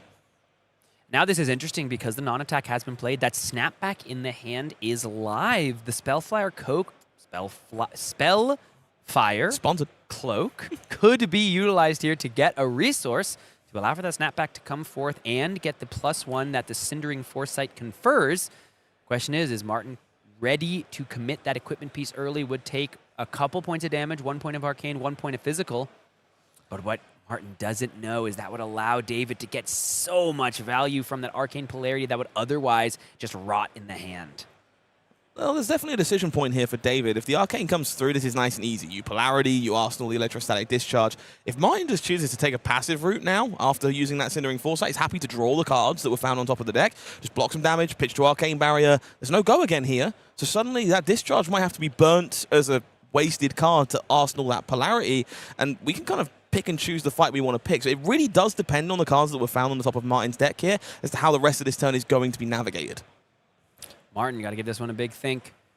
I was speaking to Arthur Trehay yesterday before the event. I found out he was on Kano. I said, what do you do against Briar? He says, oh, I mean, on the first turn, I just do like 5 to 9, and then they're dead. I was like, oh, okay, it's just that easy, I guess. Succinct. Okay, Mine here, happy to take the point of arcane damage from the Arcanic Shockwave, so will fall to 14 before declaring blocks. Is going to reach for that unyielding grip early here, and no doubt respond with some Kano trickery to get that hand nice and empty. Going to be Crucible of Aetherweave to power up the snapback for 5. But the Arcane Polarity is going to make this play so much less effective. Not an ideal scenario for Mine, but you can't not do this because of the risk of Arcane Polarity. Totally. They're in your opponent's deck somewhere. You're not sure where. You're not entirely sure whether this hand has some other trickery, a shock of some sort in the form of burn-up shock after this necessarily. Just got to fire your Arcane where the going's good, as Arthur Trey may have alluded to. You kind of need to get life totals kind of equal at the start of the game here for Kano to do the thing. And a turn 0 Polarity is going to do a good job of fighting that here. Going to bring David back up to 19, park that Arsenal as intended, and kind of mitigate the worst of that snapback. Martin, cool as a cucumber, did not really react to the Arcane Polarity at all. For my money, that is about as big of a blowout as we've seen all day so far in this calling. David getting to make full use of that hand, establish the arsenal, and just completely nullify all the work that Martin did to put together that offense. Martin now 4 cards off the top, can still try to do some major arcane damage. Looks like he might be reaching for those Mage Masters. I think that's a large part of what Trey was talking about. I just do 5 to 9 with my Mage Masters, and then it's pretty simple from there. I'm not surprised to see this at all. We saw Martin opting there with the Cindering Foresight during David's turn, saw what he liked, and therefore left it on top in an order. And so these Mage Master Boots now being reached for because we know there is something worth doing with them. So, of course, this Embodiment of Earth was made available, and therefore is being picked up by both of our players as the Crucible is then reached for, and Martin will send this first volley of Arcane that's going to go again, courtesy of those Mage Master Boots. It's an Aether Spindle too, which is about as good as it gets. Aether Spindle, quite nice. It does lead me to believe that Martin probably not going to be able to establish an arsenal on this turn, so is looking to just do some major opting and then follow it up with another Arcane spell, but without an arsenal, we'll then have to face down what's likely going to be a 5-card hand from Briar, stay alive, and then actually close this thing out. So some sequencing to be considered here by David. Again, it's easy to think back to established habits in spots like this. You remember a card like Aether Spindle, I believe leader of the Wizard Council, Margin Bay, once said, don't, I believe was the iconic word of letting this thing get full value and letting a Wizard opt 5, 4, a million cards one way or the other. Silver Age isn't that same format. We're looking at a different situation. Sometimes you got to take the heat to keep enough cards to stop Kano from just ending your life. Can see a little bit of the opt here from Martin, top left of your screen. Looking at Red Emeritus. Looks like a red Photon Splicing, Scalding Rain, couple other, I think, maybe Perennial some Aether Bloom at the back. Overflow the Aetherwell, I believe, somewhere in there as well. So a selection of blues. That Red Emeritus Scalding is definitely the one to pay attention to there. Martin here, opting 5 cards means he can control the top card of the deck. Yes. We're drawing 4 and therefore can know what will come from that first Kano activation. Red Emeritus Scalding, pretty premium in terms of the things you can find from the top of the deck. Yeah, Martin, though, would have to activate Kano and then pitch an additional card to get that Emeritus Scolding off. That's 2 cards committed from the turn already. Then you're probably spending 2 cards on defense and once again have no arsenal. So if Martin isn't able to string together, you're starting to see what might just be compounding effects of not establishing that first arsenal of the game. You just can sometimes be in a position where you just find yourself feeling priced into, like, I just got to keep going. I just got to keep my foot on the gas. But then, you know, eventually you might need that arsenal to really turn the corner. Okay, well, this was a good turn for Mine here. This was 5 Arcane into 4 Arcane, courtesy of this Red Photon Splicing.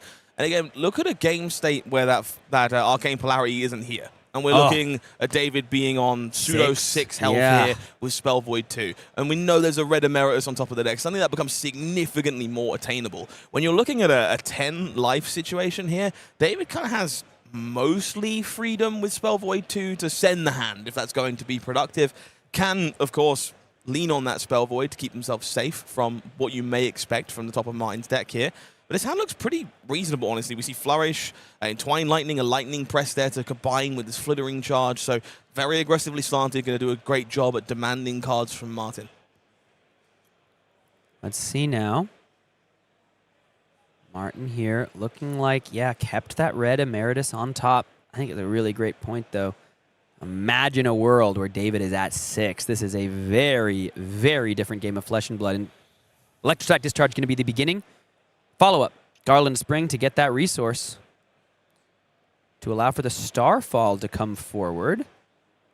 This is a difficult decision for Dávid to make, I think. Typically, I would be very, very happy with this line. I think concealing information for as long as possible, leading on that Starfall, very appealing to get the most out of your chess piece. Against Kano, a little riskier. There's a chance you don't want to send the Starfall if you suddenly need resources. But because we're looking at David's equipment suite of Spell Void equipment, there is no consideration for Arcane Barrier. There's no need to save those resources for something else. So leaning on Starfall early hit alongside something like these buffs, kind of telegraphing additional damage going onto your weapon, it's concealing as much information as you can from Martin for as long as possible.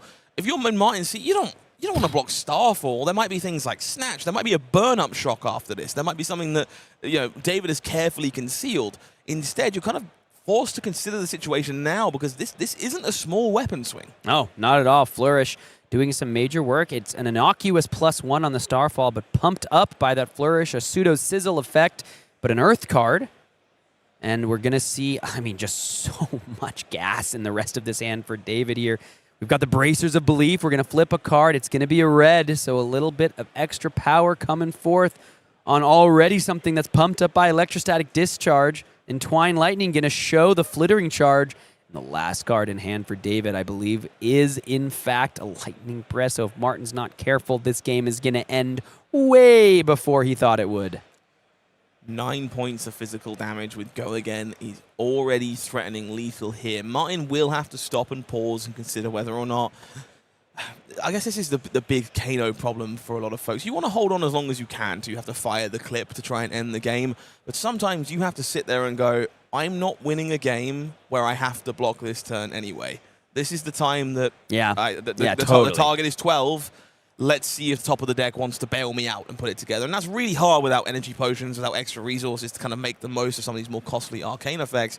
But Martin's the kind of player who knows the intricacies of the deck they've built, knows the risk of there being attacks on top of the deck, potentially, if they're playing them in this matchup, and will be able to decide if that's something that needs to happen here or whether these cards are just going in front and trying to buy a better window.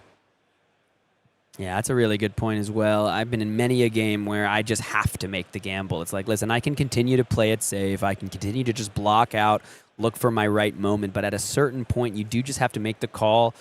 When do I need to just try? Just be like, I'm not going to win from this point forward. For Martin, though, we're so early in this game. He might not be wanting to try to make that gamble yet. I will say for Dávid here, we are seeing some real power out of the Briar deck. This is just a monumental turn off of 5 cards, and there's much more still to be promised in that hand. We're seeing why it was close to 20% of our field here at this first calling. Time will tell, though, if it'll actually be able to take home the crown. Briar, very much the type of deck that punishes you for wanting to block forever. If you're one of these guardians of the format, you're well equipped to handle these 0-for-4s with the bevy of block cards that we see, the clashes from those decks. Maybe you've got the chance of burning them out of cards, bringing them to the ground, but a deck like Kano, you're not playing defense reactions, that's for sure. And you're not playing any block cards, you can't hit those on the top of the deck either. So you just simply can't block forever. If you stay defensive and keep letting Briar do the thing, you're just going to bleed out. And so Martin does have to find a window here to land another big arcane spell during his own turn to get Dávid low enough to make the win on the opposing turn feel a little more functional. Block 6, take 3 is the call.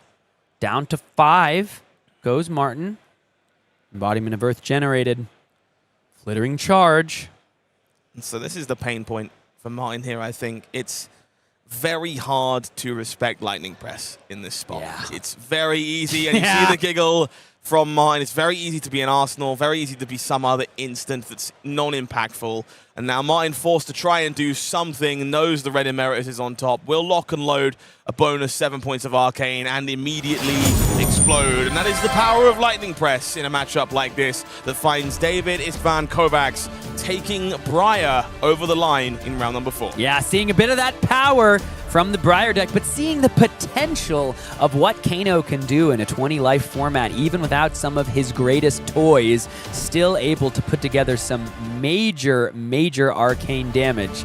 And we're going to have to wait and see if any Kanos are able to take the deck to the promised land. But I think that was a good showcase of exactly like what is possible on two different sides of the coin. What's possible in aggro, what's possible in Kano, even if it didn't quite happen. Now, it's worth knowing again, there are some very prolific players who brought Kano today. Those aren't the kind of players who picked up Kano because it's their favorite hero, they miss it from yesteryear. These are players who are trying to win a calling and believe it is their best option to win the first Silver Age calling. That's because this deck has a ton of potential. Arcane Polarity is very strong, but if you don't find them in a timely fashion, you're going to get torched. And we saw that game, that early Arcane Polarity gave Dávid a lot more freedom to be aggressive with the hand. You don't have to worry about playing that Lightning Press and suddenly having no resources if you're relying on no Arcane Barrier and a pile of Spell Void to keep you safe when it matters. Yeah, absolutely. Well, folks, if you think that either of those two decks are the keys to the kingdom in Silver Age, you got to put your money where your mouth is at the Pro Quest coming up for Las Vegas. I mean, I'm sure there are Pro Quests in Las Vegas, but the Pro Quests are, of course, all over the world. This will, of course, qualify you for the next Pro Tour happening in Vegas in July, I believe, and there's 2 different sequences you can look forward to. If you want to test out your best brews in Silver Age, well, you're going to want to get out to your LGS from February 21st to March 1st. Big fan of this split season, gives some variety to players. If you're interested in Silver Age, it will be the first 2 weeks of that season, from the end of February leading through to March. If you prefer the taste of Classic Constructed, the following chunk of the season will be more applicable to you. Regardless of your format of choice, you will have a way to qualify for Pro Tour Las Vegas, and hopefully I'll get to see you there. Yeah, and you will also be able to take home some Teklovasin goodness, everyone's favorite hero. Dude, I'm so stoked that they gave me some boost. I'm so stoked they gave me some boost in the Vossen. That is a hero I have been waiting to try that strategy. And I mean, look at him, top left of your screen. You telling me that dude ain't got the sauce? Safe to say they gave him a long-awaited boost in power level, no doubt, one way or the other.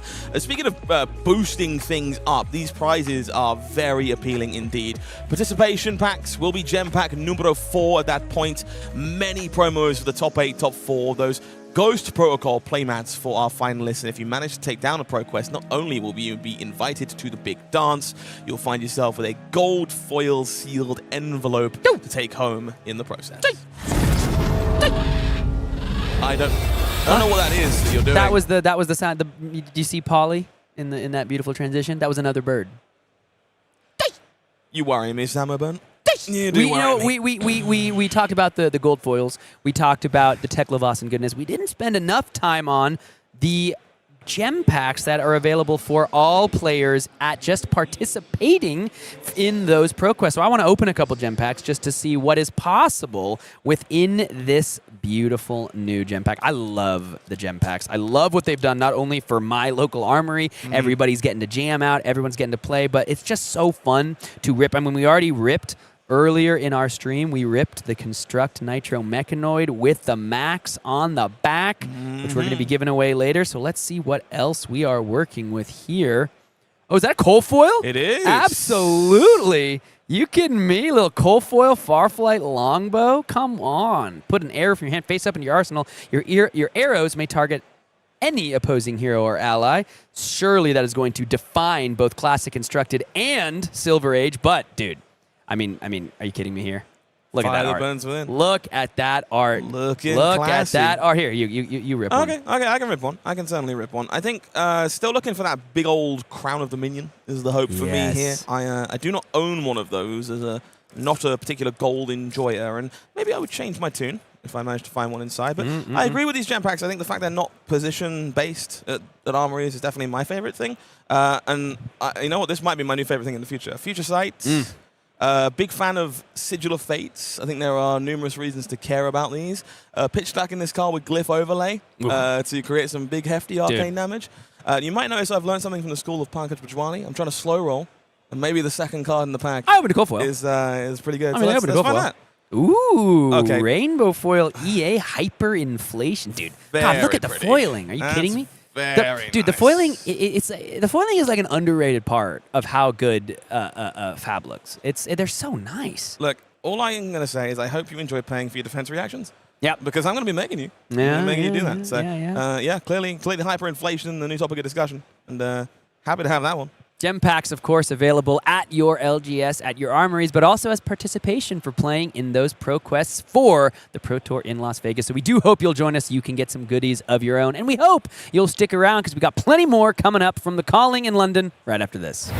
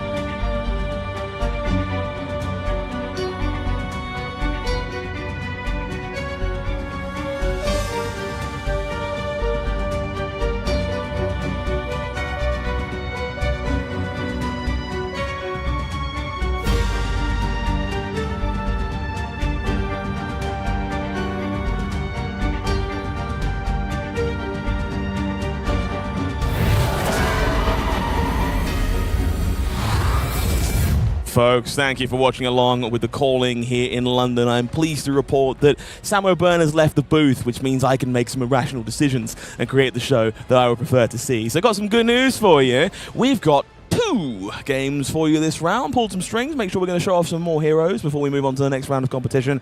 Very excited to show off 4 different heroes throughout the course of round 5. chaotic Scott here in the booth off the back of pulling off the Chaos Action Hyperinflation. Super looking forward to seeing four heroes across the 2 games in this round 5. Only one of which we've actually seen before today in the form of Iyslander, but the other 3 heroes are heroes we have yet to see on feature. I'm going to keep them as a little bit of a secret for you. Tune in to find out who those heroes are. Quick reminder about how today's order of operations does work. If you're just joining us, you might not be familiar.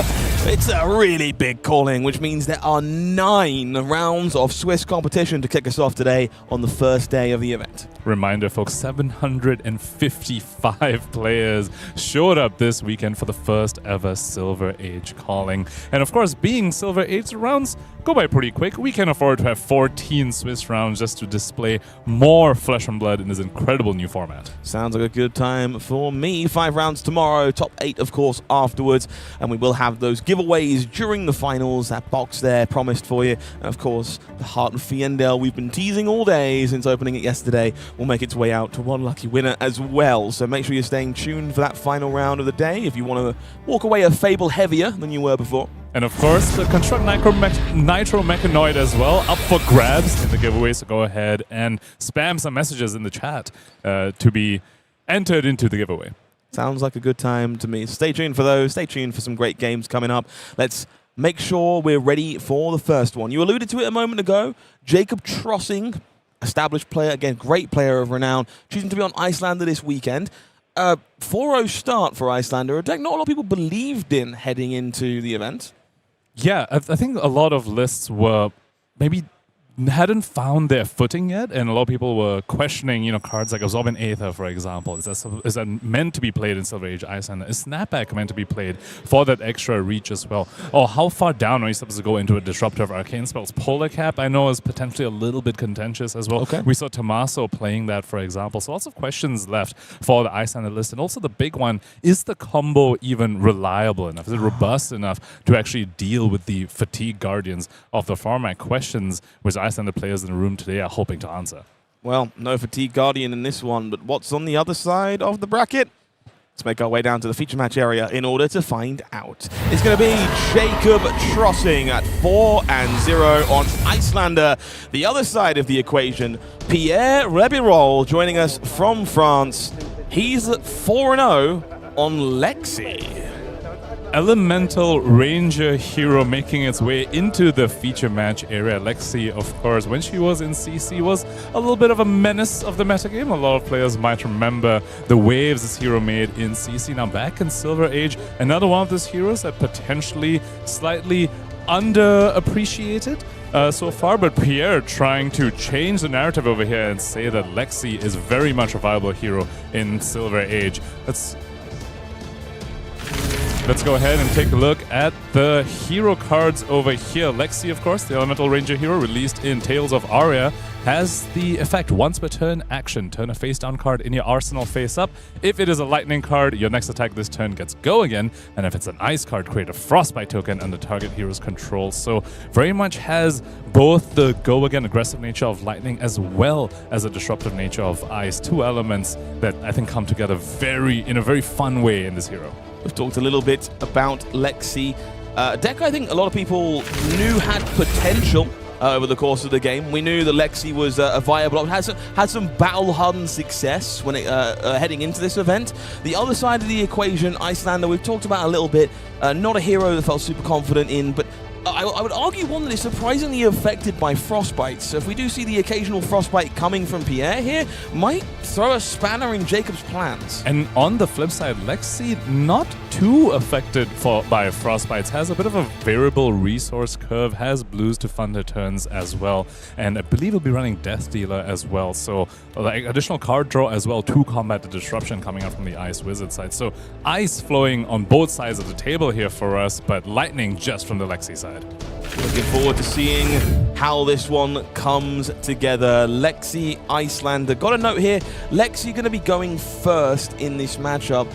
Do you think there's a preference for Lexi in this format? Is getting that arsenal established worth more than the first volley of damage? So I do think this is a tempo-based matchup, in which case I think going second is advantaged because you really just need to try and get your opponent into a life total where they need to start blocking a whole bunch. And especially on the Iyslander side, you can very quickly get your opponent into the wizard lock range where they're in the 4 or 5 life total and they have to play scared because they might just die to an Emerta Scolding. This is definitely a matchup I'm also watching for Icelander's new card, that Frost Spike that entered in Pen.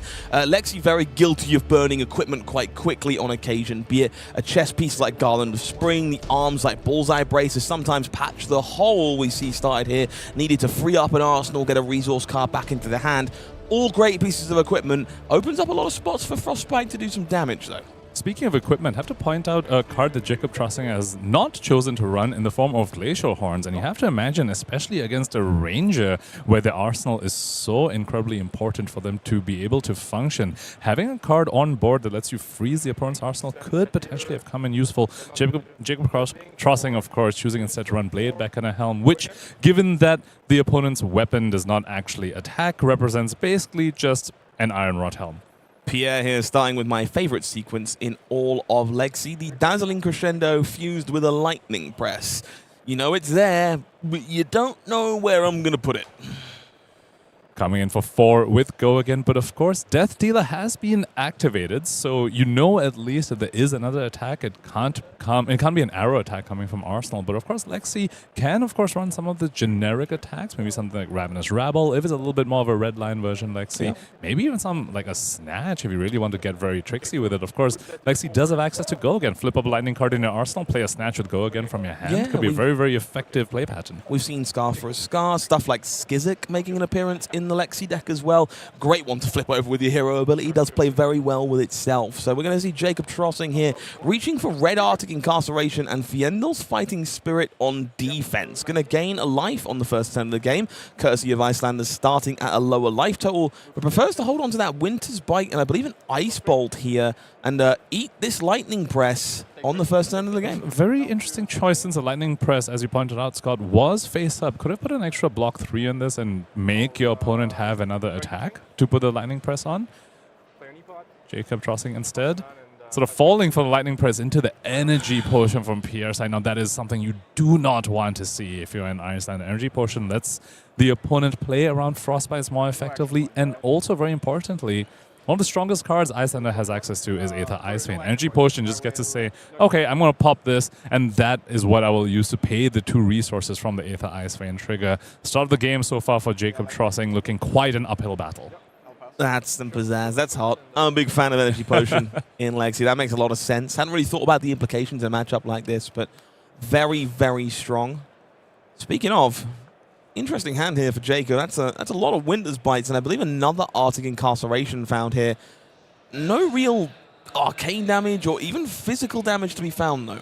Was forced to block with a Flying Spirit on that turn 0. That's one of the rare punishes that Iyslander can have if you attack her turn 0. She just gets to heal off of blocking with a Fighting Spirit since she does start the game at lower life than you. But of course, that was mitigated a little bit from Pierre's side with that Lightning Press to deny some of that healing value. Winter's Bite numero uno deployed here. Yellow version as well. I kind of like this. I think Winter's Bites, they do improve in multiples, typically. Your opponent can very much be punished for playing around the blue one by pitching a red and then immediately eating the ground as the second one comes out in the quick succession. But I think Jacob's hand here lends itself to responding to Pierre's choices pretty well. With that Winter's Bite available as a second one to play, if a red is pitched, well, we're not pitching a red here, but 2 resources are pitched here, then the second one is going to punish immediately. If there's resources floating, the Arctic can come out and arsenal that Winter's Bite to kind of put the pain on the following turn instead of this one in some capacity. And of course, if a red is discarded to this Winter's Bite as well, you can just play the second one and take another card from your opponent. Energy Potion here, though, potentially being gestured by Pierre here, might be tempted to just use that to pay for this yellow Winter's Bite from Jacob Trossing's side. Also holding on to a copy of the Arcane Polarity, a card that can be quite awkward against Iyslander. Oftentimes, you know, you might fall into that position where you're holding Arcane Polarity and your opponent sends physical, and then when your opponent sends arcane damage, you're holding your block cards. So it can be quite awkward. Looks like the Arcane Polarity discarded to the first Winter's Bite and then follows right up with a blue Winter's Bite as Jacob Trossing taking another card from Pierre, and then going to be able to follow this up with the red Incarceration. So as you pointed out, Scott, no arcane, no damage being sent on this turn, but a whole bunch of disruption. Interesting decision trees here for both of our players. That energy potion is going to be reached for this time around. Pierre thumbing it. Debating it once more, using it to pay for this Winter's Bite. Does decide to crack the energy potion here, making 2 resources, 1 left over. Arctic, the perfect punish for that choice. That resource just going to go to waste. And Frostbite be provided for Pierre's next turn. Blue version of that Arctic Incarceration, though, was forced to block with the red one on that turn 0. So just 1 Frostbite. And we spoke about this early up at the beginning of this match. Lexi often can have the resources to pay through a Frostbite or 2, especially since she draws cards off of Death Dealer. But there is another Frostbite in Jacob Trossing's arsenal in the form of the Frosting. So an interesting decision tree here. Patch the hole being reached for. And so we're going to have Jacob thinking in response because, of course, a resource cost required courtesy of that Frostbite. So may want to take some actions before that extra card is back in the hand of Pierre. I want to give the additional Frostbite because currently with 1 floating from Pierre's side, that is exactly what he needs to activate Death Dealer. But giving a Frostbite over here can force Pierre to pay an additional resource to activate that bow, which can counteract the card draw from the weapon. So we'll see that response coming from Jacob. It's Frosting from the Arsenal. Iyslander will trigger to create a second Frostbite here. And of course, a singleton point of arcane damage, just tickling Pierre. I take the 1 arcane, so I'm down to 19. 1 being taken pretty hastily there. 19 life remaining for our resident ranger. 1 Frostbite gone, another replaces it as the card enters the hand for Pierre, and Patch the Hole will be destroyed. And now that effect. That is a freed up equipment zone on Pierre's side. I want to call out a card that you shouted out at the beginning, Scott. Frostspike, the new card from Compendium of Wraith, now very, very live in Jacob Trossing's deck, will confer 2 Frostbites when played on the opponent's turn, thanks to Iyslander's effect as well. So Pierre a little bit vulnerable to that, should Jacob Trossing have that card in his deck. Dry Powder Shot locked and loaded with Death Dealer finds a fry fresh off the top. So 3 bonus points of damage coming across here before finding that Dry Powder Shot as the follow-up for Pierre. So 3 into 5, at least that is what is face up. So it's quite a bit of damage coming Jacob Trossing's way, despite a whole bunch of disruption. That was 2 Winter's Bite into Incarceration and then another Frostbite on Pierre's turn. And this is the robustness that Lexi has in this matchup. Honestly, reminding me quite a bit of what this matchup was like in Classic Constructed, where Iyslander can try and disrupt the Lexi, but still just falls under the barrage of arrows and the barrage of lightning attacks. Worth noting, 2 snapshots being pitched away here next to each other. Definitely the card responsible for some of Lexi's most powerful turns in this format. Multiple activations of Death Dealer, if you're able to get juice out of that one. Not going to be finding those again anytime soon, but worth noting they are together in the pitch stack. Should Pierre manage to get back there. Looks like a Skizzik making its way into the arsenal for our Ranger player 2. Perfect to flip over for some go again at the start of the following turn. And it can give itself go again because you flip it over to Lexi's ability, gets go again, gets a +1 from its own effect as well. Very, very strong pickup for Lexi from the Aurora Armory deck of all things. Jacob here in a bit of a bind. Thumbing for Crash Down the Gates, I believe, here on defense. Not where that card shines the most. Of course, has a stronger red that he wants to play on his own turn in the form of the Red Aether Ice Vein. Crash on the Gates, an interesting inclusion for Iyslander here in Silver Age. Functional additional copies of Wounded Bull, depending on the hero that you're against. Every now and then, the clashes in this format do create some interesting scenarios with destroying the top card of the deck as well. You have some information to be gained and some additional value to be found on this version of that good rate vanilla attack we see in so many of the Iyslander decks in this format. And as you alluded to just moments ago, it is going to be that red copy of Aether Ice Vein fused with Arctic Incarceration. Cue the tears from Pancake Bushwani. I have to say, in this spot, I do want to come back to the headpiece choice from Jacob Trossing's side. It does feel like, especially once the Patch the Hole is off the field, freezing the opponent's arsenal with something like Glacial Horns could effectively buy you a full turn cycle's worth of tempo because of the fact that the opponent is a ranger. They'll only be able to play attacks from hand, and arrows can't be played from hand. What does the fusing do? And so Pierre here checking, what does the fusing do? A question I've been more than happy to answer at several points during my Flesh and Blood career. It ruins your day, Pierre. A reminder, I mean, Sure. Flesh and Blood at this point is I'm going to say entering a pretty mature phase of the game. We're getting a Oh, whole yeah. bunch of newer players who weren't around when these decks, Iyslander, Lexi, were available in CC, coming to the game with the introduction of Silver Age as a format, not fully familiar with a lot of these cards do. And I just love that that is just an aspect of the game that we get to experience right now with this new format.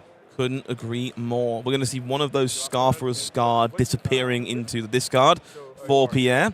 Not massively surprised by that, given the life lead and the second copy in hand. Pierre taking a moment to reread Iyslander, confirming that that Arctic Incarceration going into the arsenal will generate 2 Frostbites, should it be played as an instant. And it looks like Pierre's hand quite a red line over here. So this blue Arctic Incarceration played on the Lexi's side of the turn cycle here could diminish quite a little bit of the offensive output that Pierre is able to do. Good spot from our table spotter here. Small detail, but an impactful one. Lexi does flip on activation, so both players should be aware of the card in the arsenal before the response window comes into effect. And so Jacob will know it's a Skizik in the arsenal there, but still has the ability to respond and correctly does so after seeing the lightning go again attack. Indeed, it is an additional cost to... it's part of the cost to activate Lexi that you flip your card face up. so 4 go It again. will be shown to both heroes. 4 go again, name of the game for Pierre over here. And I want to point out the value that this Arctic Incarceration brought out, effectively blocking an extra 7 or 8 if you look at the damage represented in the Lace with Blood Rot and Searing Shot there in Pierre's Bridgestone. That is the value that Iceland is able to do in this format. Skizik 4 go again being met by Brain Freeze by the look of things. We do see more Arctic Incarcerations, wrong card. Aether Ice Veins in the hand for Jacob. Alongside, I believe, Ice Bolt. Which is a little bit awkward when you're forced to fuse with an Ice Bolt. While it's a pretty strong card to have in Arsenal, it's quite a bit of arcane damage. Sometimes it can be quite restrictive on your following turn cycle. It sort of means that you want to have 3 blues in your next hand to make full use of that Ice Bolt, which isn't always the case. You might draw 2 reds, and then the blue Ice Bolt in your Arsenal looks kind of awkward. Scar for a Scar to follow from the hand here for Pierre. Sends another 4 damage towards our resident wizard. Jacob debating whether or not it is time to cash in that equipment, whether this Ice Vein is worth its premium, or whether he is better off defending this damage and trying to find a better spot. Let's hover over those Blade Beckoner pieces. Arms become head. As we debate where it's going, back in the arm slot for now. And onto the combat chain shortly afterward, it would seem. These pieces will only ever block 1 in this matchup, so Jacob at least has a few more points of life on the table, in addition to the 9 that he's currently at. On the other side, though, Pierre also has his own form of virtual life on the table with the Spell Fray Leggings. Spell Void 1 to prevent 1 point of arcane damage at some point during the game. Difficult one here for Jacob. We have kind of alluded these generic attacks very likely to appear in Pierre's list. We've seen several already. Does mean Snatch also part of the equation. Lines up very well with Lexi's hero ability, and those pieces of equipment might very well be pivotal to stopping a breakpoint on one of those in future coming turns. So it does have to be very considerate. Does take the line of, you won't find one of those. Let me get the value from my equipment here to keep an Aether Ice Vein turnaround. Especially because there is still some form of evasion on Alexi's side as well in the form of Lightning Press. So if you don't get this equipment block in early, sometimes you might just die to a Lightning Press with your equipment still on the table. Oh, it's not even a red Ice Vein. Definitely a little bit of an awkward turn cycle from Jacob Trossing. We'll still have the disruptive effect of the blue Ice Vein, but he definitely was hoping that this would be either a red or maybe even a yellow variety if he's chosen to run some of those. Blue Ice Bolt is the fuse, as we kind of alluded to moments ago here. It does represent a chunk of arcane in the arsenal, potentially a timely Frostbite. We do see another very red dense hand here for Pierre Rebeyrol. We see Ravenous Rabble, definitely indicative of a very red line strategy. Sizzle looks to be at the front of the hand there as well. Lightning Surge. Reds all around for our Ranger. Sizzle on discard means it will be Dry Powder Shot, Ravenous Rabble, and the aforementioned Lightning Surge still available. I tend to use Death Dealer. Going to pay for Death Dealer with a card here, just confirming the cost is being paid before any response is being given. Pierre now debating which of the two reds the best option to pitch away to facilitate this dry powder shot. And we spoke about the awkwardness of having a 2-cost card in the Icelander's arsenal over here, and I believe we are seeing the result of that in Jacob's hand over here. Well, I mean, this would be awkward no matter what your arsenal is, because it's 4 reds, which is exactly what an Iyslander does not want to see. Yeah, it's fine. And so we see Jacob here posturing, definitely debating firing that ice bolt, because Pierre did show that dry powder shot before he was supposed to.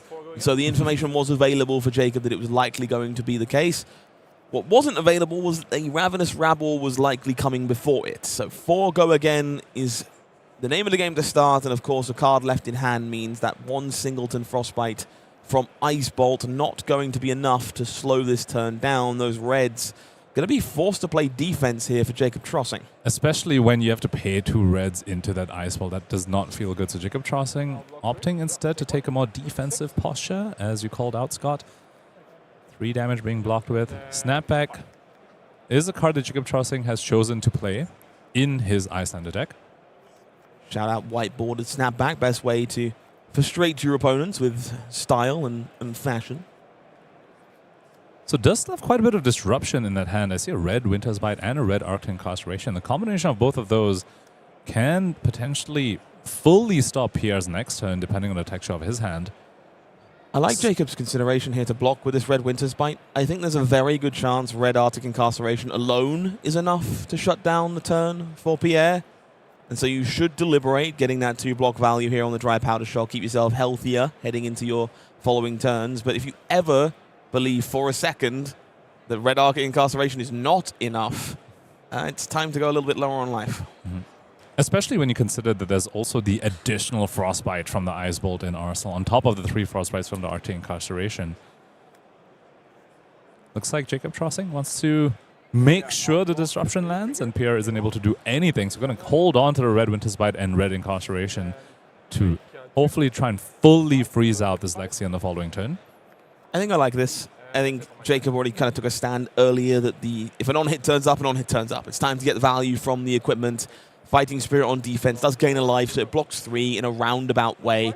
And the Winter's Bite alongside the Arctic Incarceration here just no doubt is going to take a turn away from Pierre, and that should hopefully give Jacob enough breathing room to start doing something more proactive. Well, we say no doubt, but Pierre has drawn a blue. He's drawn his 2nd copy of Energy Potion, going to use it to pitch for Winter's Bite right here, and I don't think he has more resources now for the 3 Frostbites where potentially a slight misstep over here. Had he kept that blue, he could have paid for the 3 Frostbites, could have just discarded a red to the Winter's Bite, and held on to the blue for these Frostbites. A little bit of a grimace coming up from Pierre's side now. The misdirection of Iyslander in full effect. Convince the opponent that something is correct, and then prove to them that it was not. And I think he said he's just attempting to pass over here. I believe his arsenal is an arcane polarity as well. So, you know, Lexi, we spoke about this earlier, with a bricked arsenal that she can't even get rid of now because of the 3 Frostbites. I have to pay 3 to empty out the arsenal, in which case she'll have no hand left remaining anyway. So Pierre just opting to pass over here. Jacob Trossing now has that window. He took that damage, gave up the armor piece to go Winter's Bite into Incarceration. Has the window that he needs. What is he able to do with it? Pierre not a fan of a 4-card 1. Can't say I would be in much demand for that one either. Attempting to pass does give Jacob a decision as to whether that Ice Bolt is best spent now to free the arsenal up for something more impressive. And of course, Pierre knows that there's an Ice Bolt in Jacob Trossing's arsenal. So should Jacob Trossing use the Ice Bolt, then Pierre can maybe pitch 3 reds for the Arcane Polarity. Then maybe he feels a little bit better about that, at least doing something on his turn instead of just passing with 3 cards in hand.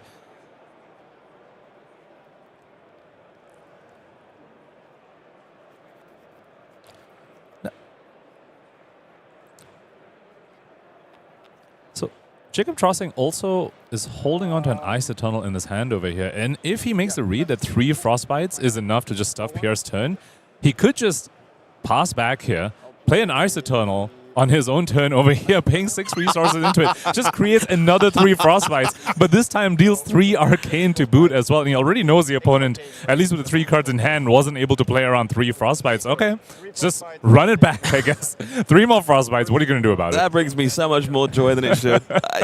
No, wow, that worked. How about we do it again? Let's run it back, shall we? You make the frostbites, you get the damage. Okay, so Yellow Winter's Bite being revealed here as well will be information that Pierre gains, despite, I'm sure, no doubt their chagrin over using that energy potion on the previous turn to pay for a Winter's Bite. Does fall down to 8, finds himself in the same position we were in mere moments ago. Going to choose to respond at the end of the turn, I believe, here. Paying 3 for these Frostbites and clearing them out to allow Garland of Blossom of Spring, I should say, not Garland in this case, to hopefully lock and load Death Dealer to put a turn together, perhaps. Oh, looks like it was a yellow snapshot drawn on the top over there. Interesting, okay. So pretty fortunate pickup for Pierre over there. And we did speak about this. Lexi isn't fully red line like the way Briar is. We've already seen a couple of energy potions and the yellow snapshots. Wouldn't be surprised if there's some blue snapshots lurking in the list as well. So able to play around the 3 Frostbites. Maybe a little bit better than Jacob was hoping, and gains 4 life to boot. Arcane Polarity. I mean, make no mistake, the lead is still very much in the Lexi side so far in this game, but Jacob with the past few turn cycles has shown how the disruption of Iyslander can be so incredibly effective against these resource-light decks. Jacob here deciding if Yellow Winter's Bite is a card worth keeping, debating pitching it away to the Crucible here to empty out the hand. And this is important. When you know your opponent's under 3 Frostbites and potentially isn't doing so much, you want to keep your go against source in hand with the Yellow Winter's Bite.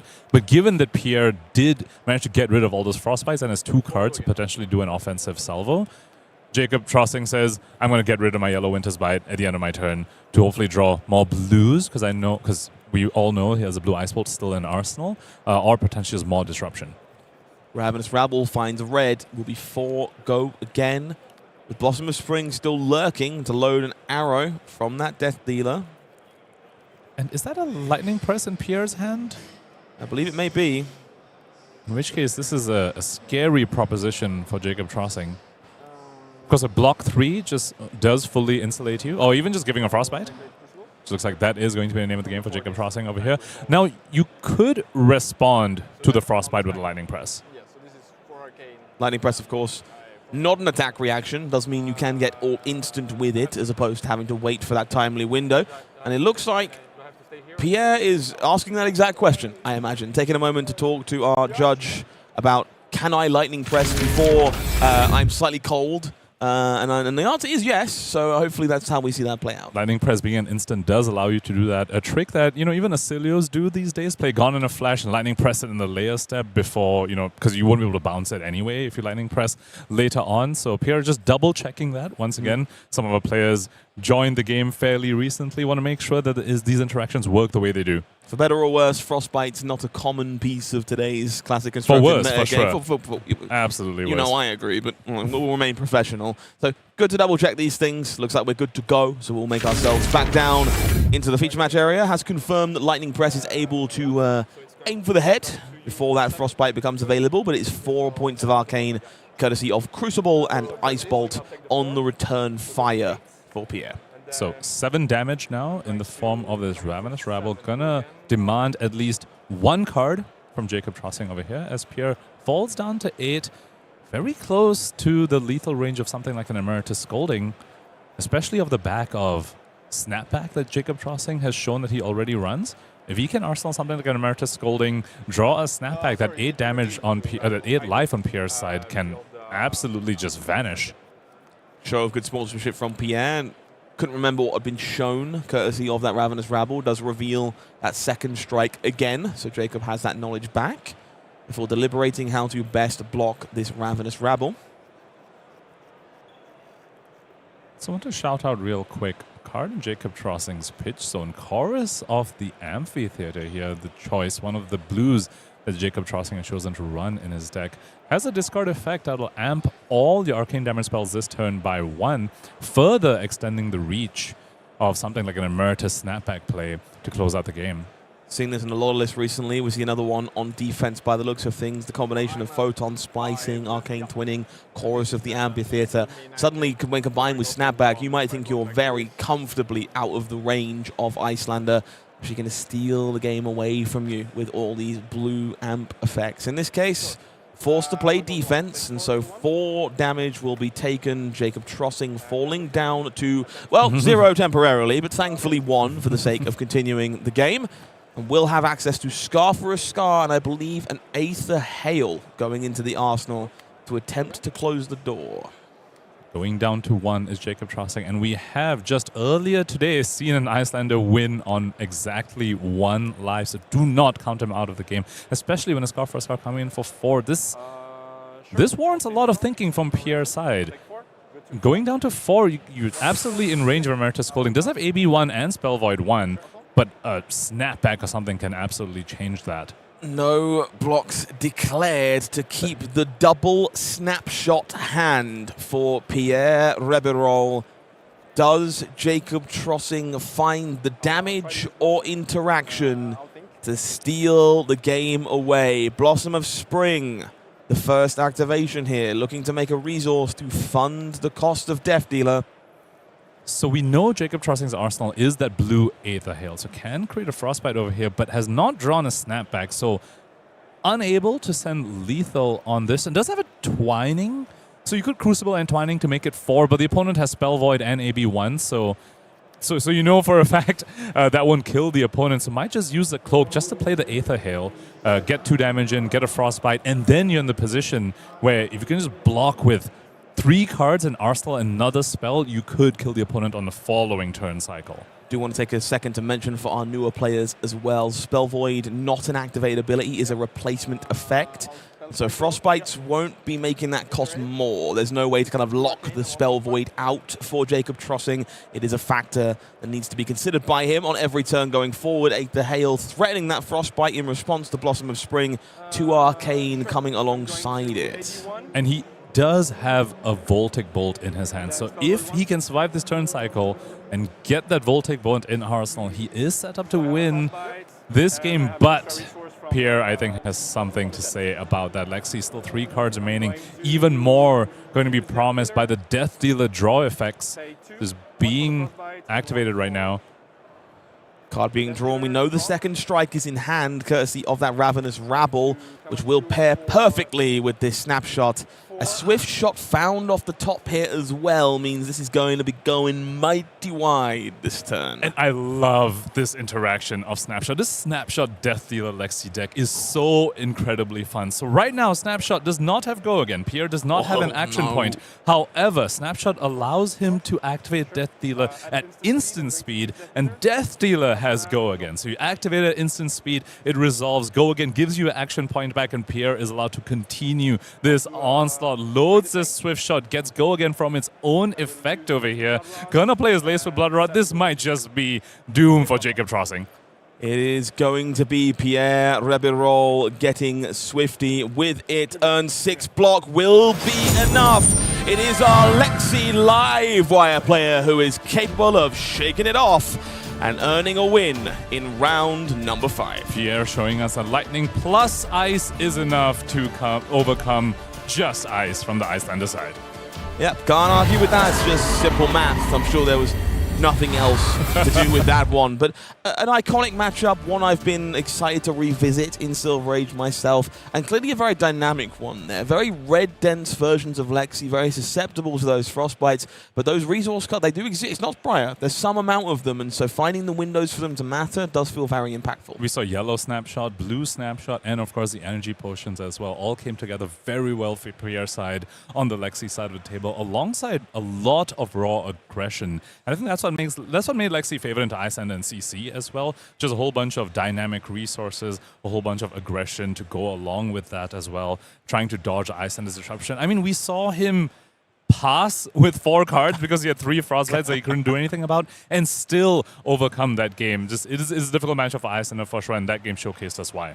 Think so. One I'm excited to hopefully see more of, as both of our players still with very strong records, still very much in contention heading into the second day of competition. Now, We do have a second game for you this round, as promised, with 2 brand new heroes. Let's talk about what you can expect on the bracket. On one side, Robert Alessi is going to be bringing you Aurora this time around. Not a hero that has received maybe quite as much discussion as we'd expect in the shadow of Briar, but one with some unique tools that Briar doesn't really get to use quite as well. Yeah, so the reason to play Aurora over Briar, given that they're both Lightning Rune Blades, but Briar is Earth as well. So then the question is, what cards does Aurora have access to that is better than what Briar has access to? The answer is Aurora Specializations and also the Aurora Hero ability. Now, I think it's pretty fair to say that Briar's hero ability is potentially probably just stronger. You get the Embodiment of Lightning for free when you play 2 non-attacks, but Aurora perhaps giving you a little bit more consistency in that you can get the embodiments of lightning exactly when you need them and chain them. Briar a little bit more prone to bricking because of the exact ratios of non-attacks and attacks that she needs. Aurora not quite as beholden to that. Something I'm hoping to see from this Aurora deck, we found it in our testing as well. Sigil of Voltaris, a brand new one from Compendium of Wraith, plays very well with Blast to Oblivion, with the brand new Runeblade arms that can buy it back. It is an instant, after all, to turn those shoes on. Sometimes even Flash of Brilliance means that Aurora, who is very happy to have these blue cards that can be turned into embodiments, unlike something like Briar, can suddenly have a surprising amount of arcane reach to end the game, which is something Briar doesn't always get access to either.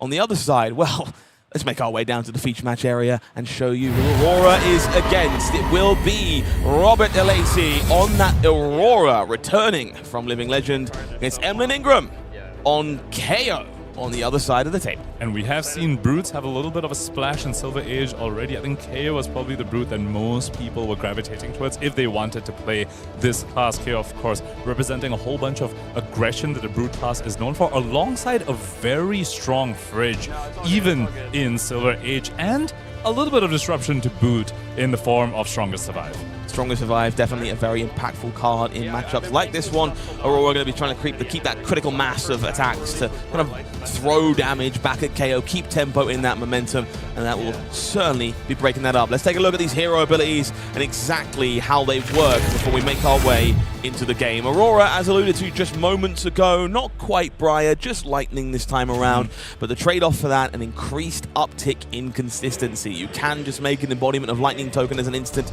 at any time by paying 2 resources, as long as you have played a Lightning card this turn. And on the other side, we have KO introduced in heavy hitters. You start the game with just 1 weapon zone, because KO, of course, only has 1 arm, as you can see in the art, and has the text attack action cards you own get +1 while they are in any zone other than the combat chain, and the first time you discard a card with 6 or more power during each of your action phases, create a might token. So a little bit Ira-esque in that as long as you fulfill that condition turn after turn, you are constantly getting +1 damage over the course of the game. Sounds like an intriguing matchup with multiple permutations. Let's make our way down to the floor and see how it goes. Ecstatic to see Robert here on Flash of Brilliance and Beckoning Horns. Gives me hope that Sigil of Voltaris might be lurking in our future. On the other side, quite the robust equipment suite for KO here. Knucklehead, definitely the headliner for this one. The KO specialization, of course, not available to the other Brutes. Even more reason to play the 1-armed KO in Silver Age. Knuckle at Temper 2 headpiece. That is quite a lot of life on 1 equipment piece. Sigil of Voltaris up and ready in the first hand of the game. We're going to see those Blackstone Greaves jumping in to guarantee their block value while this arcane effect is available. These are gaining a bonus point of block because Emlyn has taken arcane damage. You may note no arcane barrier on the other side of the table. There are limited ways to deal arcane for this Aurora deck. It tends to be Sigil of Suffering. Occasionally Weeping Battleground is another one that can eat these sigils later on to deal arcane damage. But the sigil itself, the premier way of doing it. I'm going to line up interestingly well here for the rest of the game. We're going to see an Aurora activation at the end of Emlyn's turn here. Once again, Sigil looking phenomenal. Lightning card enables that hero ability. Really does just do it all for this hero. And if you're wondering why equipment was used so early on Robert's side on the turn 0 of the game, it's because there were 3 no blocks in Robert's side. So it was in a sense forced to use equipment to not leak any damage over here. But of course, does get an embodiment of lightning to fuel his first turn of the game as well. On Emlyn's side, the Sirens of Safe Harbor, interesting inclusion in the KO list, but does counteract a little bit of the uninteractable arcane damage coming out from the Lightning Runeblade. Another arcane from the sigil as it departs the arena to start this turn. We see Burn Up Shock in the hand here. Nice and early for Robert alongside Scar for a Scar, Photon Rush, and another attack looming at the back of the hand. There looks like... I can't quite make that last one out, unfortunately. Static Shock? Break.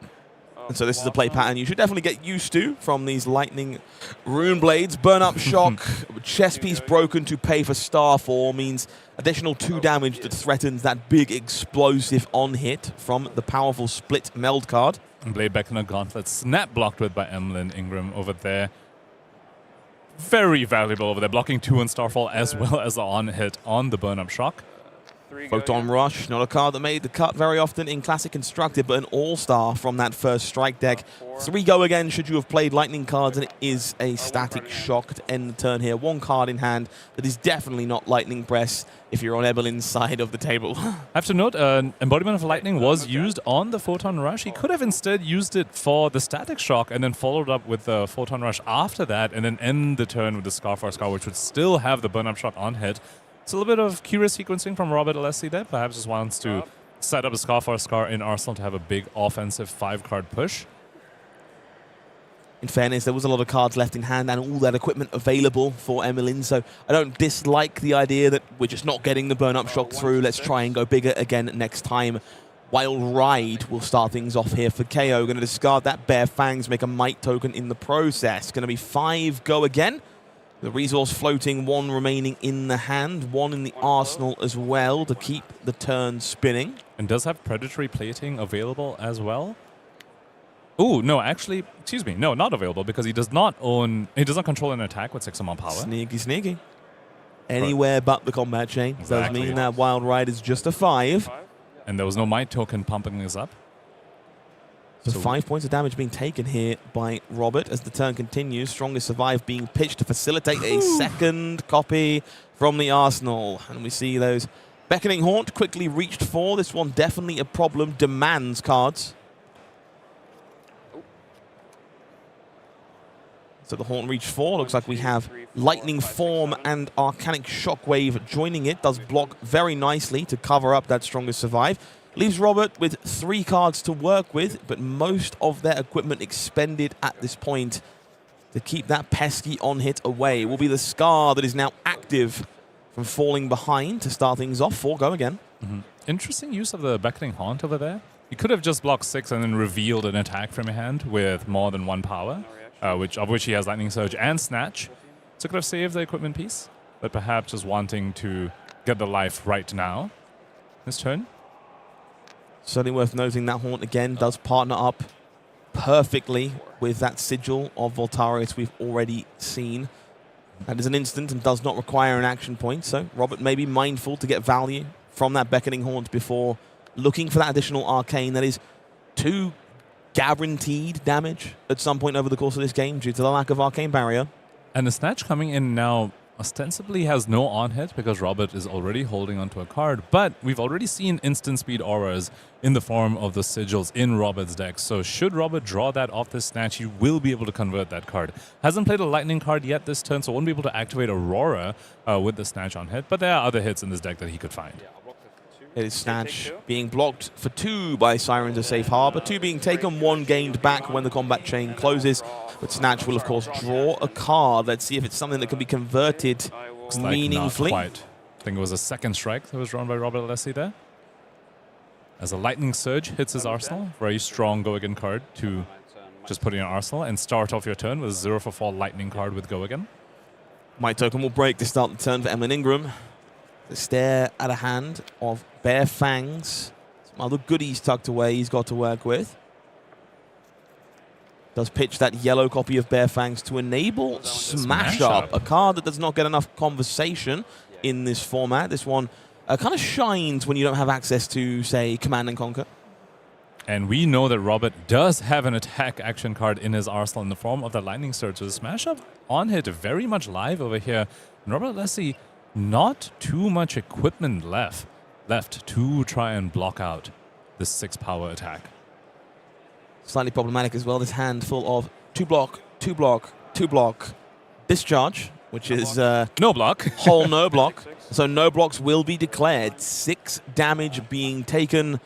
The Arsenal will be flipped and exposed, destroyed. That lightning surge gone. No value there. So very impressive showing there for Smash Up. 6 damage, preventing 4 more from Robert. Very impactful turn for Emlyn. We spoke about Strongest Survive being a piece of disruption that KO has access to. That is potentially why you might be attracted to this deck over the aggressive Rune Blades in the form of Aurora and Briar. And Emlyn showing us there's even more disruption available in the generic pool as well that works very well in KO, because Smash Up is a 6 when it's anywhere other than the combat chain because of KO's ability. And often off of Might tokens, you can have it come in for 6 as well and have it be very effective against these red line aggressive decks that don't want to be blocking very much.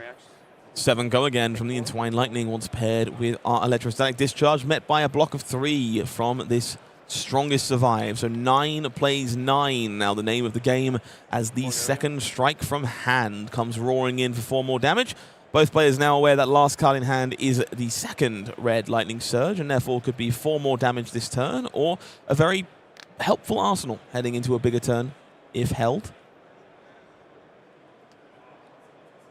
And as we get to these low life totals once again, have to remember that Aurora is a Rune Blade, has access to arcane damage, while the opponent has 0 arcane barrier cards. Like Sigil of Suffering, we haven't seen whether Robert is running any of those yet, but it's absolutely legal for him to run. Can suddenly put Emlyn in a much lower life total than you're actually expecting. So I want to mention this again here because there is 8 damage looming from this second strike and Lightning Surge. If Emlyn chooses to ignore this with all but beaten trackers, would go to 2, which is deterministic from those Beckoning Haunts. It will grab back that Sigil of Voltaris, which over the course of 2 turns will deal to Arcane, and so cannot ignore both of these attacks entirely, lest they fall victim to that instant speed aura. Unless, of course, you're able to make sure you take all of your opponent's cards on offense, which currently he's holding on to one of the aggressive lines that KO has access to in Silver Age by just having a Savage Feast in hand alongside the beaten trackers. And we will see that Lightning Surge to follow. Once again, looking to get Emlyn into Voltaris range. We're going to see that Knucklehead jump on to make sure that is not a possibility just yet. Falls down to 3, but keeps the entire tank of gas. 4 cards to work with in the hand and Arsenal combined, including that Savage Feast, to put up a big, impressive turn, hopefully stripping cards away from Robert Alessi. Starting the turn with 6, effectively go again and drawing a card off of Savage Feast. The power play is almost like the Blood Rush Bellow equivalent in Silver Age that these brutes have access to. We saw Eugene do this as well on his Rhinar list. Now the Claw is online as well, has a card in hand to perhaps fuel the arsenal if he drew a resource card. Big one in the hand here for Robert. It's Sigil of Suffering. Is going to line up perfectly with those Blackstone Greaves to maximize the value over the course of this game and make sure all of its scores. That is now down to 2, which means we're in Voltaris range if cards can be kept. It's Mandible Claw coming across the combat chain here to continue threatening Robert, who will now block 2 with this second strike, taking 1, falling down to 7. We'll see the plating popped to earn a bonus resource to facilitate a smash up from the Arsenal. 5 blocked by Blast to Oblivion. 1 card left in hand is all Robert needs here. Worth noting, Flash of Brilliance means this is done. We can guarantee that Sigil comes back.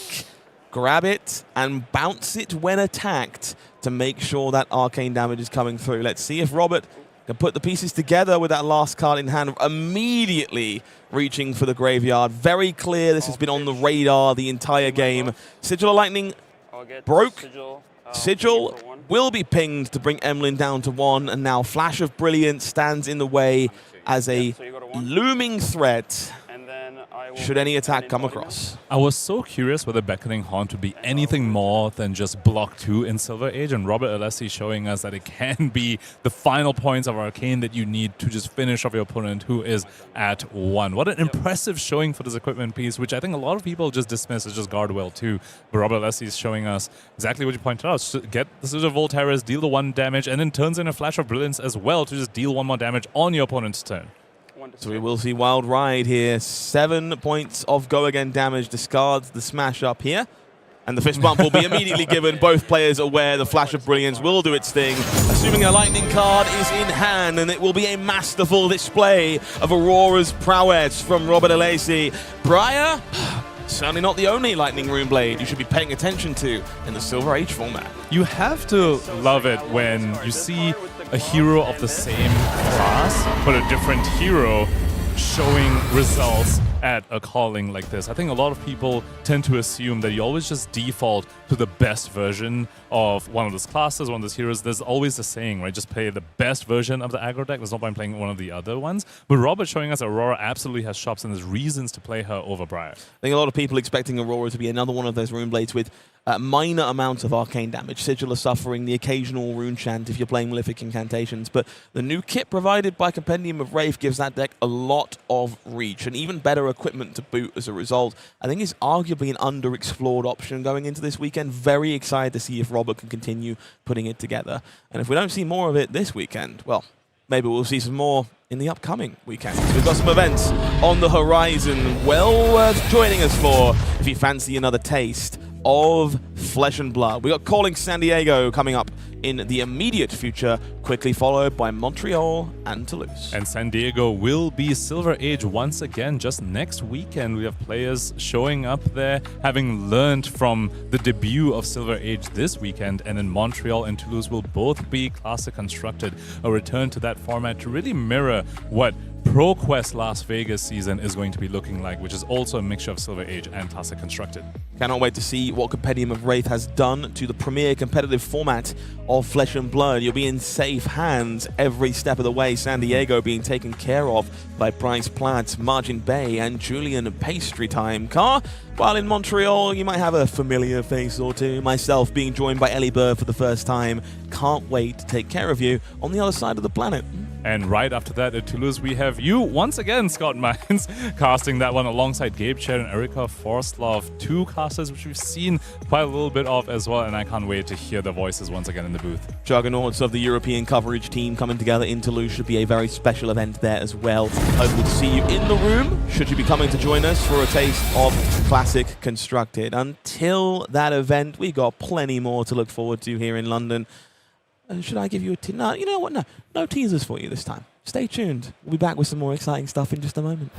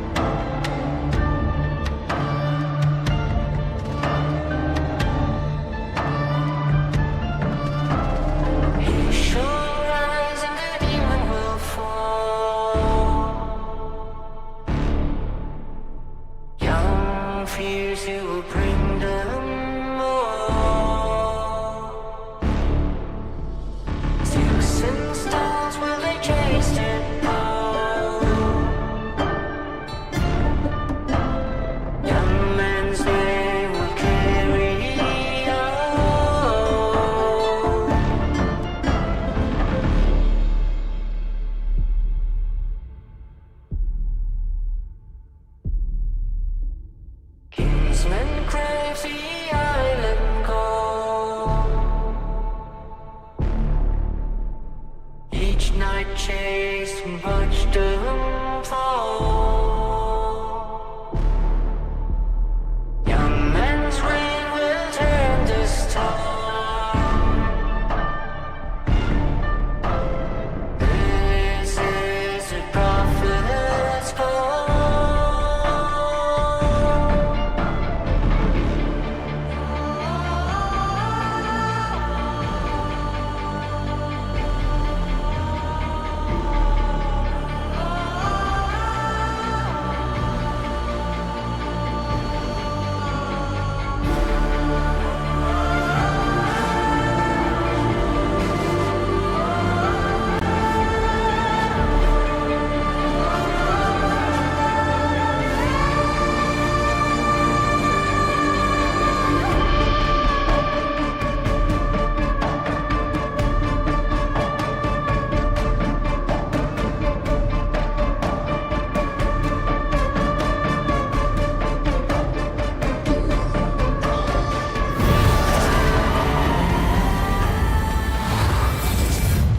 Okay, folks. Now, I want you to confirm this for Sam, who's been asking me questions since I may have made a comment about him leaving the booth earlier. We didn't get up to anything amiss while he was away, did we? No? No, exactly. Just running. No. Happened? Running? No, nothing at all. I was here like the whole time. Exactly. And you've been happy with the show, right? I didn't do anything you wouldn't have done. What happened? Nothing at all. Okay. Glad we're on the same page. Sam, welcome back. How you doing? Enjoying the games? I thought well, but now I'm not so sure. No problems at all. No. Great. Welcome back. Welcome back. Have you been enjoying the Silver Age games on show so far today? I have been thrilled with the level of not only play we've seen all weekend long and all tournament long so far, but just the variety not only in games, but in heroes and strategies. It's, as we were talking about this earlier, it's just fun seeing heroes come back that I'm so familiar with, have so much memory and association with. And I have to imagine for so many of you watching at home, heroes you've probably never seen played if you've joined us in this community more recently than some of us old heads over here. It's just, I'm just stoked on the format. Gesturing at me, the audacity. Well, we've got some heroes doing well, and I want to see which ones are at the top of the table. So let's check out the standings for this one. Let's see how things are breaking down in the 5-0 bracket. There is a few standouts for me here that I really want to draw some attention to for you. Matt Duggan, Benjamin Westmore. I want to give Ben some real credit for this Flavo deck here as well. Commonly referred to by his friends as Mr. Silver Age, has been pushing this format from the beginning. Sick. He's known to understand the intricacies in and out. Paul Van Heysel calling winner in Europe not so long ago, sitting there in 5th place. Dennis Mejic on Florian, sitting there in numero 6, also rocking that 5-0 record. Yeah, look at all the different heroes that are on this first page. Look at so many different talents. I mean, one thing I also want to point some attention to, the couple of warriors we're seeing, Juan and Sander. I mean, I think what I've noticed, a lot of perhaps some Decimator Great Axe strategies that are being enacted in our arena out there in the calling. But man, it's working. Just did a quick count here. 20 players shown, 12 different heroes in the 5-0 bracket. Really impressive stuff, and that is not all we have at the top of the standings here.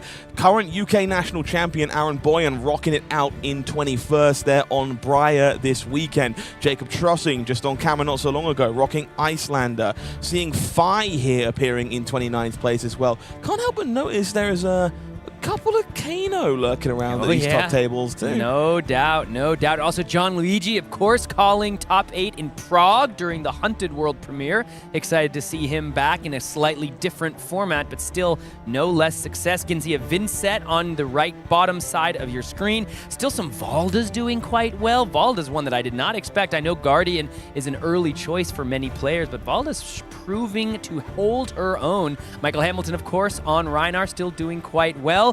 And you take a look, a bunch of Phi on the right side, 55 and 56 at both 4-1. Olympia at 4-1. Olympia! My dog over there, right? Noah Bagelman and Raj Parikh, couple representative from the US of A at 4-1 as well. And then we get to see even some more heroes. You see Ira, you see Azalea at 4-1 as well. Pablo Pintor, 4-1 on Bravo.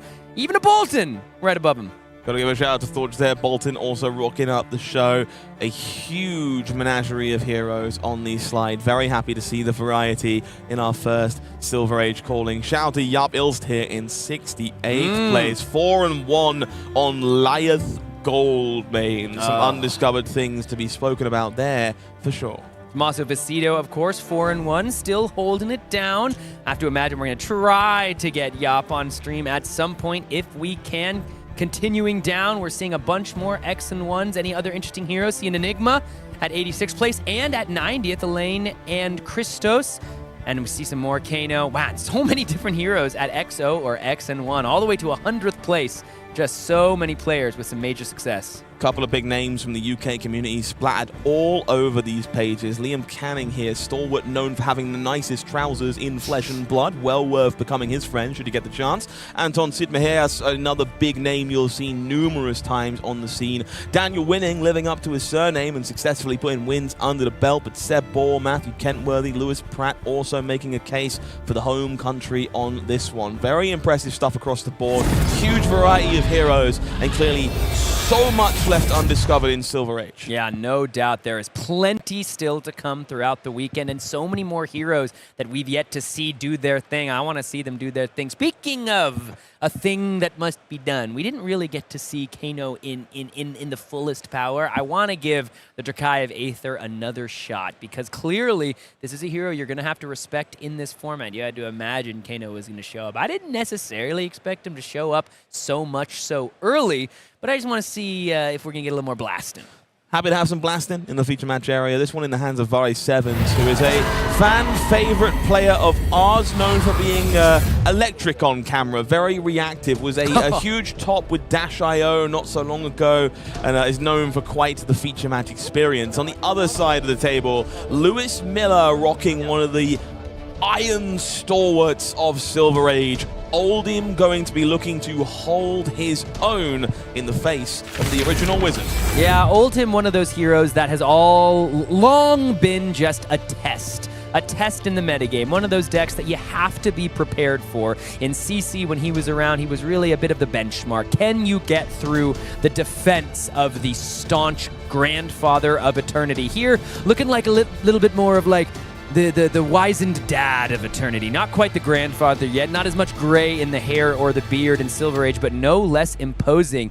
This was a matchup that, even back in CC, Kano had a lot of good agency in because Oldhim likes to slow the game down, but that doesn't say much against someone like Kano. The question is, will the defensive pieces, I've been seeing Steadfast, Oasis Respite, some major tech pieces for plenty of matchups, will they be brought in here and will they be able to hold down the fort? Little tricks well worth knowing in this matchup. You really don't want to try and go off as Kano in the reaction step. You might suddenly find an Earth card being pitched to blunt some of your arcane damage. But typically, this matchup is going to be more fast and furious than you might expect. If Oldhim sits back and tries to play defense, it gives Kano all the breathing room to do all the things he wants to do. And so you should be expecting Sledge of Anvilheim. You should be expecting any go-again attacks that might be available to Oldhim. Some dominate where possible.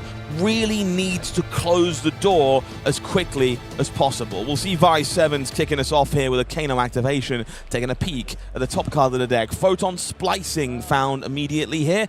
AB3 is the name of the game here for Lewis Miller, so we'll be able to blunt some of this, but not all of it. And that's not necessarily standard, correct me if I'm wrong, but we've been seeing plenty more AB than 3 early in this format being brought in against some of these wizards like Kano. But we are, before I talk about potentially more AB, we got to talk about what Wara is putting together, because this is, you can see a little smile on the face of our Drakai of Aether as he pitches all the cards away. Exploding Aether going to be pumping up this Photon Splicing. There are numerous words I could describe this with. I'm going to go with bad. This is not good if you are a fan of the Guardians. Crucible of Aetherweave pairs with Exploding Aether, Rosetta Draft All-Star. Gonna line up into AB3 with a Just a healthy 8 Arcane to start the game here, bringing Lewis down to Kano's life total, which is exactly what Vare was hoping to have happen. And Vare here, we're going to have to draw attention to the hold focus on the arms here as well. Cautiously aware this is going to be more of a race than you might expect. Going to need a little bit of extra juice to get over the top. And there's a few schools of thoughts with this Oldhim deck, as you kind of alluded to moments ago. We're going to see Arcane Barrier sometimes as little as 1, if it's just going to be an out-and-out race, just let's do the thing. Sometimes there's a middle ground with AB3, and every now and then you're going to see that Arcane Barrier 5, so on and so forth, and really try and fall victim to the attacks on occasion as a result. Glacial Footsteps comes out, but no ice card able to be fused, and I think it's just a Thunderquake left in the hand, so a real clunker for Lewis Miller. Good into lots of different matchups, throw 10 damage, trying to, establish an arsenal from there. In this one, though, you got to really put the pressure on. Wara here probably going to be able to just block 6, take 4, go down to 11, and that's not going to be good enough if you're an Oldhim seat. I can't ignore Vare's entire lack of poker face. There is nothing. Kano might be smug. This isn't smug. I need you to understand that. Vare's just having a blast. Like, loves flesh and blood, but draws a hand that blocks well and has an Aether Spindle, and the smirk could just light up a Christmas tree. Yeah, we're going to see Crucible of Aetherweave once again powering up alongside a hold focus, because an Aether Spindle opting pretty good if you are in Kano's seat, and you're seeing Lewis Miller drawing up many of those block 4 cards that are a large part of what these Guardian decks are wanting to do in the format, but boy, are they not good in this matchup. Can't get them all out of the deck during sideboarding, and they do pitch well to Sledge of Anvilheim as opposed to some of the reds, so there is some variety and some reason to have those cards in the deck still. Occasionally they line up very well into something like a Wounded Bull or a Fighting Spirit as well, should we see it come from Kano, so not as embarrassing as it may seem on the surface level. And importantly, because Lewis did even though he only AB'd 2, still doesn't allow for Vara to set up the top card of deck with an opt for 5, which would be what Kano would grab on the next turn. But Vara is in a nice position here, set up, once again foregoing an arsenal as we saw Martin do earlier in our stream day, but clearly thinks he's enough ahead as another Glacial Footsteps comes down, once again not fused. You can see Vara just a little bit eyebrows raised, smile on the face, is like, dude, I mean, I'll do it again. Like, I'll block 6. I do want to give some props to Lewis Miller here, who clearly understands this matchup. I think it's very easy to pitch away blue cards when you have random yellows in your hand, swing Sledge, be more conservative. That isn't what this is about. If you sit around, Kano is going to take you for a mug. You do not want that to happen to you. Hold on to the cards that let you swing these gigantic 10 balls, put the pressure on, and force Kano to find the arcane spells now. Now, don't get me wrong, Vare's doing that, which is great, but I'm very happy to see Lewis navigating this matchup as I expected him to. It's easy to play it the wrong way. Let's see now. Down to 7 goes both of our players. Magmatic Carapace. You need to get one of the shufflers that just push them up. Oh, I wonder what are we going to go for here? Yeah, it's going to be the Sledge of Anvilheim with 2 floating. That could be anything. Could be anything here, and you have to imagine Vara is going to have to give this one a little bit of a think. This is where things start get more tough. This is a weird bond, I think, for Vare to figure out. Going to find yourself... So if this is a pummel, it's not lights out. There is the ability to go off in response, try and do the Kano thing, and steal the game away that way with the resources down. The problem here for Vare is that this hand is very red dense. I believe it's an Aether Spindle as a stir the Aether Winds. I believe the Voltic Bolt might also be red.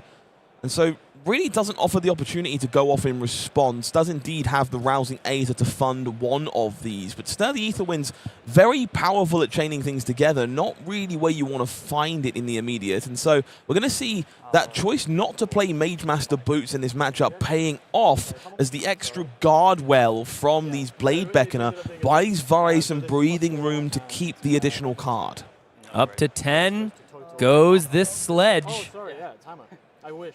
I was in the dreamland where I get to do... Lewis Miller, you can hear him talking about potentially which hammer, remembering this is the Sledge. Now up to 10 is the attack, so down to 2 goes Var. 3 cards kept in the hand. I think that important piece of Blade Beckoner might be the difference maker in this game if he is able to put together a little bit of more offensive pressure. And this is a nice start towards that plan. The Voltic Bolt comes forth. Can AB3 here go to 4, and then Vari might just be playing off the top of the deck and seeing if he can just close this thing out.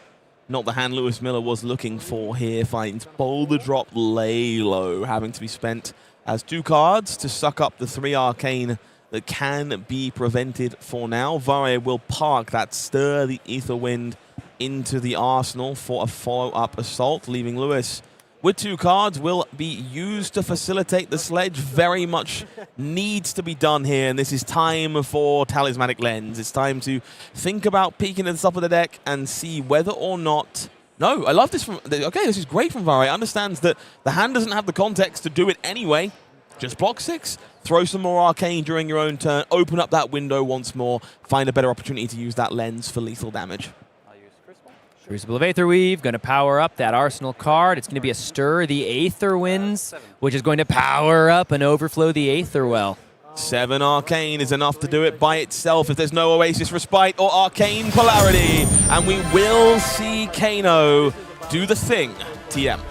Vari 7s makes it through round number 6, showing you why the original Wizard is such a threat in the Silver Age format. Yeah, I mean, Oldhim, like we said, a little bit of a benchmark, a little bit of a test for many of our players, but even the great Guardians of Eternity need a little bit of a check on their own power, as it's long been said that there are plenty of ways to combat those Guardian heroes, but you have to be ready and able to take on the other potential more aggressive decks of the format, and Vari, at the moment, showing us how it's done. I want to talk about little edges and how much they matter in a matchup like this. We saw Vari survive at 2 life, which isn't there if those are Mage Master boots. Instead, because they are Blade Beckoner boots, that Stir the Aetherwinds made its way into the arsenal instead of having to play defense. Yep. Because it's in the arsenal, that Overflow the Aetherwell is for 7. If it's not, that game's still going, the sledge is still coming in, maybe things break a different way. And you can see already that a single card choice from Vari 7s may very well have swung that matchup in his favor. And you can say the same on the Oldhim side of the table. On Lewis's side, the difference between AB3 and all the way up to, what, AB6, I'm hearing that sometimes people are able to put together? Push it. It's a little harder. You have to start the small hammer, which I think is a bit of a trick. Again, I think the matchup for Guardian is very much about, I need Kano to explode, and I need them dead yesterday. If you wait around too long, it's very disastrous for you. So you need that bigger hammer. So I think starting Arcane Lantern, a bit of a risk, but I could see AB4. That definitely seems like something that would be believable in some worlds. Allows you to pitch away some of those yellows a little easier. You pitch 2 yellows, you actually get the full value out of pitching both those cards. I could see it. I could see it. And maybe, like you said, just a case of not having the ability to side out all of those cards, right? Couldn't agree more. Should we open some more things to talk about? You know, we're doing some giveaways, right? We're moving, we're utilizing this beautiful Heart of Find All that we opened in an Antiquity pack yesterday. This will be given out to one of you after the last round today, but we're also giving away, of course, the Nitro Mechanoid. We're just giving away lots of things.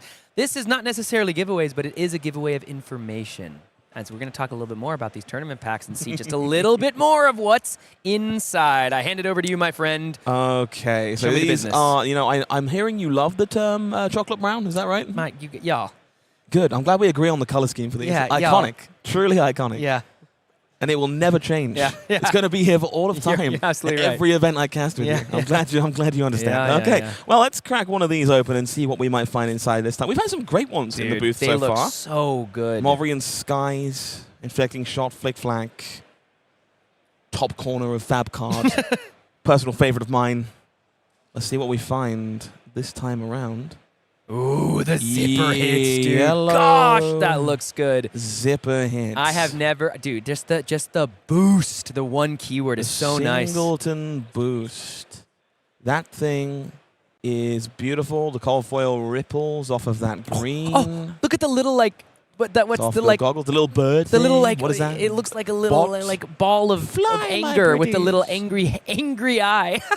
I've never really seen that in the cold foil. It really shines, man. I'm going to say this again. I think one of my favorite things about these marvels is that we haven't lost the flavor of the class. The text box on these, still Mechanologist. We saw the Runeblade one on the Mavrian Skies. It just has so much more character on these. These are beautiful. Big fan of these. Yellow zipper hit. Also pretty premium, I'm going to say. It's a card that definitely sees play in all of the colors across the Mechanologist spectrum, and one you should be expecting to see, hopefully, in your tournament packs sometime soon. These are just spectacular, y'all. I have long. I'm not really a Mechanologist player. It's not a class I have been drawn to, but I almost want to play them whenever I see the mech cards that just say boost with no reminder text. I just find those things so clean. Just boost. You already know what it does. I'm falling in love with that little robot thing. You can see in the graphic here the smiley face. What is that? The little fangs. Little angry gremlin? It's just like it's coming for you. Yeah. There's also one in the front of the frame here. You might miss as well. Just like this is some mad scientist energy with robot minions, and I'm kind of about it. Well, actually, I mean, like the one top left is a perfect example of an element of this art that might have been lost to the gorgeous border that is on all of these cards. But in full art Marvel Cold Foil, you'll get to see even more of what Sergey has put together for us in this art, and it's an iconic piece from Flesh and Blood's history in a new way. I want to show off. We haven't really given some love. There are these parts of the. These are the back. We were talking. These are the back of the Flesh and Blood cards. But then on the front, that looks like Ira. Yeah. This one looks like adult Ira, I think. Yeah. This one I'm not super sure. Might be the same. It's They're like. Are they cold foil? Same. They are. They've got the normal cold foiling you would expect. Yeah, they're cold foil. So these, dude, these I had no art cards, idea. Oh yeah, these art cards in these packs, they are cold foil too. So if you're one of the art collectors that likes to put these together in your binder, they're going to be well worth going out of your way and boosting your way to a tournament. Let's do one more. Get your hands on Let's these. do one more. One more tournament pack. Go on, chat. You know what? I'm not going to open this till you tell me what you want to see inside. I want to see some comments in the chat. What do you want to find inside this delicious chocolate brown booster pack? You want to merit a scalding? Well, I'm glad you asked, because I'm notorious for opening the cards that I want on a broadcast. So why don't I show you a Meritus Skull? That's a Warrior's Wow, that Valor. looks good, dude. We're open. You know what's actually great is we're opening all the yellows and blues, which means the players out there get to open all the reds. I'm going to play some yellows. Yellow Infecting Shot's a banger. Yellow Zipper hit, big fan. That is the other cool thing about these in these tournament packs. Yellows, we've already seen, like Yellow Emeritus was played by Martin Holík, right? Yellows and blues might have more of a home in Silver Age, and so you open some cards that maybe in CC wouldn't have been your favorite to play, but here, oh, dude, it's another. Who's Another that? piece of the art. This one. Is that Vinny? Maybe. Is that Vynnset? Looks positively Shadow. Maybe Okay, chat can tell us. These are my favorite art pieces that we've had in these type of like puzzle pieces. The cold foiling is very cool. Beautiful. Let's take a look at all the different colors. Warrior's Valor here. So nice. And like, it's cool to see it up here on this graphic, but let me tell you something. It's different in person. Yep. It is different in person. They look so nice. They just pop off the card, man. I'm a big fan of these tournament packs. I'm shocked that Legend Story Studios has managed to create cardboard I will not be upset dying to. That's not an easy task. Like, I'm not a happy camper when I lose games, but when you lose to something this pretty, it's more tangible, more acceptable. We can deal with this. Yeah, I think so.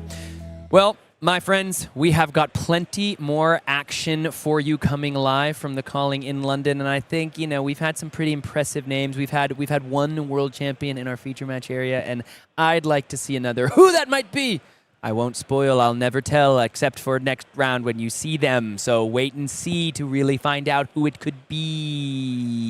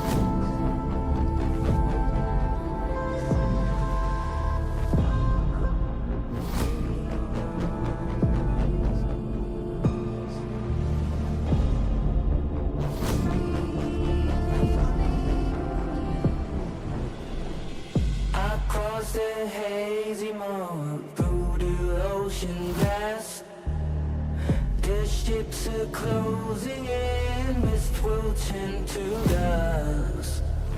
Beyond the murky cloud, the story will unfold. The dragon loved the horizon, history untold.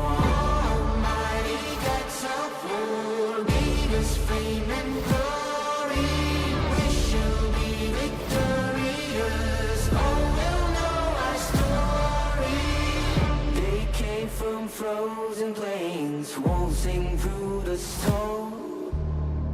The shadows of the northern name will numb the foes. Beyond the distant land, the legend will be told.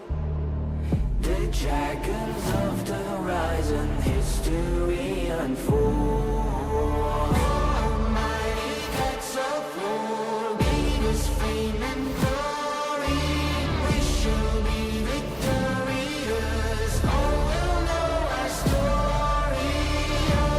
Almighty gods of old, gave us fame and glory. We shall be victorious, all will know our story.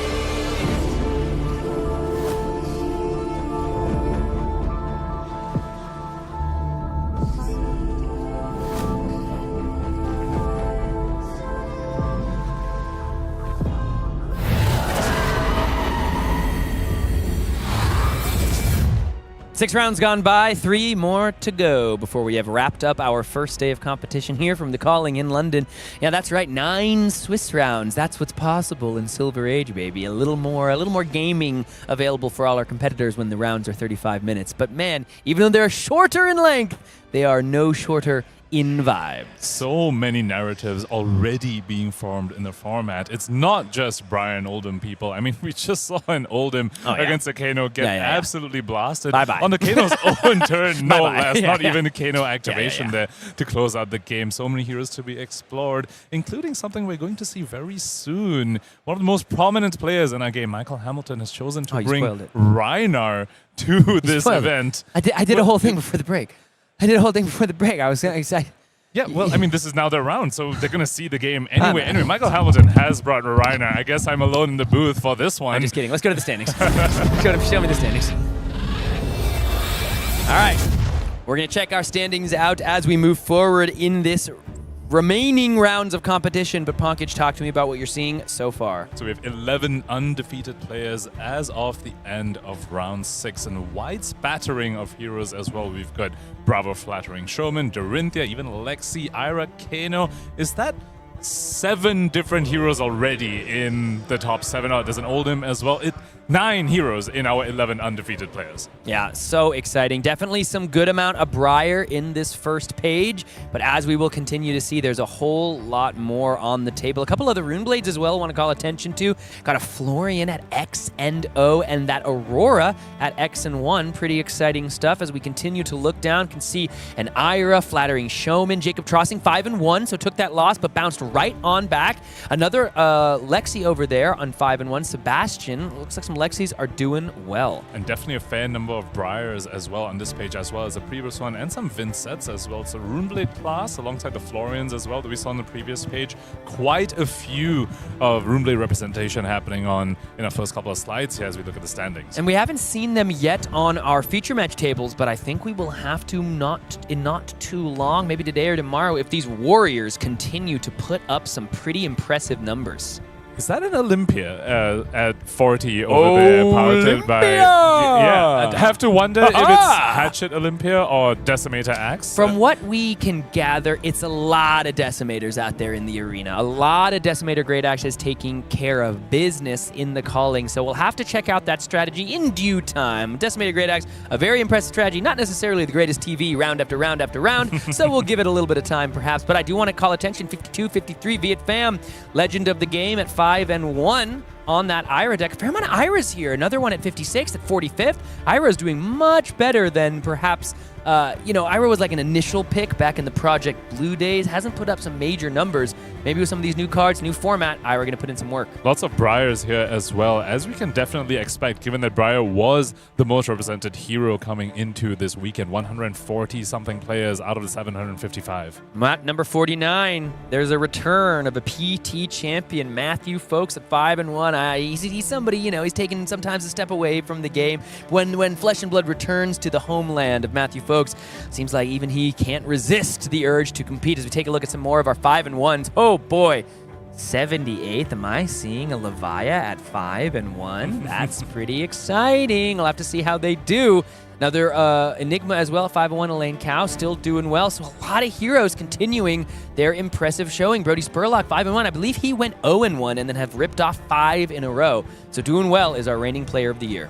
I just want to come back to the number of players that we have at this event. We're on this slide showing 80 players and still have so many 5-1s to speak of, so many different heroes still in contention for top 8 at our first ever Sage Calling. Yeah, pretty exciting stuff, folks. We're going to get into the action for our next round shortly, but there's a lot of players still fighting for top 8 Calling glory and the chance to become the first ever Silver Age Calling champion. And it's an exciting time to be a Flesh and Blood player, and we hope it's as exciting for you as it is for us, because let me tell you, there's nothing more exciting than getting to watch a true master at work. And this is not the first time we've seen Mr. Michael Hamilton register a meat axe in tournament play. It's all the way back in the battle-hardened Cincinnati. Long time ago, I'm talking Dusk Till Dawn release weekend, we saw Michael Hamilton rock the Ravenous Meat Axe. Let's see if he can do better this time than he did last as we move forward into round 7 here of the first ever official Silver Age Calling. We got Michael Hamilton on Rhinar versus Pierre Giorgio Villani on Ira. Rhinar, the choice for our first ever world champion, Michael Hamilton, facing off against Ira, the hero that was heralded as potentially going to be the face of Silver Age when this format was still in the Project Blue phase. Ira, of course, in a lower power format, consistent +1 damage turn after turn, consistently able to convert her hands offensively, has a fair number of defensive pieces to speak of as well, should she want them in the form of Flick Flags. Very, very flexible hero, both on offense, on defense. Can see why many players have gravitated to this hero.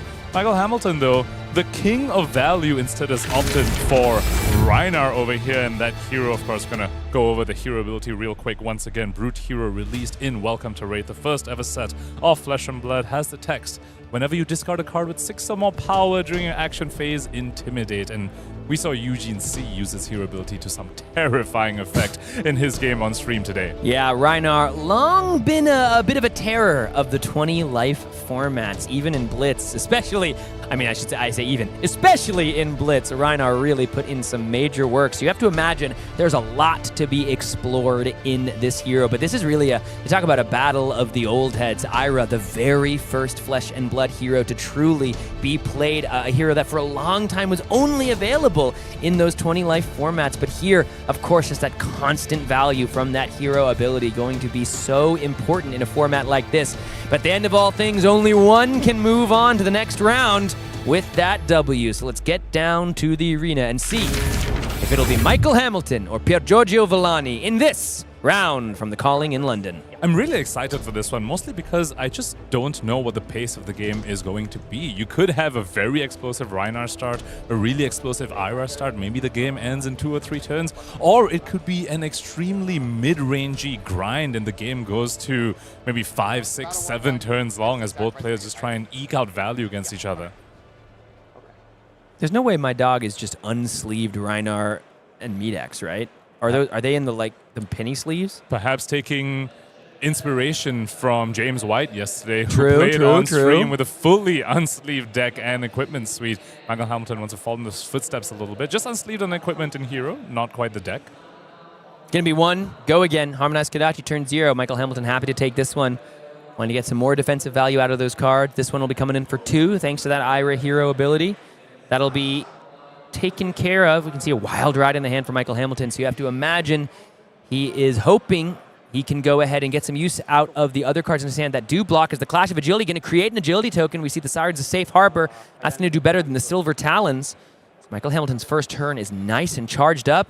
Is that just going to be a turn pass? Closed chain and turn pass. So Pierre Giorgio, all he did on that turn was leak one, allow for a little bit of filtering, and allow for an agility to be created for Michael Hamilton's first true turn. Clash of Agility, big punish from Michael Hamilton over there. Often Ira is always able to leak at least one going first because you can't block the first Kadachi. You have to let that through. But you can block following that, and the Clash of Agility over there fully punishing Pierre Giorgio for attacking on that turn 0, as Michael Hamilton now gets to start his turn with a meat axe. 1 to 4.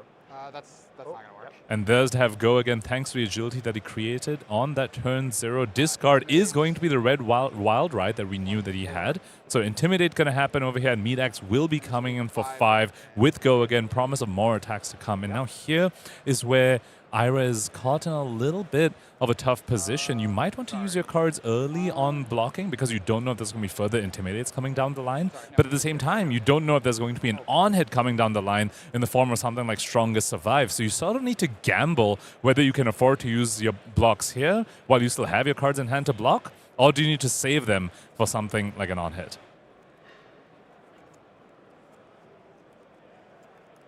5 go again for Michael Hamilton over here, holding on to a Pulping, a Pack Call, and a Signs of Safe Harbor as well.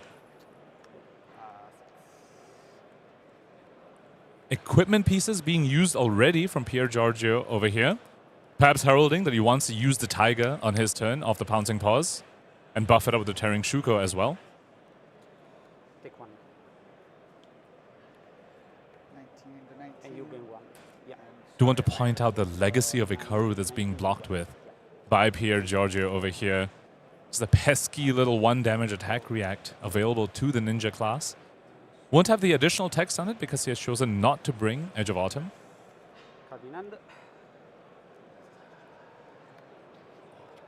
Unfortunate Intimidate for Pierre Giorgio there. Banished his block card in the form of that On the Horizon, which is one of the advantages of playing Rhinar in a format where the block 4s are mostly block cards and not defense reactions. Fortunately, might be able to hit them while they are in the hand of the opponent. Michael Hamilton was a little fortunate over there. Got that from the 1 Intimidate on his turn. As Pierre Giorgio forced to just pass. Could have pitched that for Kadachi for just 1. Opted instead to just hold on to his block 4. Michael Hamilton, a little bit of an unfortunate draw for him with the full 5-card hand. Did not draw a resource card. Could have opted to activate the Monstrous Veil to maybe dig for a different card and hopefully draw a resource card, but hasn't blocked with a card yet. Would be a little bit an aggressive usage of that armor piece when you're against a ninja.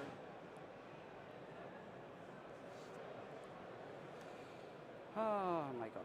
Oh, that sigh from Pierre Giorgio. You just know he hit the block card once again. Michael Hamilton with the 1 Intimidate hits the block card immediately.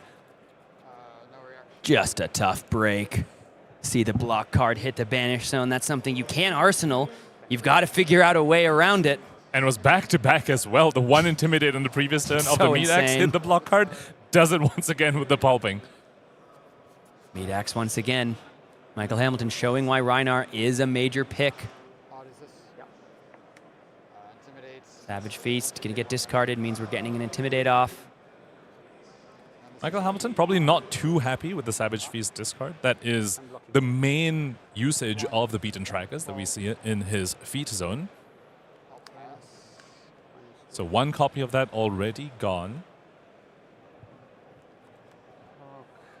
As we take a look at the armor suite from Pierre Giorgio's side, already all used up. The 13 points of life that he's working with is all he's going to have as he faces down Michael Hamilton's 20 with the pristine equipment zone still available. Beaten Trackers, Blade Beckoner just getting in the way while they can. Michael Hamilton looking to push the advantage, not worried about holding that armor. Just wants to get the value now. Scar for Scar comes out. It'll have go again. Clash of Might. Clash going to once again give some value over to Michael Hamilton. That reinforced the line, you have to imagine. Michael Hamilton's going to be thinking, yeah, I'm going to try to intimidate that on my next turn. Seeing the beaten trackers come out on blocking duty already, I have to wonder whether Michael Hamilton has found that other Savage Feast to go ahead and combo with that equipment. Also knows that the top card is a smash with Big Tree. That's another advantage of these Clash cards in these Brute decks. You know your top card isn't a miss, so you can play some cards like Wild Ride and Pulping, knowing for a fact whether you're going to get the go again or not. Even maybe activate Ravenous Meat Axe or the Monstrous Veil, and you know for a fact that you're always going to be discarding a 6. Crouching Tiger crumbs a couch. Goodness. Crouching Tiger comes in for 2 here from Pierre Giorgio. Crouching Tiger comes across for 2. I've had a bad look today with those. Pouncing Chi, of course, going to join. As we see now 4 go again, thanks to that Tiger. Strong sequence of attacks coming out from Pierre Giorgio over here. Definitely needs that. Unfortunate intimidates for him. Back-to-back turn cycles. And it's tough because you IP the block card and then it gets intimidated again. Potentially there's a reinforce the line, which means if you hold the block card, you're at a 50% chance on the first intimidate of intimidating Bupkiss. And the thing about reinforce the line as well is that even if your action card gets intimidated away, then your reinforce the line is a dead card anyway. So that's a bit of a risky thing to have in your hand, especially alongside a block card. Yeah, and look, Pierre Giorgio just has to arsenal the final card and hold onto the block. Ravenous Meat Axe going to continue to put on the pressure. Beaten Trackers used on block. Let's see if that means it's time for its effect to be utilized. Does also have a Wild Ride, I believe, or a Buck Wild, excuse me, in Michael Hamilton's hand.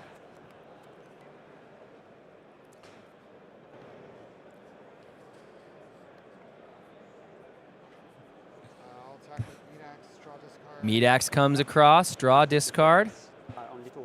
And once again, we know the top of the card is top of the deck is a smash with Big Tree, so Meat Axe will always be discarding a card with 6 power. So you can fully expect the Beaten Trackers to come in here to get the additional action point, because currently Ravenous Meat Axe does not have go again. No agility token this time for Michael Hamilton. Resolve the Rhinar trigger before deciding on the Beaten Trackers. 1, 2, 3, 4. Sacrifice the boots, get the action point back, and the train just keeps rolling. 6 damage coming in Ravenous Meat Axe. Smash a Big Tree left in hand for Michael Hamilton, as well as Sirens of Safe Harbor, I believe. Finally, the On the Horizon being able to be used for its block value from Pierre Giorgio was not intimidated this time and did hold on to reinforce the line. Unfortunately, the other card left in hand is a Nip at the Heels, which is not a valid target for reinforce the line. So once again, these defensive pieces in the form of these block cards and reinforce the line rearing their awkwardness over here in the game against Rhinar, a deck that is known to punish you if you have too many of these defensive pieces. 1 go again with the Harmonized Kodachi. And this is exactly what we spoke about, Sam. The Wounding Blow was the one that was banished. It was the only legal target for the Reinforced Line in Pierre Giorgio's hand. So Reinforced Line, though, unlike On the Horizon, is arsenalable. It's a pseudo defense reaction. So you can just go ahead and pop that in arsenal and get his block value later on. And this is nice. Cut through, of course, allows for that arsenal to be converted. So not the end of the world. The Reinforce the Line hitting the arsenal is exactly where you want it to be. Should have 2 floating on Pierre Giorgio's side. Yep, that is corrected by our players. Cut through coming in for 5 go again. +1 from its own effect and +1 from Ira Crimson Haze's ability. Just some fair, honest flesh and blood happening here. On the Ira side, at least. Michael Hamilton, though, not being so fair with continuously not allowing Pierre Giorgio to block with his cards. See how Michael Hamilton wants to continue this. Taking Rhinar to the promised land would not be what I would have expected from our very first world champion. Clash of Agility once again. Going to go ahead and clash here. Let's see if any armor wants to come in front as well. Could be a nice clean block for 5. Nope. Immediate Clash is going to show Clash of Might and show Soul Bead Strike. Man, these Clash cards are, I think, like, yes, the Rhinar hero ability, of course, so impactful. I think it's the Clash cards that are kind of the difference maker, at least early on in the Silver Age meta. And it's more than just the agility and the might tokens that they're generating. It's the confidence to know what the top card of the deck is, so you know whether you're going to hit off the Metags, off your Wild Rides, your Bear Fangs, your Pulpings. If you have something like a Savage Feast, you know what you're going to draw off of it as well. It just offers so much more consistency to the Brute class in the Silver Age format. Attack for 1. Michael Hamilton going to give this a think. I have to imagine he's just going to take this, keep the pressure on. Pierre Giorgio split up this attack in this way to allow for, you know, if Michael wants to block this, he has to give up a piece of equipment and not get full value, given that it's only 1, rather than go Kodachi to Kodachi into the cut through.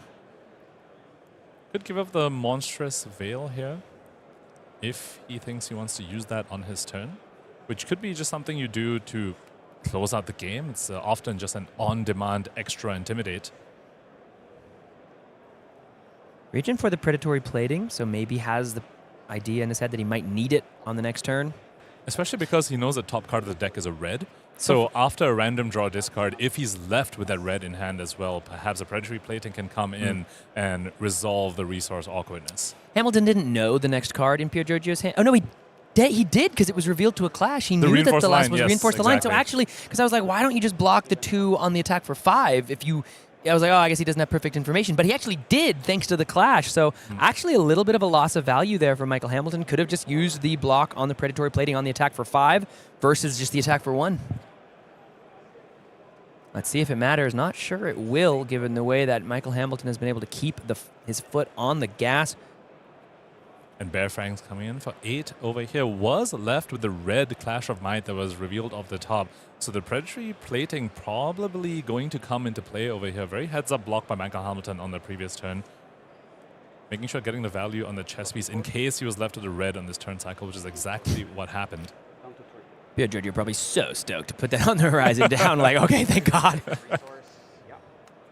Gonna go ahead and use the Predatory Plating here because of the red pitch. To just go ahead and once again flip that 6.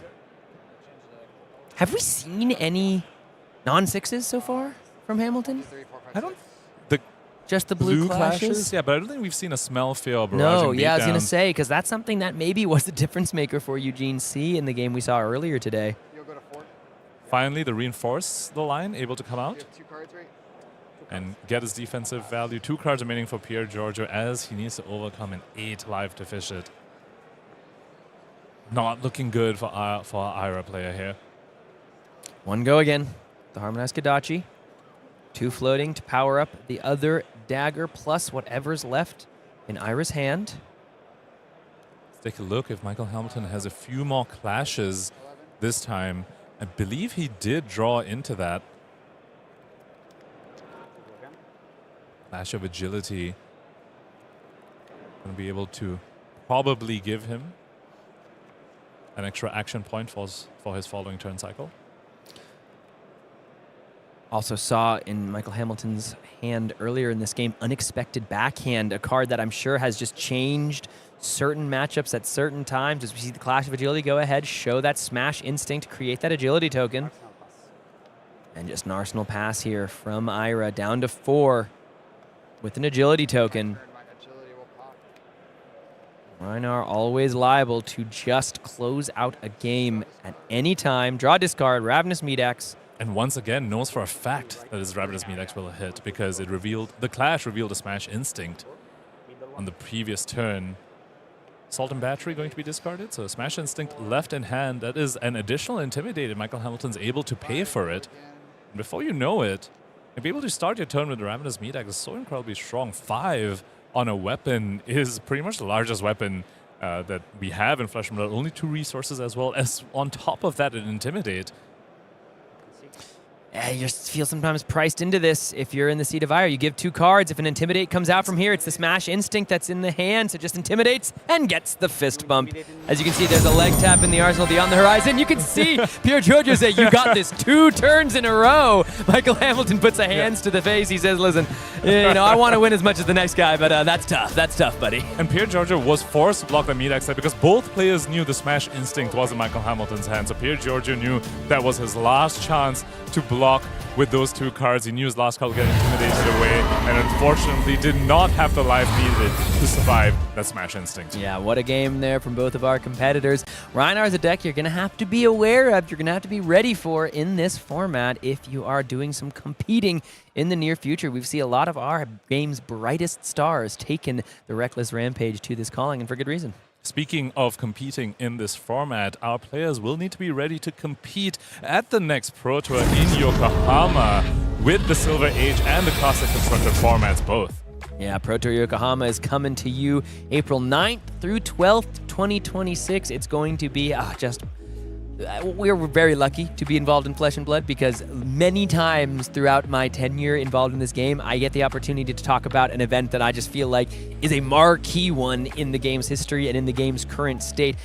Yokohama, Japan, Sakura season. Play the game, see Sakura, baby. This is going to be a majestic event for all those who attend. Cherry Blossom season, also the debut of Silver Age at a Tier 4 event. Let's take a look at some of the promo cards that will be available if you're able to make it out to Japan in this beautiful season. We have...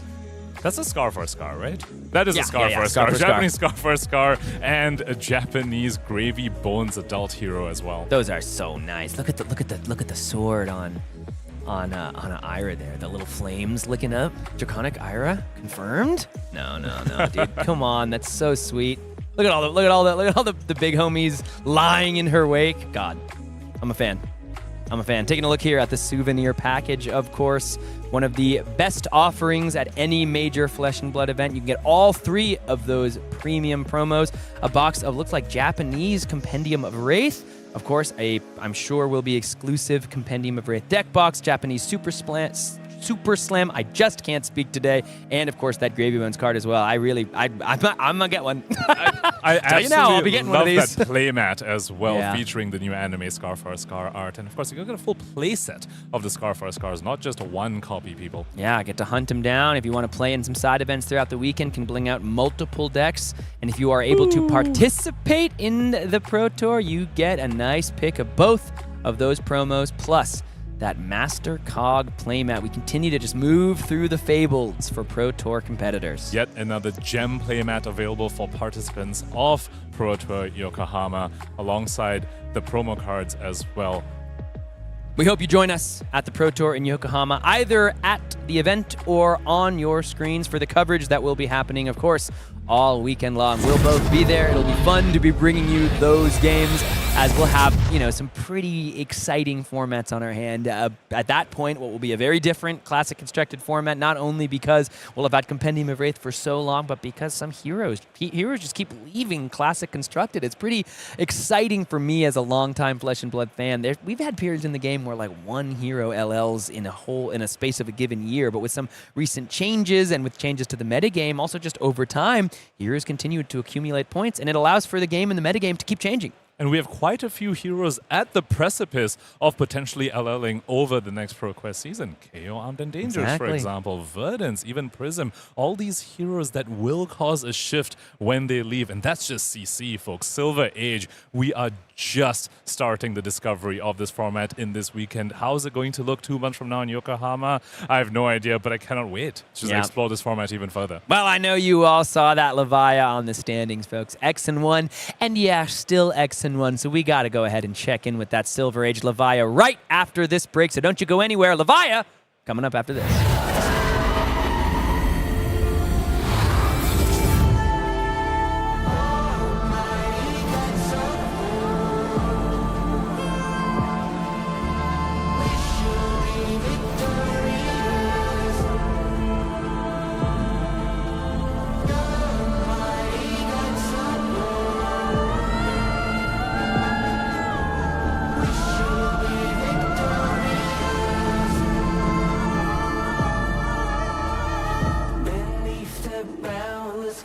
the voyage carries on. The dragons of the north, history and told.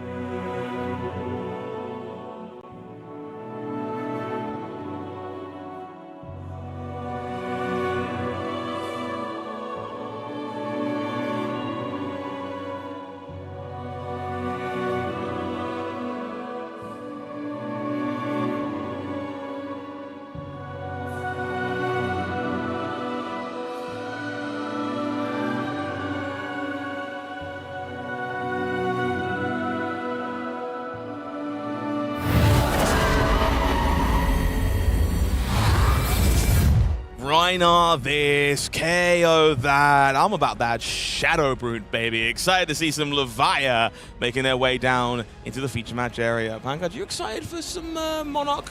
Excited and so curious. I was having a chat with Ethan before this, of course, you know, one of the most prominent Levia players that we know of, asking him, what does this hero do in Silver Age? I don't even really know what weapon she's gonna run. I was told probably Hellhammer, but I'm so curious what the game plan is if your opponent just blocks you out a little bit. Like, what's the game plan into Fatigue, right? A lot of people were expecting Oldhim in this format. You're bringing a hero that is known to potentially kill itself with Blood Debt? What are you going to do when your opponent just blocks you out? So curious about what the game plan is for this Shadow Brute hero. Definitely some new goodies for this one. Pound of Flesh, very appealing. We saw that Shadow Arm piece that blocks for 3 as well. Theoretically has Blood Debt, might come in clutch in some spots. So excited to see what's been cooked up over there. Don't forget, folks, this is now, what, round number 8 of the day? Round We're 8, working yes. slowly and surely but surely, which means we are 1 round away from giving this little beauty away. So make sure you're staying tuned. For sure. How to find out available for 1 lucky viewer in the chat. So definitely stick around for that to see if you're the winner of that amazing Fable in the Antiquity frame. Can't wait to get my hands on one of those myself. Before that, though, I do want to catch up with how players are doing over the course of the event so far before we make our way down to the feature match area and revel in the variety one more time. For the doubters, I have bad news. Max Karstenberg sits atop the field on Valda Brightaxe. Slowly but surely, our pool of undefeated players shrinks. Currently only 6 remaining. There is that Valda that you spoke of, 2 Briars. Definitely something that we can be expecting. 1 Dorinthia now. I'm hoping is Dawnblade, but it could very well be Great Axe, which is also pretty cool in its own right, given that we were expecting the fatigue deck of this format to be Oldhim, but the Warriors saying, hey, we've got a pretty good weapon for a fatigue strategy. And alongside the fatigue thing, we also have an Oldhim there, is sitting at 6th seed so far. Another undefeated player, and finally rounding out undefeated players, we have an Ira as well. Happy to see Mattea doing so well there as well. Few stream standouts doing a great job. Pierre and Vare both turning up on the broadcast, now sitting at 6-1. Luis Toffel sitting on Florian, still at 6-1. Very, very alive going forward. And a few more of our underdogs that are still in the field. Sander Neft on Fang. Robert Alessi holding strong at 6-1 on Aurora. A good smattering of elemental rune blades, both of the Earth and Lightning, and just Earth and just Lightning varieties. Moving on to page numero dos. We got a couple more Kanos. Jonas, Stoberock still sitting there at 6-1 on Vynnset. Has not given up on the Shadow Rune Blade either. We see another couple of Valda. See Elaine sitting in 34th on Enigma at 6-1. So plenty of variety, even a little bit further down. And shout out Brody Spurlock, currently 2nd on the World Tour leaderboard at the 40th seed over here on Rhinar as well, alongside Michael Hamilton, who is also 6-1 on that hero. A name you may not have seen in a while, sitting in 32nd, Matthew Folks, our second Pro Tour champion, has been absent for a hot second, but we're in home country territory, and a Pro Tour champion can't pass the opportunity up to play the deck they won the Pro Tour with, sitting at 6-1 in this case. No belittle available to him this time, but showing that Briar still obviously has the chops in Silver Age. And finally, we see our first copy of Iyslander. I was looking for this on our first two slides. Jacob Trossing still piloting the Elemental Ice Wizard here at the 52nd seed at 5-2. Numerous heroes hanging in there. Terra, not one we've talked about very much today, an underdog in the Guardian fight, but very good at turning that sledge into a 7 in those Guardian mirrors, which can be very, very appealing. We see our Levia sitting in 43rd, more Vynnset in 45th, another Florian in 47th, and a little bit further across, Olympia, Bolton, still hanging in there, the bottom of the field, still live for the second day of competition. The Warriors showing up a little bit alongside the Dorinthia as well. Some of them could be great hacks, some of them, I think the Bolton probably is maybe of the more classic charge variety, so that'll be pretty cool to see if we get there. All right, well, it's going to be a real test of mettle for Levia in the format. On the other side of the table will be Theo Mags rocking Briar. It's the big bad, and no better test for the viability of this deck in the format. Theo Mags, he's on your left going first with Briar against Killian. I'm going to say Shell Ekans is my best shot at that. I apologize if I've butchered your name, Killian, but I appreciate you butchering your opponents with Levia. Levia versus Briar. Briar, a hero we definitely all were expecting coming into this weekend, but Killian showing us Levia potentially has some tricks up its sleeve. Let's go ahead and take a look at the hero cards, because Levia, especially one we have not seen yet. Shadow Brute hero released in Monarch all that time ago, and says if a card with 6 or more power has been put into your banner zone this turn, cards you own lose blood debt during the end phase. Big deal indeed. All those shadow cards that require you to make a pact with the dark side come with that drawback of dealing you damage once they end up in the banish zone. If you're rocking Levia, you've got a way to turn that switch off and get all that bonus power free of charge. On the other side of the table, we're looking at Briar. Been here a few times already. It's about embodiment of lightnings, it's about embodiment of earths, and efficient go again damage. Briar definitely going to be putting the offensive output here in this matchup, but I think Levia potentially has the tools to match that. Let's go ahead into our game here to see whether Levia can match that Briar. I do want to point out some of the stronger Levia cards aren't even in the Majestics. Obviously, you have the Bloodrush Bellows and stuff, but even Dread Screamer and Endless Maw, these very overrated Blood Debt cards, Levia does have access to in Silver Age. Speaking of cards Levia has access to, that is quite the suite being flipped up on the table. I assure you, Theo, not the first person to read Hellhammer today, not one that has seen much play in the past. This one, very important, a one-time shot of 6 damage will banish itself when the combat chain closes. That matters for a couple of reasons, but mostly turning off Blood Debt for the turn is a big deal there. However, a couple new ones, going to see that Ember Forge Gauntlet joining the Predator player we've seen so many times. Buzzard Helm, not one we've seen too much from, but another potential block 3 available for this. Fills the graveyard for you as Levia to fuel those big Blood Debt attacks. And then Hooves of the Shadow Beast on the feet. Hooves of the Shadow Beast, basically the beaten tracker's equivalent for Levia, allowing her to get an extra action point on those turns, which is a little bit action point starved, but has powerful cards to go along with them. For example, end this more into, I don't know, Graveling Growl or something, or even maybe starting a turn with a Hellhammer into popping the Hooves of the Shadow Beast could be a very strong turn cycle for our Shadow Brute hero. And Hellhammer, given the fact that it's a one-time use in the entire game, I imagine the moment that comes out, the Blade Beckoner pieces on Theo's side will immediately be snap-blocked and put on a combat chain for defending duty. Arcane Seed's Life kicks things off for Theo Mags. Can't help but notice a rather dangerous hand for our RuneBay player. We see Arcanic Shockwave and a pair of Lightning Press lurking in the hand for the first turn of the game. And this might not end well if you underestimate the reach of your opponent. At the same time, though, attacking a Levia on turn 0 is something that they are quite happy with because they do want to fill the yard. Almost Earth Hero-esque over here, where a lot of the cards require them to pay an additional cost of banishing cards from their graveyard. So allowing them to fill the yard can actually be quite profitable for them. I almost wouldn't be surprised if Killian just slams 3, maybe even 4 cards down to just block out the Shockwave, insulate themselves from any number of Lightning Presses as well, and fill up that yard. Worth noting here, of course, as elaborate a suite of equipment as Killian has here, there is no arcane barrier. So we did see that 1 point leaping across. And the big payoff here for our Levia player as 3 cards hit the yard to kick things off. And we see Dread Screamer, Graveling Growl, and Pummel. And this is exactly the punish that happens if you're an attack and a Levia turn 0. Something that not many players are familiar with because Levia just hasn't really been prominent in CC. You might forget that this is actually very profitable for them if you give them a chance to fill graveyard on turn 0. People have learned that from the Earth heroes, but perhaps aren't expecting that in the Shadow Brute hero. This Dread Screamer would have been unplayable if Theo did not attack Killian on turn 0, and Killian had the perfect punish. Also has the Graveling Growl in hand to follow this up, since a 6 has hit the banish zone this turn for him. 3-card 12 coming out from the Shadow Brute hero. We're going to see that or maybe not. No, Pummel instead. Plating.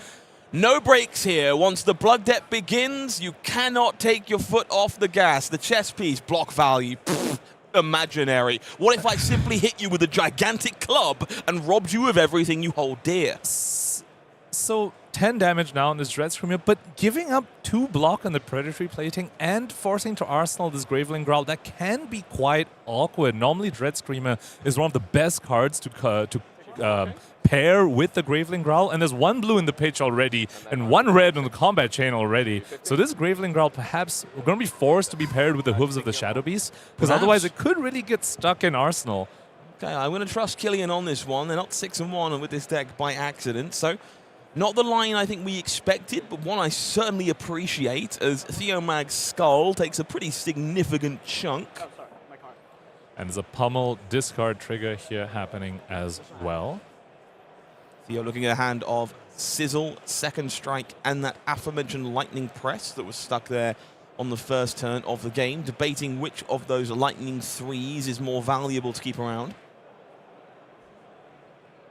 To point out as well, no arcane barrier to speak of on Killian's side. So his defense reactions like Sigils of Suffering and all the various arcane damage coming up from Theo's side will be fully unpreventable, uninteractable damage. We're going to see Theo debating here. So I guess a pretty successful turn cycle here for Killian. He's going to park a Graveling Growl in the arsenal for the next assault of damage, and we make our way back to Theo, who has to cut a smirk. Hard not to smile as your second strike comes through for what looks like 3 and might secretly be 9. Oh, sorry. And Theo should be at 15. Just slight delay in updating the live totals over here. And Killian checking the graveyard fill. And perhaps that's why he popped the predatory plating as soon as he did, just to make sure he had 3 cards in graveyard now. Interesting. So that Great if spot. Theo doesn't maybe attack him, he still has enough cards there to play the cards that require him to banish 3 cards in graveyard.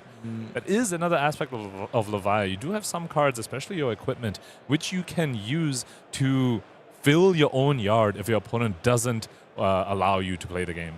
So life totals will tick down, and we will see Killian reach for Soul Harvest and Hungering Slaughterbeast on defense here.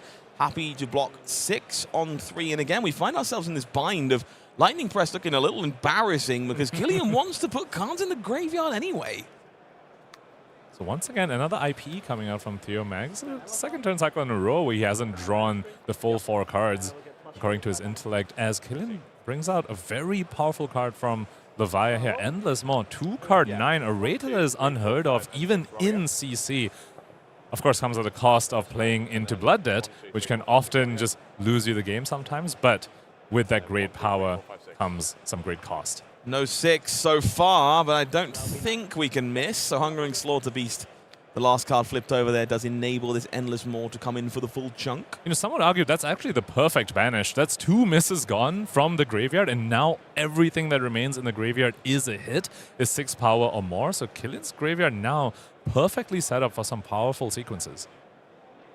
You're here again looking at Arcane Seeds, Sizzle, Flourish, and that Lightning Press that has been stuck there since the beginning of the game, debating how to navigate the 9 ball that finds itself making its way towards their eye socket.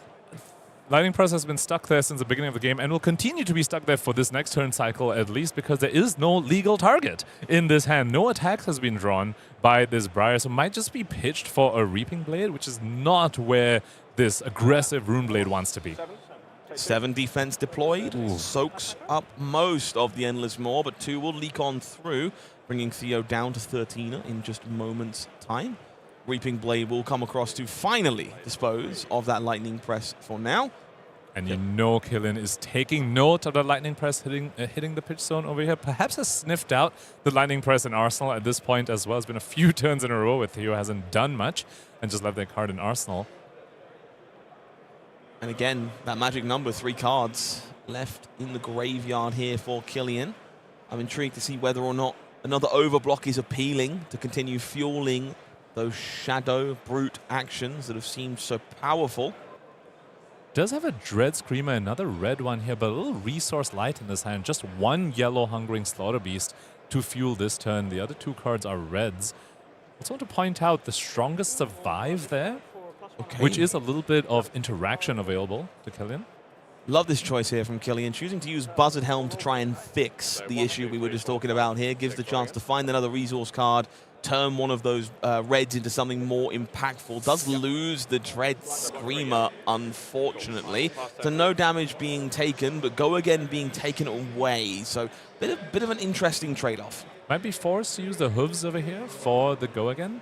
Unfortunately, I don't think his resource curve was fixed with a random draw of the Buzzard Helm, because it did draw a red. And that's brute gameplay for you. You take a risk. It can pay off. Could have drawn him a blue. In this case, instead, it just lost him his Go Again source. So we make our way back over to Killian Shellagans, who will work with 5 cards. No optimal resource curve, but plenty of options available to try and make the most of a stumbling Briar opponent. Just a reminder for our viewers, Theo should be at 13 currently. Did leak 2 damage from the Endless Maw in the previous turn cycle. So we will see Hungering Slaughterbeast played out here. As you alluded to moments ago, wouldn't surprise me to see a Hooves activation here, get that Graveling Growl out of the arsenal, free up some space for something a little more impactful. So 1 card will be taken away. See a couple more taken away here. Looks like maybe a small miscommunication by our players, was intending on leaving the 1 card around and then intimidated the second one, which is maybe not the most efficient way of doing that, but hey, we got to the same result. 7 damage here, effectively Go Again, conferred by Hooves of the Shadow Beast. And we know there's a 6 damage follow-up for Killian coming up after this, and we'll be able to arsenal one of these cards as well. Either the Boneyard Marauder or the Strongest Survive. I have to imagine possibly the card that turns off Blood Debt. No. Don't worry about it. Briar here, looking at a hand that is more what you would expect from this deck. 4, 4, 4, and another 4, which is usually kind of ideal, except for when you're staring down some demonic presence from the other side of an Athriel. And of course, the damage over here is lethal to Theo. It's 7+6, and he is at 13 currently. Could use armor to give no cards in hand and do the 4/4/4 as you were talking about, backed up by Lightning Press and Arsenal as well.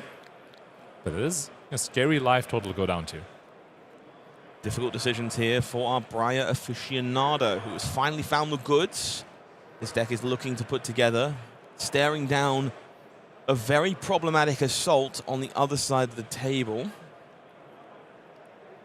Of course, Theo not aware of what follows this Slaughter Beast in the same way we are. Could be something otherwise problematic. A Strongest Survive, of course, a possibility that might need to be respected if you're worried about losing more cards from your hand. Also have to wonder whether Theo is potentially considering just not playing into Levia's game plan and just block out and tell them to continuously convert their hands, especially now that the Hooves of Shadow Beast are gone already and 2 red Dread Screamers are also gone. Just tell the Levia, can you actually consistently convert? Can you consistently turn off your own Blood Debt, or will you just explode to your own cards?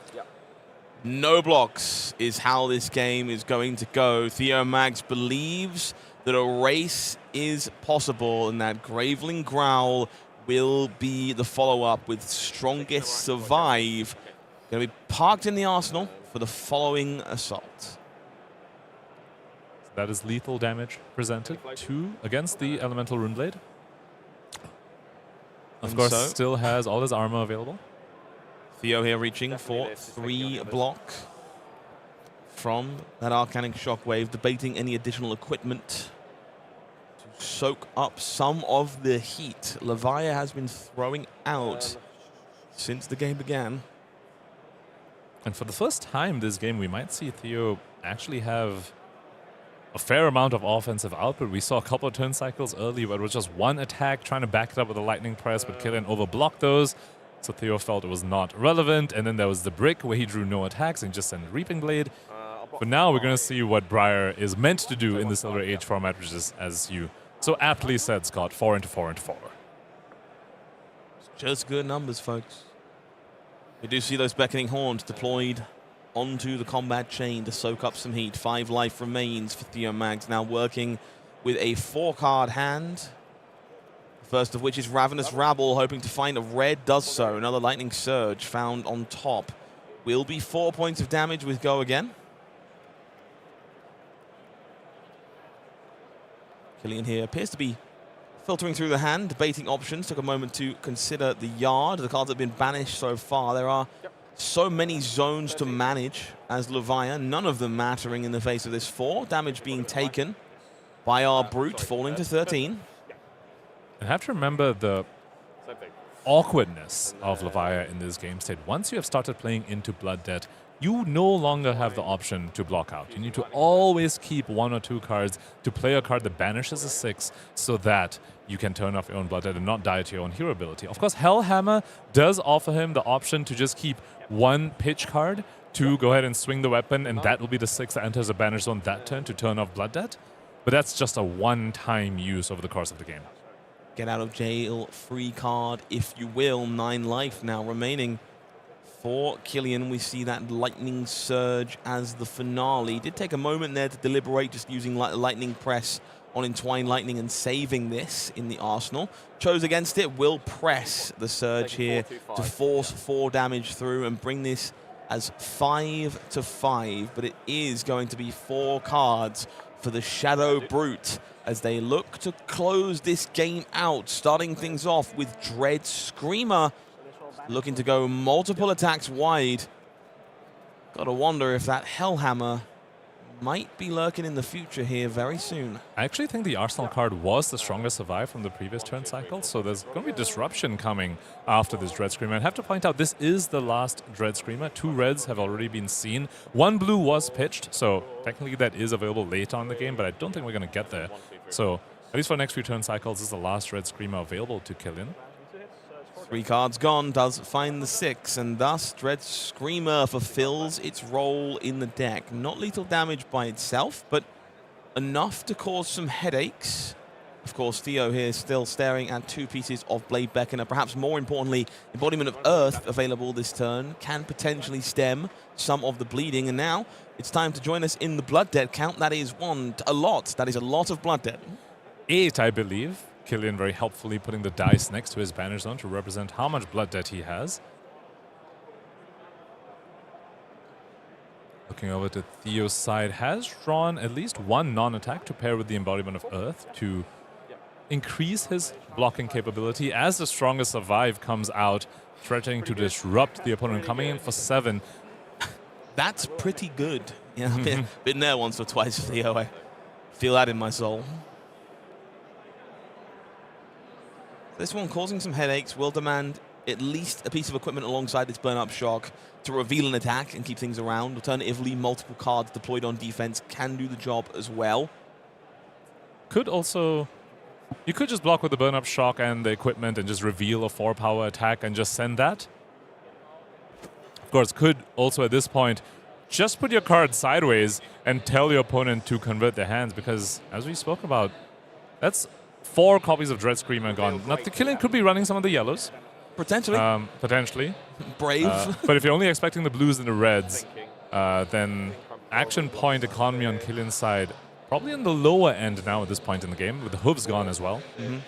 Thanks to that Embodiment of Earth, we are looking at 6 value of defense hit at the least, but seems Theo debating either covering this up entirely or just giving up that last card. And we've kind of alluded to this a few times. There is a thought process here of make Levia convert, and we're going to see that not be the case here. Theo still believing that the right way to manage this is take cards from you and prevent you from turning off Blood Debt.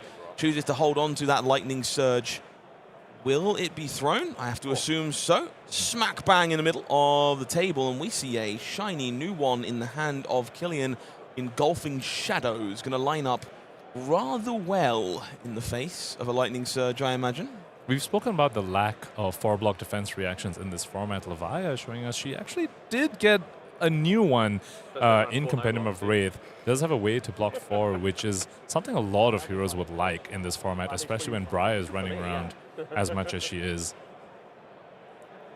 We see some interesting cards in the hand. If I'm not mistaken, trying to catch the last card there, Ghostly Visit, I believe. So if I'm not wrong, this hand cannot turn off Blood Debt. There is no way currently, so we're going to Buzzard Helm to dig. Finds Agile Wind-Up, doesn't do the job either, so it may well be knock knock, hammer o'clock. So it does not turn off Blood Debt, so this is where the Hellhammer comes in and turn it off. But if he's left with the Agile Wind-Up, he could make an agility token on the opponent's turn, pitch for Hellhammer, and that allows him to play the Graveling Growl as well. So will be needed, he needs to keep a blue, the Agile Wind-Up, and the Graveling Growl, which is exactly what he has kept. So let's see whether Wind-Up is going to be discarded right now on the opponent's turn for him to do this turn cycle. It looks like that's exactly what's going to happen. Going to go into his turn with an agility. Hellhammer will hit the banner zone. Turn off Blood Debt. Will be a 6 as I enter the banner zone, which means Graveling Growl can be played as well. Suddenly, that Buzzard Helm unlocked this turn for Killian. Yeah, that ain't right. That's... That don't Astute fly. analysis. Yeah, no, you see what they pay me the big bucks. That ain't right. That don't fly. All right, 6 go again from the big, chunky, demonic pile of steel, making its way onto the combat chain. Theo forced to respect this with a block of 6, courtesy of those Blade Beckoner equipment. Of course, Embodiment of Earth is available, but the Graveling Growl skillfully kept in the hand from that Buzzard discard. It's a big, beefy 7. Now things get scary, though. If Theo just blocks out and Killian does not draw away to turn off Blood Debt like he just did, he just dies to that 9 Blood Debt that he's currently racked up in the banner zone. Oh, yeah. The only downside with that one is that none of these are non-attacks. And so if Theo wants to play defense, going to be 5 going to 1 and trying to send 4 points of damage back. So presenting lethal, trying to take cards away, trying to deny Killian the option of turning off Blood Debt. So does have the ability to send 7 damage here, is Theo. He kept the Scar for a Scar instead of a Snatch. It might be confusing at first. You might think, wait, can send a Snatch, put in the card draw. But he wants to go again from the Scar for a Scar, activate Blossom of Spring after this, and send in the Reaping Blade for an extra 3. So we'll force at least 1 card from Killian's side over here. Excuse me, at least 2 cards. Or then before Gauntlet. Or the 0-4 React. Never mind, scratch everything. Engulfing Shadows soaks up the Scar. Will be Reaping Blade off that Blossom of Spring. Killian deciding how best to navigate this one. Will fan through the graveyard to see what is left remaining. If I'm not mistaken, Killian here is in a bind. This hand has a Deadwood Rumbler, and I believe that is the only means to turn off Blood Dead. It's a blue Convulsions alongside it, so folks at home, join us in chat as we begin to spin the wheel. The Brute Life Strikes. There are a lot of whiffs in this deck, a lot of cards that don't have the 6 power. If he doesn't discard a 6 power off the top, all Theo needs to do is block out. What is it? It's a 6. Okay. Blood Debt will be turned off. He will be able to choose a 6 power in his yard to banish. Chooses a non-Blood Debt card. Not that it's super going to matter whether you're 10 or 11 Blood Debt. But regardless, playing it correct is Killian. Coming in for 7 against an opponent at 1. I believe this is an 8-ball in the red, which is very large here. 8, excuse me, yes. I do see a Weave Lightning in hand, which unfortunately does not have an 8 in its bottom corner. In fact, does have a 0. Or nothing, if you prefer. Sadness on the stack from Theo Mags. Weave Lightning does block 2. So Yep. this is going to fully block this out. But again, Killian's in a spot where he needs to draw a way to turn off Blood Debt. Now he has 4 cards, though. I think we haven't seen another Endless Maw. So, big chance. A brick would be nice. Pound. Oh, okay. Pound of flesh. I will banish a 6 from my hand, Theo. If you cannot banish a 6 from yours, you are going to lose. And that is at the head shake. It's Malefic Incantations, Sigil of Suffering, and Scar for a Scar. Got some bad news, Briar fans. Ain't no 6 to be seen. I thought Rune Blades was supposed to be sending the uninteractable damage on the other side of the table. Instead, it's the Shadow Brute with a new card from Compendium of Wraith, Pound of Flesh. If you don't have a 6, you are taking 1, and there's nothing you can do about it. And we see why Killian Shellekens is finding success in the Silver Age format. They took the Dreadwood Rumblers, they took the risks, and they took a pound of flesh back home with them. Briar falls victim to Monarch's favorite lady. That was a roller coaster, the likes of which you can only experience when you are watching a Shadow Brute game. So many points in the matchup. I was like, Killian can't turn off Blood Debt unless he hits something exactly off the top. Needed the exact Buzzard Helm discard to do the strong Hellhammer play as well. All those things coming up the Shadow Brute's way, and then to close it out with a pound of flesh. Iconic. Couldn't ask for a whole lot more. If you're a Shadow Brute enjoyer, that one's going to be living on in my memory for a while. No need to turn off Blood Debt if your opponent has died. So, good place to be. Now, as much as I enjoyed that, I've been entrusted with, well, maybe a less delightful task for me. Production handed me this lovely antiquity booster pack of Compendium of Wraith. That's not delightful at all. I mean, you know, if you don't want to do it, I would volunteer to take that off your hands if you don't like. I have to give it to you, Pankaj, because this isn't a giveaway. This is your reward for kicking my head in the feature match area yesterday. Apparently, Legend Story Studios would like to thank you for doing that, and I'm not sure how to take that personally. But you are being rewarded for embarrassing me live. Well, I will appreciate that, Legend Story Studios. Thank you so much for that. I did not know, actually, that we were playing for anything. But all right, that's good to know. Maybe if I knew, I would have played all 55 cards instead of 53. But maybe. You going to show the folks what's inside? Let's do it. All right, let's see what you might be able to open. Let's clear some space for you to take a good look at these. All right, I had pretty good luck yesterday. Let's see if I can repeat that today. Why would you say a thing like that? Yeah, I know. I just jinxed myself, didn't I? Fully novice opening over here. What does Pankaj get to keep? Little puzzle piece here. Got a Again. slow roll again? Is that where we are? Oh, of course, of course. You know me. It's gonna be very. Ooh, Fate first scene, very nice. You know, yesterday I did open the sink below, and then it was a hard Fendel behind it. So now we have another it was. sort of a defense reaction. You know, it's boding well. Are you Let's see, foretelling let's see, something let's nice? see. Oh, okay. Gorganian tome, very nice, very nice. I'm sorry. I would love to admire your lovely new book, but it seems that our producer would like to replace our polls today with 3 rainbow foil pounds of flesh. So, yeah. Who wants to look at the Antiquity Gorganian tome when you can instead look at these amazing rainbow foil pounds of flesh? No, I guess no one that works here is biased. Yeah, this is 0 people. Pretty cool pickup, to be honest. I am known to be a Kasai enjoyer from time to time as well, so this will probably make its way into that for sure. Happy to hear that. Happy to hear that we're not done for the day. There is one more round of action today to enjoy. And folks, I've pulled a great feature match for you. We have a win and in for day 2 featuring Benji, the Piercing Wind. That is so exciting. We have seen Fi, we have seen Ira, we've seen these other ninjas, but now we get to see Benji. Wow. Don't go anywhere.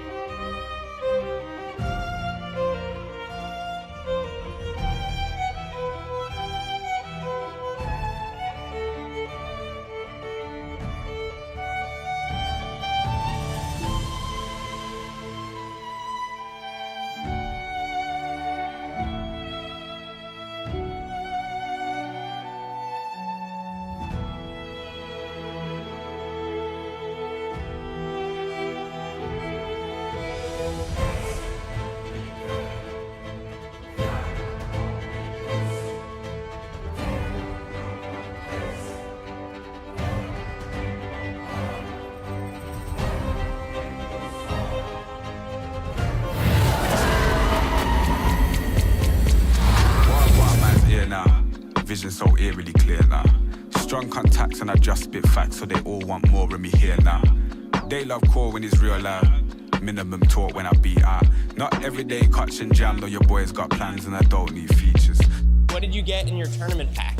I got a yellow shred. What did you get? Red Stun. Red Stun. Wow. What did you get in your tournament pack? I can open it right now. Oh, you haven't opened it yet? I haven't. Oh my god, yes, Yeah. if you're down. Yeah, I would love to. Okay, let's do That'd it. be sick. Ooh, that's pretty solid. No, that's solid. That's No, nice. solid. Little shred action. Blue shred. Ooh, no Celio art card. That's solid. That's sick. We show up and the crowd show love. Stay like flexing a bit, so what? Mad hard work is deserved, but I've got more work to be done and it feels so.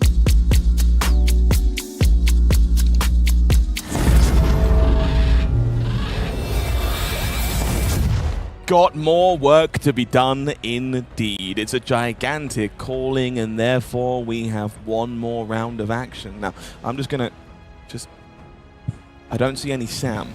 No Samo burn? We're good? Okay, We've got Chaotic Scott so in the house we can once go, again. we can What's go he cooking Chaotic up? Scott. So let's make sure we get 2 more games in action this round. Okay, I want 2 feature matches. I want to show off some goodies while Sam's away. But before we do that, I want to look at see who's still alive here in the calling and might find success as we make our way into day number 2. There are 3 remaining 8-0 players. Good news, they're all rocking something a little bit different. No Briars to speak of in our undefeated players. Instead, we have 1 Ira, 1 Dory, 1 Oldhim, and you just love to see 3 different heroes being represented across the 3 undefeated players. A couple of which maybe weren't the talk of the town coming into this weekend as well. Speaking, of course, of the Dorinthia and the Ira. Max, unfortunately, they're taking his first loss of the event on Valda, falls into 4th place. UK national champion Aaron Boyan sitting there in 6th with Briar at 7-1. Mr. Silver Age, Benjamin Westmore rocking Flavo, finding success as well. Vare Sevens, fantastic feature match. Pierre, fantastic feature match. Both still sitting with us, very much locked for the second day of competition. And then a few more interesting heroes still finding themselves in the top 20 here. Lewis Toffels on Florin as well, the Earth Runeblade, the different elemental Runeblade of choice for him, and of course Paul Van Heysel, renowned Flesh and Blood player, rocking the Briar, rocking a little bit more of a standard pick. We have a few Brutes showing up in our 13th and 14th as well. Vare and Valentin both sitting there on Kano, still very much in consideration. Killian, after finding success with a pound of flesh, now sitting in 24th with Levia, and of course the Shadow Brethren just underneath as our final 7-1. Vynnset, very much still in the conversation, now guaranteed to be in the second day of competition. I'm sure Killian has made a few fans after his match shown on feature today, maybe a few more members interested in joining the League of Levia.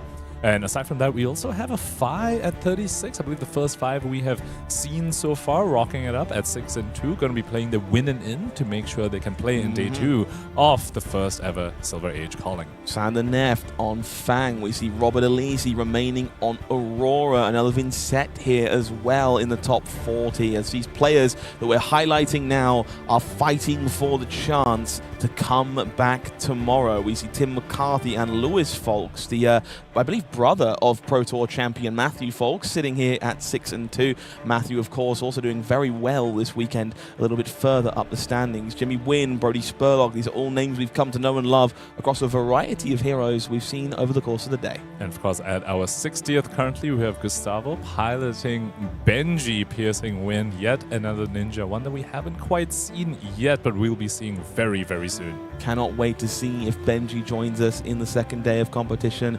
I cannot wait to see how much variety we have left standing. Basically, we're 50 different heroes at the top of the show today. I'm very curious how many of them managed to join us on day number 2. For sure, it's been a wide spread of heroes for our day 1, looking to continue its way into day 2 as well, with a number of heroes we have represented across just the top 60. There is one player in particular I would really like to hype up that we saw on stream earlier on. Florin-Cristian Loghin took the challenge, opened up a Silver Age Phi pre-constructed deck and said, I can win a calling with this. It can be done. We saw them on stream, finding success. Shall we see how Florin is surviving? I am so curious to see how he's doing, especially after that stream game that you're talking about, falling so far behind against Eugene C's Rhinar, and he is at X and 2 here on the pre-constructed Phi deck, people. If you are a fan, if you are a believer, get your hopes in chat for the Dream Maker, there is a chance that Florin can join us and continue the run towards a top 8 of the calling with a pre-constructed Silver Age deck. Some big names here to watch that are playing their winning-ins as well. Michael Hamilton on Rhinar, Michael Jaszczur on Oldhim, Pablo, Pintor, Tommaso, Viscido. We've seen these names, we know these players. They've got one more game to win if they want to continue in calling London. Pablo, of course, 2-time Pro Tour champion, and the last Pro Tour he won was right here in London, so no stranger to winning in this region. Of course, 2 world champions in the form of Michael Hamilton, Michael Jaszczur playing it out to enter day 2 of the first ever Silver Age calling, and of course, a man after my own heart, Tommaso Viscido, piloting that Iyslander. Good luck to him for his winning in. I have never wanted someone to win a game I'm not in as badly as I want Florin-Cristian Loghin to win their next round. And as much as that's where I'm invested, I know that the folks at home are more invested, perhaps, in some Free Fableds. Do you like Free Fableds? I like Free Fableds. This is the game that you need to be paying attention to in chat. I need you to leave some comments. In fact, let's have some more fun with it. I want you to leave the funniest comment you can think of, because statistically, that improves your odds. So get typing, make me laugh. If you hear production giggling, you've succeeded. So increase your odds. The win in the heart. How does that sound? Chaotic Scott continues in this house. I am loving it for sure. Now, this giveaway will be announced after our last 2 games that we'll be watching for the round 9 of the Silver Age calling. So definitely stick around for all the way until the end of today's stream. That just means you've got more time to enter, get involved, and be active in the chat. I want to see you going nuts. There's some incredible games to watch, including a winning in for Benji. Which is not... Not something I expected to say at the top of the show. Do you have much insight on Benji the Piercing Wind? He is evasive, is what I know. And I know he's gotten a little bit of Crouching Tiger support in Compendium as well. So I'll be interested to see how much he leans into the Tiger aspect of his hero. And I do also wonder, probably just going to be Kodachis for the weapons, I imagine. Just the 1-for-1, just lean in more to the unblockable damage, so to speak. Wouldn't surprise me. I had the pleasure of casting one of Gustavo's games, I believe, at the calling in Hamburg earlier this year. Might be a different European calling, forgive me if I'm mistaken, but known for playing some off-meta decks, some curveball choices, took Riptide to that event, was quickly in the 5-0 bracket there on that deck, so known to be a bit of a specialist on these unexpected brews, and finding success on Benji here today as a result. And have to remind people, Benji does start at a lower life total than normal. Starts at the 17 life total to make up for the fact that so much of his damage is unblockable, literally unblockable. The hero text literally says that the opponent can't block cards with your with attacks less than power 2. So that is a little bit of fragility that this ninja hero has. And ninja not really known to have a lot of armor as well to shore up the defensive weakness in this hero. So we're curious to see how he fares off against the premier aggro deck of the format. Okay. Well, on the other side of the table will be the story of calling London. If Benji wants to join us in day number 2, it will be Briar they need to get through. So let's make our way down to the feature match area and see if Gustavo can do it. It will be Gustavo Cerulio joining us on Benji, the Piercing Wind. On the other side of the table, Dan Moldovan rocking Briar once more. I'll be curious to see whether Gustavo even chooses to bring any Arcane Barrier into this matchup. We have seen time and time again throughout today that in these aggro mirrors, one side just opts not to bring any Arcane Barrier at all, recognizing that it's a race that ends in 2 to 3 turns. But before that, let's go ahead and take a look at our hero text over here. Briar, a hero we've seen time and time again today. Benji the Piercing Wind, though, young ninja hero, has the text, your attack action cards with 2 or less power can't be defended by cards from hand. And the first time an attack action card you control hits each turn, your next attack gains +1. 17 health to work with as a downside for all that evasive damage. Do you want to note here, Benji going first, pretty big boon in this matchup. Allows that damage to sneak through before Briar has the opportunity to return fire. Sometimes will demand that armor ahead of time to kind of not fall immediately behind. Worth noting, Benji doesn't have access to Swell Tidings in this format, so that's normally what we save our equipment for. This time, maybe you could be a little bit more liberal. I'm glad you pointed out the equipment piece regarding Benji's hero ability, because it says you can't block with cards from hand, but equipment is totally something you can block with, as well as defense reactions from Arsenal, which we know Briar is one to run in this format, particularly Sigil of Suffering. Some intriguing cards in the hand here for Gustavo. We see the talents. We see Seek Vengeance. Is that a wounded blow? It's Edge of Autumn as the weapon of choice for Benji Piercing Wind. We were wondering whether it would just be Kodachi's over here for more evasive damage, instead opting for the Edge of Autumn. So has the Vengeance lines available for this Benji hero, and we were wondering about the Arcane Barrier piece. Does have Arcane Barrier 1 in the form of Mask of the Swarming Claw, and can also double up as Spell Void, say for an unexpected Sigil of Suffering. Edge of Autumn opening up access to Legacy of Ikaru, which I'm going to be honest, in Benji, that's a terrifying attack reaction to have access to. Especially since you can't even block the attack that the Ikaru would go ahead and buff. And if that attack is following up an Edge of Autumn, then the card draw on hit is very much live. Seek Vengeance will be the first attack of the game here for Gustavo. To go again, no cards from hand will be blocking, no Nada Bupkis, and of course, only 2 pieces of blocking equipment available here for Dan.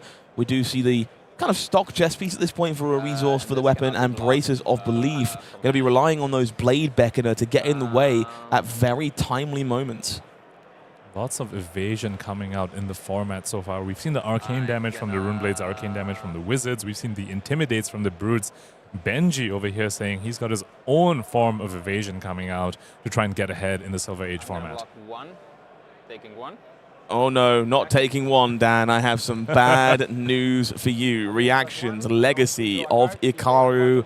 One more point of damage. I would like to draw a card and continue getting my evasive damage over the course of the turn. Now, of course, this reaction can resolve, and then maybe defense reactions suddenly have something to say about this. There is counterplay for Dan to be found, but looking pretty good for Gustavo here as we do reach for the life pad. Yes, because remember, now that his attack's power is greater than 2, Benji's text is turned offline, so cards can be defended with from hand. So if Dan had a defense reaction, say a Sigil of Suffering, would have been able to deploy it there, but clearly did not quite have that important piece. Damage going to leak. Card will be drawn for our ninja hero. Starting to wonder here as we see that Silver Talent in the hand of Gustavo. Perhaps we're going to be looking at some things like pick up the point, maybe even up sticks and run if we're looking to fling that Edge of Autumn around potentially for some bonus damage over the course of the game. Well, worth keeping an eye on. Have to also remember now Benji's second line of text has been activated. An attack action card has hit, which means the next attack will get +1 this turn. So Silver Talons will be able to be blocked with cards from hand, which is sometimes a bit of a downside. Benji's second line of text is not a melee ability. You will always get the +1, and you can't do anything about it. So Dan can actually go ahead and block this. Forgive me for forgetting this needs to be draconic in order to gain access to that flick. It has been a while since I've stared down a blue Silver Talons, so no dagger flicking to be found for Gustavo. Blocks found, however, for Dan, manages to get out of that turn 0 at a surprisingly reasonable health total.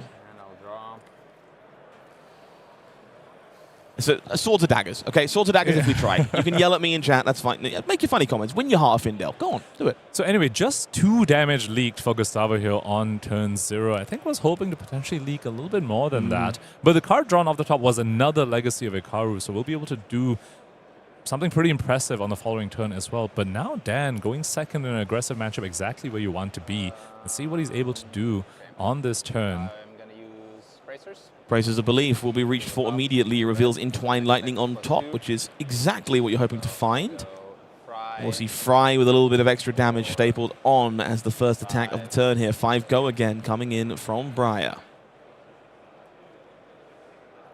Also to point out, there has been a few differences in terms of Briar's weapon of choice over here. Some Briars have been opting to run Starfall instead to make sure that they can pretty much always convert their hands on offense, whereas some players have preferred the extra damage on a Reaping Blade and just committing to that being the chain ender, if you will.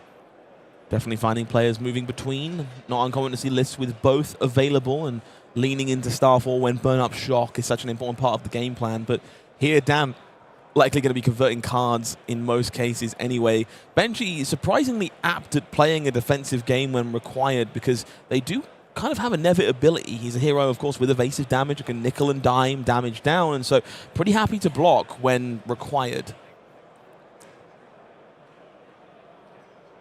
Contemplating whether he does want to adopt a little bit more of a defensive stance on this turn is Gustavo.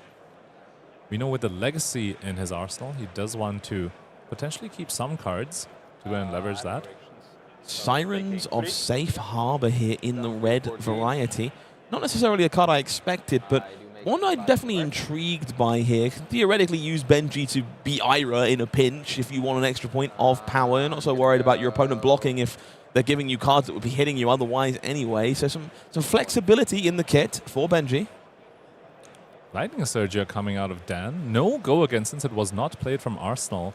So Gustavo, maybe you could expect something like a Lightning Press coming out. Flying kick on defense here to soak up 3 points of damage for Gustavo, falling to 13 at the hands of this Lightning Surge currently. 2 cards remaining though for Dan. Does mean Lightning Press does have to be on the mind. A little bit of a red heavy hand for Gustavo over here in contrast to his turn 0, which was full of blues, even drew another blue off the top as well. Which kind of leads to question the Ravenous Rabbles that he's holding over here. A little bit of a risky include in this deck that's running as many blues as it is. What do you mean? There's no risk. If you reveal a blue, they can't block. It's a combo. Fair. That is true. Yes, you get +1 in exchange for the -3 that you got Combo. on the Ravenous. Good, clean deck Rabble building. effect. Yep. So 2 unblockable, of course. Will trigger Benji as it hits, but given that the second attack is another Ravenous Rabble, Gustavo cannot be happy about revealing a blue off the top of that. No, certainly not an ideal world when both of those Ravenous Rabbles are in hand, and you kind of see that acknowledged by both players. There's a shrug. Again, I got to do my thing, I suppose. Go for the 4.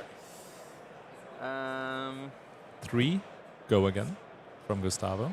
On the bright side, this might be the most embarrassing embodiment of Earth that has ever existed in a game of Flesh and Blood. Dan debating blocks here, funneling through the hand, deciding whether or not this Ravenous Rabble is worth saving some life. And this is definitely one of the big tension points of playing a deck like Benji. When you get the opportunity to block, you are incentivized to, because you don't know for certain if the next turn will even give you the opportunity to do so. And so keeping a life buffer when offered the opportunity is very appealing. But for a deck like Briar, who really doesn't want to give up cards, that's a hard ask and takes a lot of self-control to manage the life total in a matchup like this. Static Shock gone ahead and blocked with for 3 as we move over to Dan's turn. I'm gonna go. And we know in the previous turn cycle, he wasn't able to convert the hand fully. Leads us to believe had a couple of attacks with no go again left over. One of them being his Lightning Surges that does get to start this turn now. 4 go again from the arsenal. It is 3 cards remaining in hand for Dan Moldovan, who is attempting to play Dream Crusher for the Benji fans out there. Gustavo looking at 4 new cards, debating how to best navigate the first attack of this turn. We know one of them is the Blue Seek Vengeance, as revealed off the top to the Ravenous Rabble. And I think he found 2 copies of Springboard Somersault in that hand, which is not ideal given that they both want to be in Arsenal. Both of them want to be deployed from Arsenal. If you draw 2 at the same time, you're forced to use one of them just from hand, just as a block 2. Or you could save it for your turn as a pitch outlet, if you're comfortable fueling your turn with just a yellow. I definitely see these hands have not been ideal for Gustavo. The pause is definitely what sells it for me, I think. Playing a deck like Benji to this level, with this level of record, you have to assume Gustavo very fluent on the deck, understands the line of plays, and yet is finding himself in spots that don't feel familiar, which definitely suggests some funky hands. 1 point of damage coming through here. Pouncing key on defense. Just both players acknowledging the life being gained by the Sirens of Safe Harbor and correcting life totals as a result. So 16-13 is where we find ourselves. Embodiment of Earth will be made by our Briar player. I'm gonna go. Now, Dan did block the only attack he could block on the previous turn cycle. So you have to wonder, Did he draw another little bit of an awkward hand where he can't fully convert? And here, once again, I want to point out the difference between running Starfall versus Reaping Blade. The previous turn cycle as well, we saw him start the turn with a Fry and then follow up with a Lightning Surge and IP one card. If he had a Starfall, he could have been able to convert that card for an additional 2 damage. And same thing on this turn right here with the Snatch. He did start his turn with a Lightning card off the Lightning Surge. If he had Starfall, could have converted one of those 2 remaining cards for an additional 2 damage. Instead, here, kind of a little bit braked on action points is our Elemental Runeblade player. We'll forgive Dan for not having a sideboard plan prepared for meta mainstay Benji. But Reaping Blade definitely looking a little lackluster given the gum in the hands so far. Yellow Biting Breeze. Oh, excuse me, I thought it was a Springboard Sun also. Unfortunately, it's actually a Biting Breeze, which is unblockable thanks to Benji's hero effect. We'll create a Crouching Tiger, which will get the +1 off of Benji's effect as well, because an attack action card would have hit. Now that one is a combo. It's a build your own head jab, if you will. 3 damage across 2 links. So with just Dan, 1 card. So Dan here, taking a pause. Again, just because you can't necessarily block this with cards from hand doesn't mean that Blade Beckoner aren't available. Maybe some alternative methods of damage prevention, something like not Sand Cover, Cloud Cover, recently revealed from Compendium of Wraith, is a viable option for this deck. Would be a pretty stellar inclusion for a matchup like this, so worth keeping our eyes open for those. Sigil of Suffering as well, a card that we know these Runeblade players love to run. Does emerge from the arsenal and offer a point of arcane damage, which Gustavo is going to pause and consider.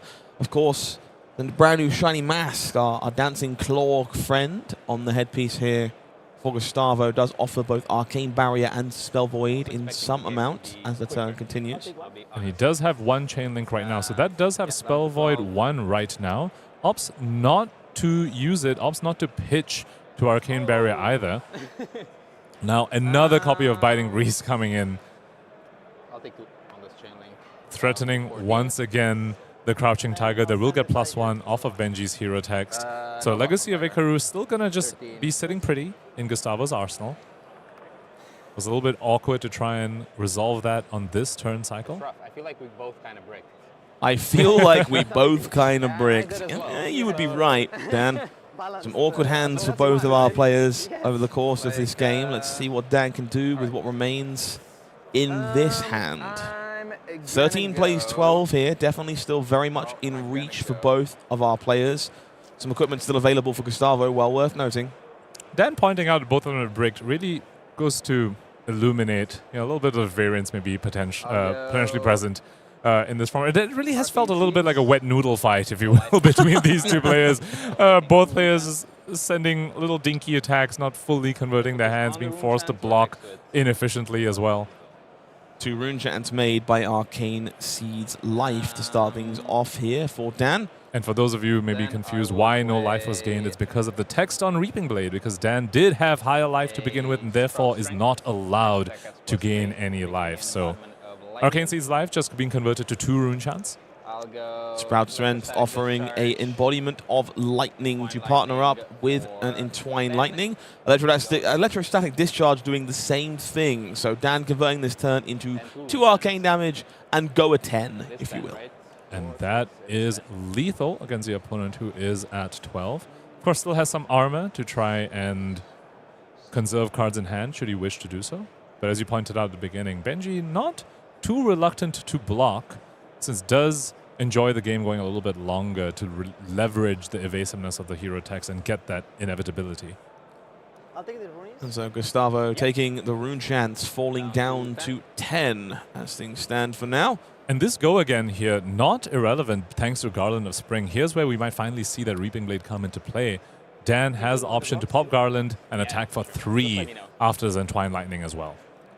5 block currently deployed onto the combat chain. Gustavo still thinking on those blocks, confirmed it is okay. So 5 points of damage. Looking to be coming through at the moment, falling down to 5 as things stand. Players confirm that is an acceptable transaction. I make an embodiment of Earth. Yes. Are we going to see the Garland being popped over here? No longer will be lethal, but putting an opponent at 2 when you're a deck that can send arcane damage especially sometimes on the opponent's side of the turn cycle. Potentially very tempting for Dan here. And I'm at 13. Yeah. Just confirming life totals. Difficult choice, I think. Very tempting to make the most of go again while you know you've got it, but quite easy to find yourself in need of a garland to make a turn function a little bit later on. Does reach for the chess piece, cashes it in for that one bonus resource to send in Reaping Blade. Blade Beckoner immediately reached for here from Gustavo to cover up 1 point of damage. Additional blocks still being considered. A slow nod. Take 2, down to 3. Gustavo believing this is indeed the turn they need access to their cards. So it should be a 3 life, is Gustavo, thanks to 1 block on the Blade Beckoner. And now with that no more armor available to our ninja hero, does have some Spell Void in the form of Mouth of the Swarming Claw. Block 1. Unsurprisingly, Edge of Autumn walking into a piece of Blade Beckoner to start this turn. No shock there. We will see a red copy of Seek Vengeance as the follow-up. So 4 go again to continue the assault. Can earn a card from Dan here, but with only 3 life to work with, I'm not entirely sure it will either way. Seek Vengeance combos very well with the Legacy of Ikaru in Gustavo's arsenal, which also means to cover that on-hit, Dan will need to firstly sniff it out and then block 5 in the Seek Vengeance, which can be a little bit awkward. Of course, with the embodiment of Earth and the Blade Beckoner boots, could ensure himself against such an eventuality if he wants to. Put a 3-block non-attack in front of this alongside the Blade Beckoner boots. Or if he's found his other copy of Sigil of Suffering, but no, that's not guaranteed to block 4, never mind. Definitely not. 2 floating there for Gustavo. Definitely opens up the freedom to be safe in the face of the powerful Runeblade defense reaction. Difficult hand for Dan to navigate here is staring into Sizzle, Electrostatic Discharge, Weave, Lightning, Second Strike. So not a ton of defensive capabilities, but only the 1 attack alongside a pile of buffs. And almost very similar to Rhinar, where you are sometimes tempted to block early in the chain, or just block the attacks that you know you can still block because you don't know whether your cards are going to get intimidated away. I feel like Benji poses a very similar question on that front. When your opponent sends an attack that you can actually block because its power is greater than 2, you maybe just need to take that opportunity to block because you might not get another later on down the combat chain. Gustavo did seek vengeance, managed to find it with Legacy of Ikaru. Bonus card being drawn. We put it on the table for luck. That is a look. Chest tough. puff? Chest puff. Chest puff. The other one. Okay. All of the off.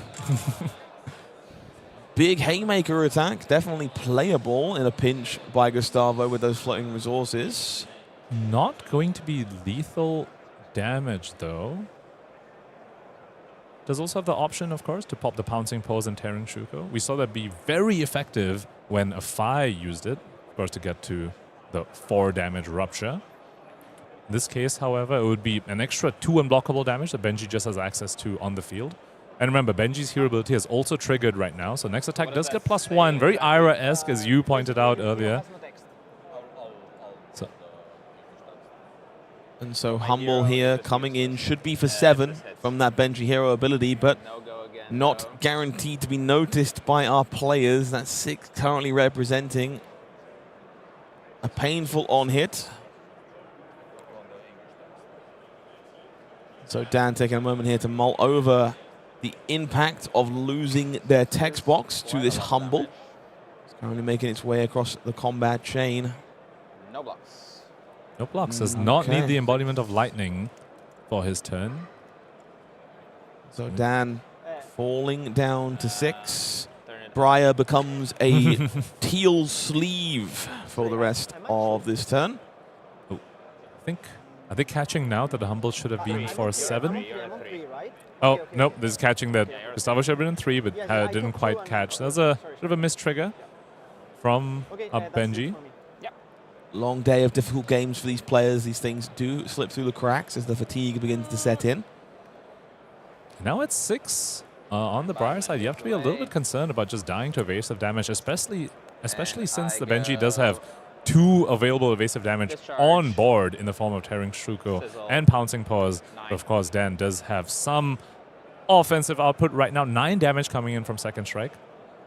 This one going to earn at least 3 cards from Gustavo in order to stay alive here. The equipment value has been cashed in at various points during the game, so relying on the defense value in the bottom right corner at this point. I wonder whether Benji is running Wax on, especially since you're expecting to face a whole bunch of Briar.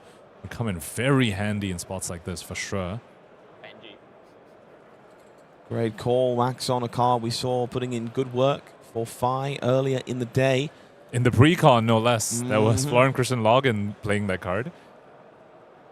Gustavo now deliberating how to navigate this scenario. That probably makes everything. So thanks. As a watcher, Love to see this Dan just thanking the table spotter for acknowledging what was going on there. Love to see people being polite despite the pressure of this win and in, lose and hopefully sneak in. blocking 9. Go. Block 9 is the call from Gustavo over here. So just has 2 cards remaining for offense. I think one of them was the chest puff. I think made its way to the arsenal. So Dan becoming Briar once again. Now that Humble has worn off. The target is 6 for Gustavo here. In a weird way, it's going to be 4, courtesy of the known Tiger. We know the big hefty attack still in the arsenal here. I believe 1 card in hand for Gustavo. The Pouncing Paws Tearing Shuko combo is so interesting in Benji because it's 2 guaranteed damage, but it also triggers your Benji, which means it gives you a +1 later on as well. So in some ways, it's actually 3 offensive output in the combination of those 2 equipment pieces. Tiger. Tiger burning bright on the combat chain for Gustavo to go again for now. Block it with cards from hand, right? I cannot block it with cards from hand. Yes, that is No box. correct. No. Shockingly, no blocks declared in the immediate wake of that. Going down to 4 will trigger that Benji hero ability to line up with this chest puff. Will have it be 7 at this moment in time. I believe this, again, could be 8 from Benji, if I'm not mistaken. Should be 8 from Benji's hero ability, I think. Should have triggered off of the Crouching Tiger. This damage proving to be vital in Gustavo's chances of making the second day of competition. Unfortunately, not noticing. It's tough sometimes. I mean, new format, new hero, basically. Benji, not a hero that people have played very long and playing on stream as well. That needs to be called out as well. It's not easy to be playing on stream, especially after such a long day. This is round 9 of the first ever Silver Age calling. It's a grind. Sigil of Suffering joining Static Shock on the combat chain here. And we see Gustavo deliberating using that Spell Void here. Would deny a point of damage and force through a point of damage from the chest puff. And you know this is a second Sigil of Suffering as well, so you know there won't be another one coming out later, but it does take away your Arcane Barrier for the rest of the game. So Rune Chance off of Arcane Seed's life, which Gustavo did pause on looking through a graveyard. Stuff like Shock from Burn Up Shock as well would end up being just fully unpreventable if you give up your Arcane Barrier piece over here. So Gustavo is agonizing a little bit over this decision. Does go ahead and pop the Spell Void for effectively 2 value. Down to 3. Mask is gone. Arcane Barrier disappears for Gustavo. And now Dan Moldovan will have the ability to challenge Gustavo Silurulio one more time to try and take this game away. It is a flittering charge. Just for 4 were the words from Dan's mouth. And it's always just for 4, right? Nothing to see here. It's fine. Gustavo, of course, did just fan through the graveyard, understands that Lightning Press, a very real part of the kit here, does have access to Wax on in the hand, does in fact want to make some Crouching Tigers by blocking here with the Reflex, saving that D-React to remain safe in the face of an attack reaction, or in this case, an instant. And with that, the question we had earlier is answered. Gustavo is running copies of Wax on. Sure. Pretty important in his matchup, not only because it lets you effectively block Briar's cards, it also lets you engage in the reaction step, which is something that we've talked about again and again in this format. not something that's very, very common across the heroes. Embodiment of Earth Made falls to 2. Card goes in Arsenal. Crouching Tiger in the banish zone for Gustavo. If any way can be found to make use of it, now looking to sneak through these final few points of evasive damage to get the job done. Does have the red Seek Vengeance here to combo with the Edge of Autumn, and I just keep coming back to those 2 points of damage missed by Gustavo. Opponent, if the opponent was at 1, this Edge of Autumn starts looking way more threatening. Over here now, Gustavo needs to navigate his way out. Is considering, almost wonder whether he's considering pitching the Wax on for the Edge of Autumn. You can see the facial expressions, the sigh, the blender, as it's known. Gustavo deliberating and fanning through that graveyard one more time, trying to find a way to lock up a day 2 birth. I believe would be the first person to do so on Benji ever. Would be quite the accolade to have on your resume.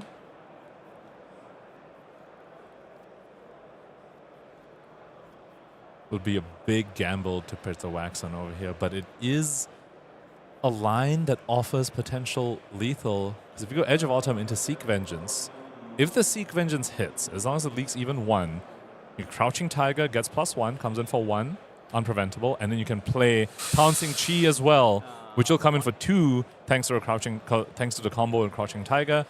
And that will be unpreventable as well. And Gustavo believes the risk is required. The Blade Beckoner boots eat the point of damage from Edge of Autumn, and now Seek Vengeance gains go again. 4 points. That Embodiment of Earth potentially clutch here if a non-attack action can be found in the hand of Dan Moldovan. Otherwise, this Crouching Tiger threatens to steal away the game if cards are not put in place to stop this damage coming through. Dan could, of course, also just give 2 cards here if he doesn't have a non-attack that blocks 3, which would be bumped up to 4 thanks to Embodiment of Earth.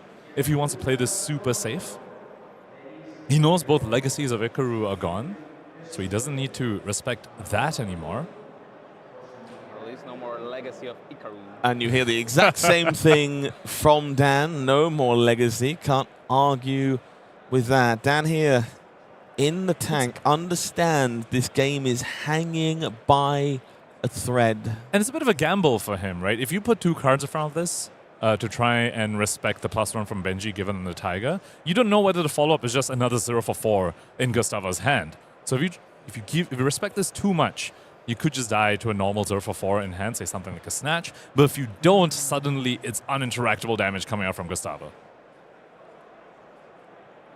Quite possibly a tournament-defining decision for both of these players.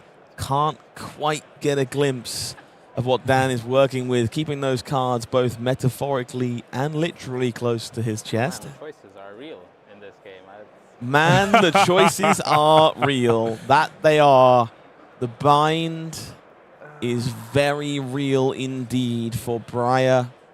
At the tail end of our first day of competition, 3 life plays 2. Gustavo Celerulio taking the risk, pitching that Wax on to enable this turn to come together, finding a way to recover from some missed points of damage throughout the course of the game, trying to encourage Dan to let this Crouching Tiger be just a little bit bigger. I just love the tense moments we've been having all day today on stream, and I wouldn't have expected it from a Benji-Briar matchup, which I thought would just be an absolute whirlwind of 4s and unattractable damage going on both sides, but this match is going the distance. Just over 5 minutes left for our game 1 of round 9 here today, and Dan is struggling right now. Clearly does not have the block 4 non-attack. And this is a critical juncture of the game for sure. Got to make an action. Table spotter he did have it. He did have it the whole time. Enable the block 4. Now, I'm not surprised. Burn Up Shock, of course. A very premium cut. This is 0. It can't be blocked from hand anyway. Oh, wow. So just 0. The pouncing chi can come in for 2. Also will be unblockable, but that's not quite enough. Gustavo really needed the Benji trigger on this turn for that extra +1. Dan, Can you buff it by 3? can you buff it by... What happens to me? How do I lose from here? What is a young ninja? No blocks, which was what I expected. And we will see the pouncing key for 2 go again to bring Dan Moldovan down to 1. And Benji, unlike Briar, is not able to deal damage to the opponent on their own side of the turn cycle. So Dan will be able to use these full 4 cards on offense. And so, 3 cards in hand, 1 card in arsenal. Your opponent sits at 2.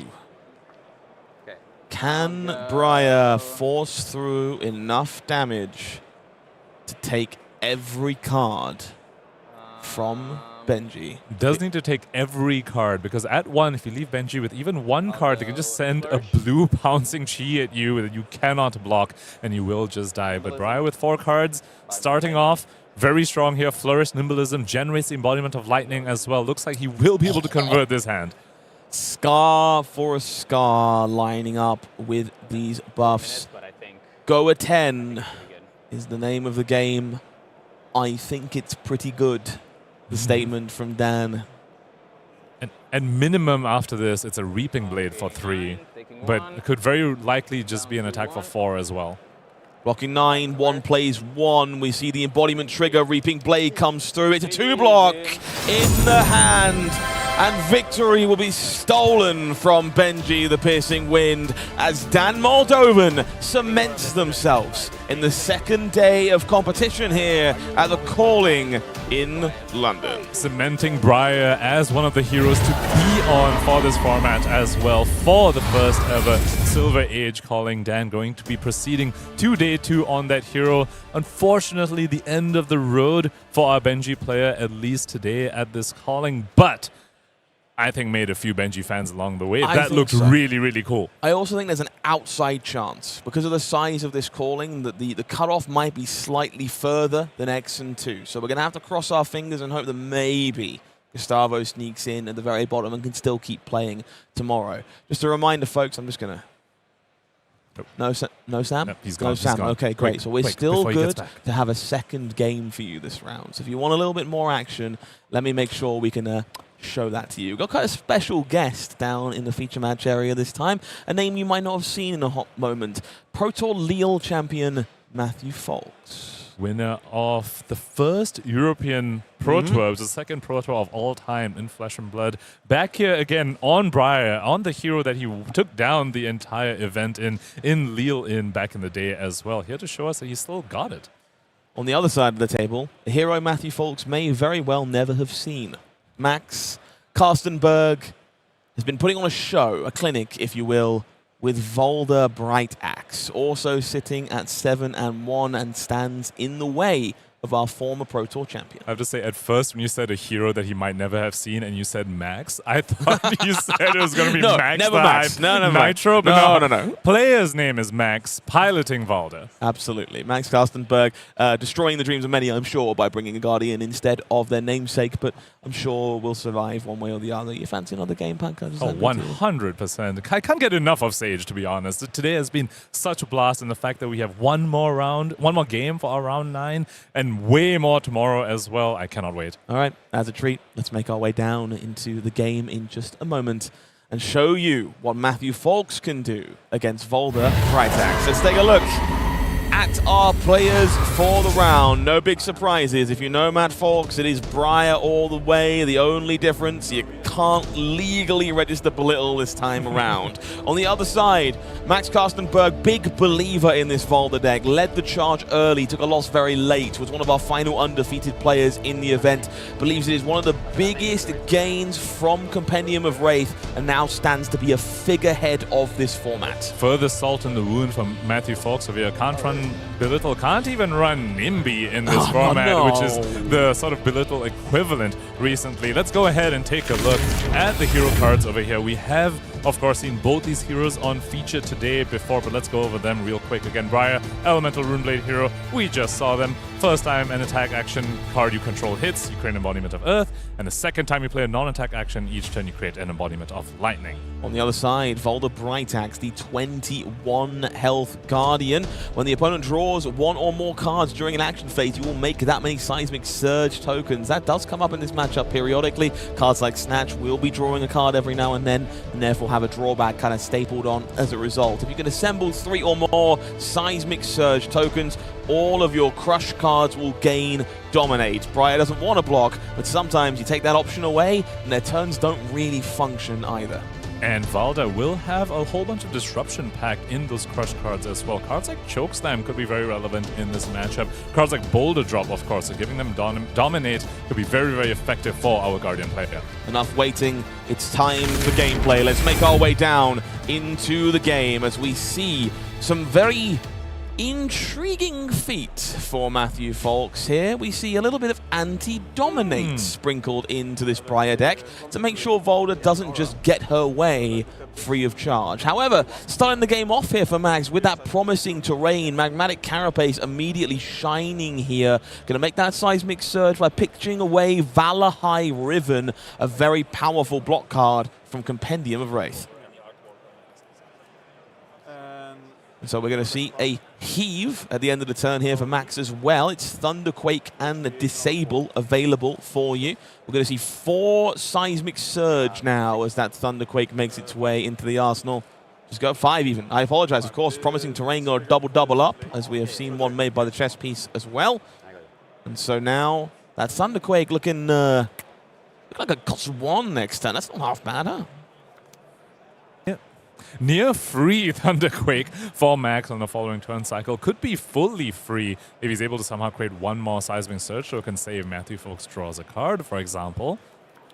I think it might be a Crash and Bash in the hand for Max, which could certainly go pretty hard in a spot like this. And I'm starting to feel slightly validated as Matthew Folks reads the text box of Valda Brightaaxe and analyzes the situation. I want to give Matt credit, a phenomenal player. You don't win a Pro Tour by accident by any stretch, but he's very good at these in-the-moment analytical decisions. He's not afraid of information he doesn't know, will learn things on the fly and adapt at an incredibly impressive rate. So, might not be familiar with this hero. I have no doubt it will play 0 part in the outcome of this game. And I also want to point out the weapon choice for Matthew Folks. We spoke about this earlier in the previous matchup, where some Briars are debating between Reaping Blade and Starfall. Matthew Folks here preferring the lightning weapon here in the form of Starfall rather than the Reaping Blade preferred by some other Briar players. And here we see exactly why. Able to convert his cards on offense despite being a little bit action point gated on this turn.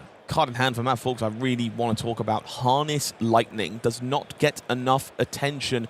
Everyone wants to start Arcane Barrier 1 into the Rune Blades. If you can have some pseudo-unpreventable damage packed into your Briar deck, not a bad place to be. Speaking of creating Seismic Surges on demand on the opponent's turn, I want to point out the Civic Peak that Max has chosen to bring in this matchup. If you block with it, you give your opponent a card draw, which, because you are Valda, gives yourself 1 Seismic Surge. A trade that I think often perhaps isn't the most profitable for you, but if that maybe unlocks a Dominate, which can take a card away from them, say off of a Boulder Drop or something, could potentially come in handy, or maybe discounts your attack to be fully free, which maybe frees you up 1 extra card to block with. Yeah, typically this one is very much about find a spot where the extra card doesn't punish you. But the fact Valda gets the ability to have some extra fruit in there as ways to navigate those cards, not a bad option available. And that's Harness Lightning coming down from the hand from Matthew Folks. Again, a card I think a lot of people did not consider in this deck. Lightning Flow. If you have played a Lightning card this deck, this one fresh from the First Strike deck, it's 3 points of arcane damage, well above the normal Arcane Barrier. Okay, this card is looking so impressive here right now. Max really wanted to block with his block card to get the extra Seismic Surge token, but of course, arcane damage you can't go ahead and block with, so Clash and Bash headed to the pit zone, just blocking 1, not creating the additional Seismic Surge. and it creates the embodiment of lightning for Matthew Folks as well. So he's set up on the following turn cycle as well. That card looks amazing here. Big fan of this one. I've been seeing people rocking it in, at least in the UK scene, and it just felt like it was constantly underappreciated in these Lightning Rune Blades. Happy to see it coming together. We'll see promising terrain popped here to gain a life on behalf of Max Karstenberg. Card will be drawn to try and tie this hand together, and we do find Valda trigger. So Dominate available and a huge disenchantment of the old ones found off the top. Reduced by 5 here, so going to spend 1 measly resource to send 10 not measly damage.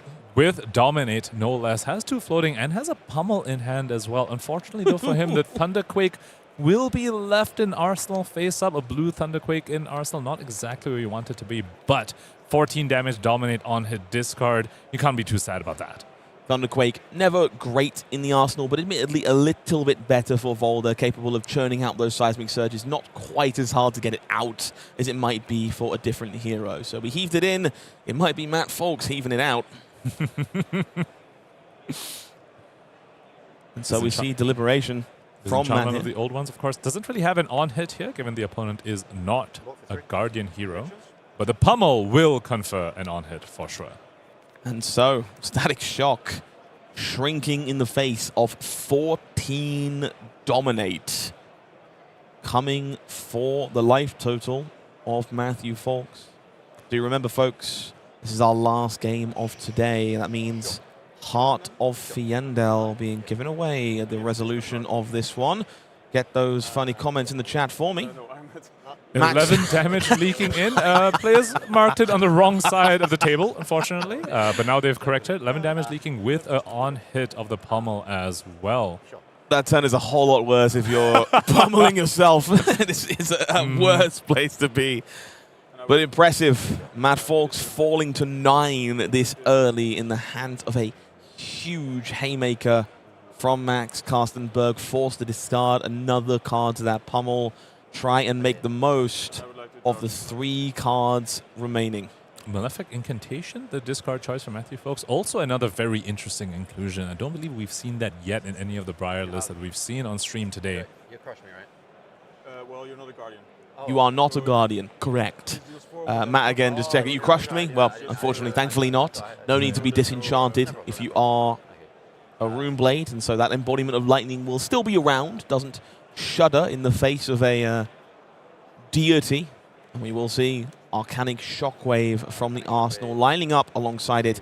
Being fused by Lightning Surge, good place to be. Point of Arcane, 4 go again. More damage confirmed to be on the way. I have to shout out that nice bit of sportsmanship being displayed by Matthew Folks that thought that his embodiment of lightning shouldn't exist. Asked whether, you know, oh, this shouldn't be here, right? And then Max corrected him over there. But came from a very honest place for sure. I really like that.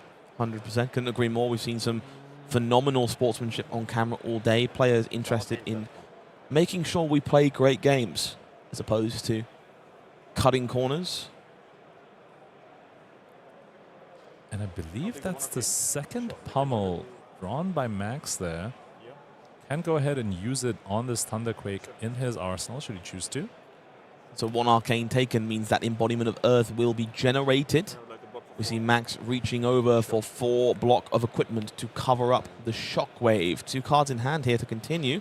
4-man Folks. We know one of them is Lightning Surge. The other one appears to be Ravenous Rabble, which will reveal the top card for us here. It's another red in the form of Entwine Lightning. 4 more damage comes marching through. Also holding on to a Lightning Surge. Could go ahead and pop that in Arsenal, which is exactly where it wants to be. Could also just convert it right now for 4 damage, since Max is posturing that he doesn't really want to block with cards from hand. So if you're on Matthew Folks' side, you have to be worried about potentially some Arsenal disruption, say something like a Disable or something. So you might be tempted to just convert your card right now on offense while you still have it. Don't hate it. I think that's a very heads-up decision by both you and our Pro Tour champion. 4 more damage coming across. Smells blood from our Guardian player, who does not necessarily want to give cards here. Max now reevaluating as that Arsenal disappears, mostly because of this card that is playing defense here. If you're not familiar with Tectonic Instability, it's the one that pops Arsenals on the bottom of decks for both players to generate Seismic Surge. Very appealing if you expect that Lightning Surge to be in the arsenal. Significantly better on defense if it's not. Also very appealing to get rid of your own blue Thunderquake, which is kind of stuck in your own arsenal, and you don't really want it there. But of course, because Matthew Folks went off his own arsenal, Max then decides, okay, fine. Block the instability, arsenal the pummel, save it for a future turn as he pitches 2 Macho Grandes to the bottom of the deck. So that sort of dominant evasion, unlikely to be seen to close out this game.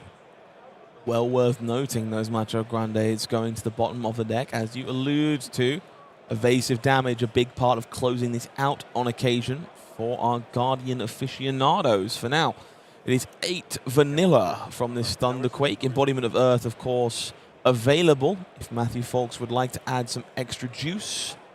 We do see Sigil of Suffering at the front of the hand here. Scar for a Scar, Entwine Lightning, and I believe a Snatch in the middle there. Between all of those, so some aggressive options. One very solid defense reaction. Jumps in front of the Thunderquake, threatens a point of Arcane. If Max doesn't want the arsenal, that red disable going to be going away to prevent an Arcane damage and make sure that an extra point of damage gets pushed through in the process. Disable pitch to the bottom from Max over there, which again just calls out the heads-up play by Matthew Folks on a previous turn cycle, not arsenaling the Lightning Surge. Insulated himself from arsenal disruption from both tectonic instability and disable as well.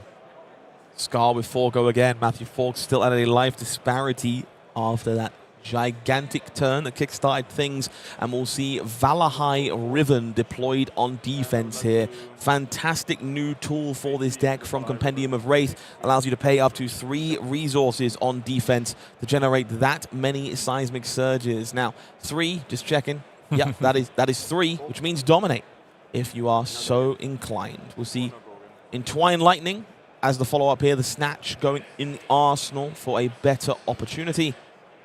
Well, that opportunity may never come because the card with Crush in Max's hand right now is a blue disable, which, as you pointed out, will get dominated because 3 seismic surges were created on Matthew Folks' turn over here. So that Snatch might actually be headed to the bottom of the deck should that disable have its Crush effect. Assault Boots online. This is the perfect opportunity for Civic Peak to come into effect. You will draw a card, and there is no meaningful way for you to convert it right now. Well, Lightning Press. Could be Lightning Press if he drew exactly that. Oh, he drew Burn Up Shock. You could convert that to 1 damage. Okay, that's something. It's something. But another surge being made. The Boots online, covering the bases on this Entwine Lightning. And allowing Max Karstenberg to keep the cards required to send this big dominated disable. We will see a shock converted, as you spotted as an instant. Single point of arcane damage brings Matt Karstenberg down to 11 and rewards Matt Folks just slightly for that extra card draw from Civic Peak. So not the greatest punish, but a small one nonetheless for Max giving the opponent a card draw. Lightning Press would have been the worst one for sure. Oh yeah, that would have been some gnarly stuff. But Matthew Folks getting 1 damage in from that, and also very importantly, did not get an embodiment of Earth. So this disable going to be that much more difficult to block here, given that it does have Dominate. 7, though, does have still armor available. So a 3 block plus a Blade Beckoner could cover up this Crush effect and protect that Snatch in his arsenal. No guarantees, this one.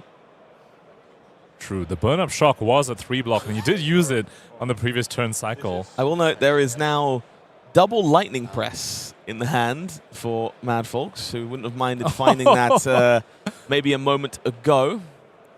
We are going to see the equipment being reached for here in order to cover up our bases. 1 block on both the Blade Beckoner Helm and those unflinching foothold. We see press, incantation, Entwine Lightning here for our Pro Tour champion. Looking to deploy one of these cards on defense. Unfortunately, will be the incantation. Does mean we're blocking 4, it's good enough, but it means that both pieces of equipment are required to keep that arsenal safe. That's 4. So is able to block out the Crush effect. So doesn't even need to use the instant effect, instant ability on unflinching foothold to get around this Crush effect. Take 3, go to 1. This is the final barrage of damage for Matt Folks. Believes the double lightning press and the card in Arsenal alongside with that entwined lightning are enough to steal the tempo away in this game. Max Karstenberg has burnt through the majority of that equipment suite for now. 11 health to play with, does give some breathing room, but double lightning press, very easy for things to slip away if we're not incredibly careful. Equipment pieces from Matthew Folks' side can confer quite a bit of additional damage on this turn cycle. Guard on the Spring can go ahead and charge up a Starfall swing in the middle of the turn. Braces of Belief can go pump up the Snatch even further. Of course, we'll need to use one of those lightning presses on this Entwined Lightning so that Starfall gets go again.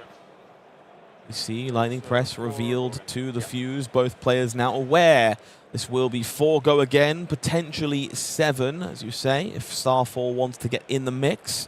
In the immediate future, draw a crowd deployed on defense to block 3 here. And we'll see how Matthew Folks responds. Definitely wouldn't be surprised to see a lightning press here into Garland, into Starfall, into Braces of Belief, into Snatch. And suddenly, out of nowhere, this becomes such a massive turn for Matthew Folks.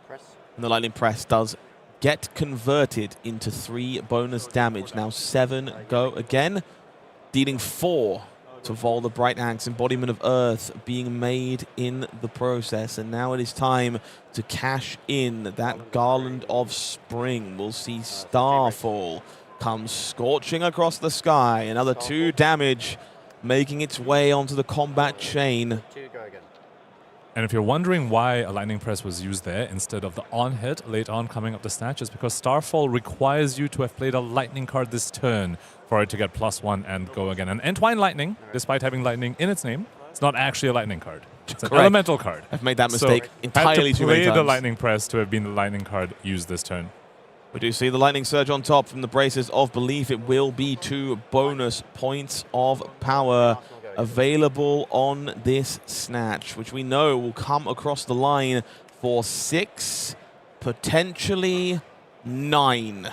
And once again, Starfall showing its use over something like a Reaping Blade would not have been able to do this play line if that was a Reaping Blade. And early on as well had that line that involved Starfall's go again, which is very, very important for Matthew Folks. Really showing us his build of Briar a little bit unique compared to some of the other ones that we've seen on stream today, the Malefic Incantations as well. Unfortunately, in this game, just used on blocking duty or discard to pummel duty. But still very, very interesting pieces coming out from Matthew Folks. Noteworthy synergy here. Civic Peak does enable those Basalt Boots for an extra point of block in a pinch. Do need a Seismic Surge to get that available. The Peak will, of course, allow the bonus card to be drawn.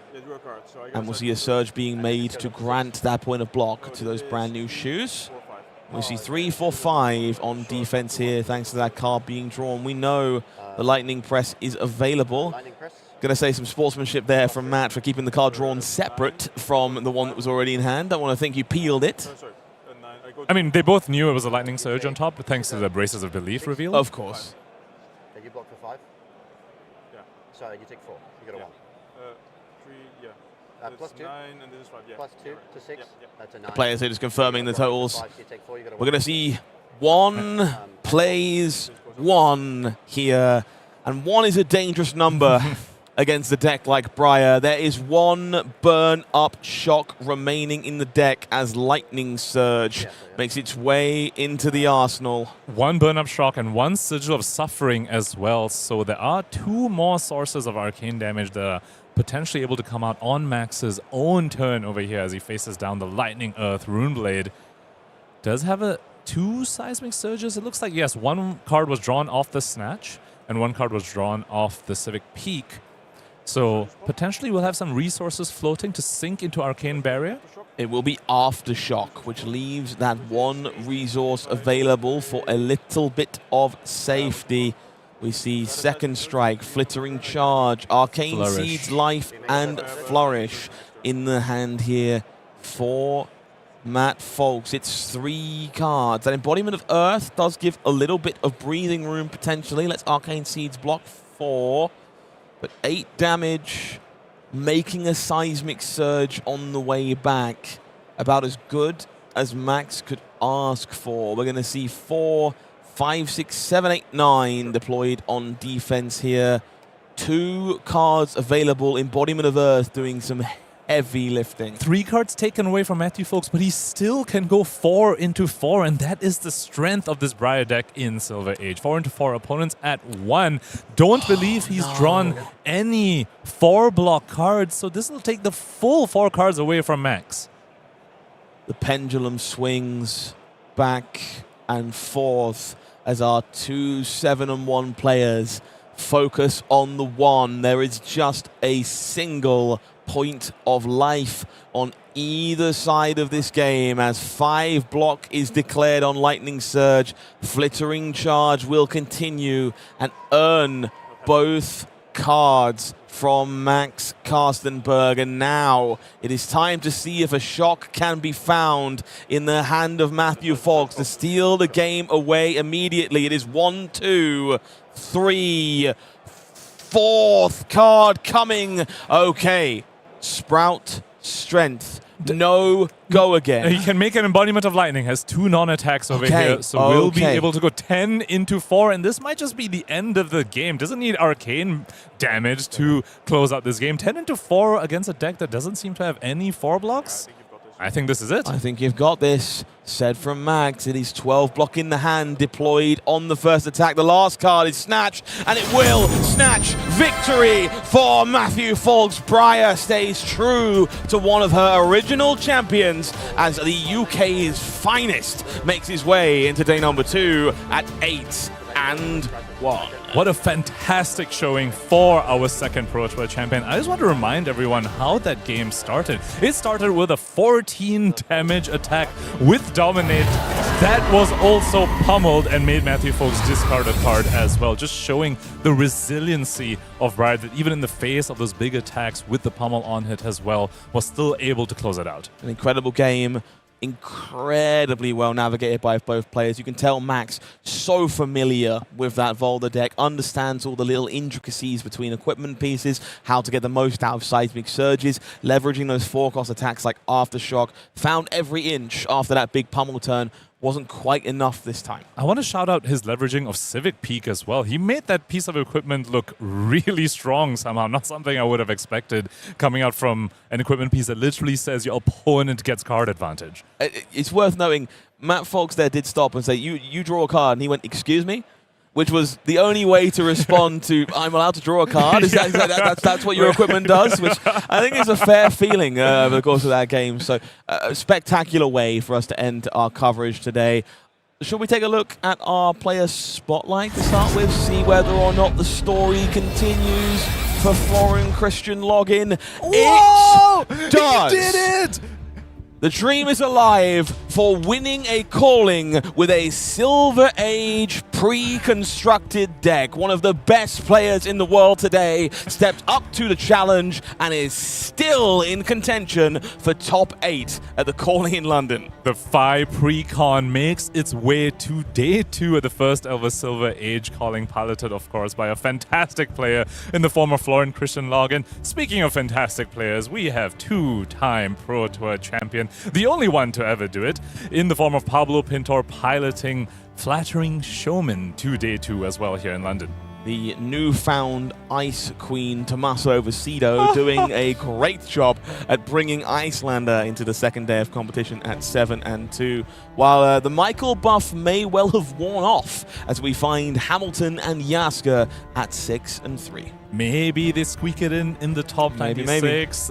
Jury's still out on that one, but so far we have at least 3 of our players on our player spotlight making their way into day 2. Ian Zhang still finding a way to finish 9th somehow with a 4-5 record, bringing those 2 numbers together. Not quite the best day at the office, but the curse just never gets broken. Let's take a look at the player standings to end the day. There is a big story to focus on. Pierre Nicholas Perrin on Dorinthia. Gianluigi Leah normally on Dorinthia. Decimator Great Axe on Oldhim this time around will be head-to-head to start our event tomorrow. No undefeated Briars remaining after our 9 rounds of Silver Age, but looking on into our 8-1, we have a whole smattering of heroes, which has absolutely just been the name of this entire tournament. We've got Ira, Briar, Kano, KO, Bravo, flattering showman Valda, another Briar, a Dorinthia later on, a Vynnset even all the way in X1. Vynnset at X1. We see Lexi, Florian in the contention at 2 losses, still very much alive.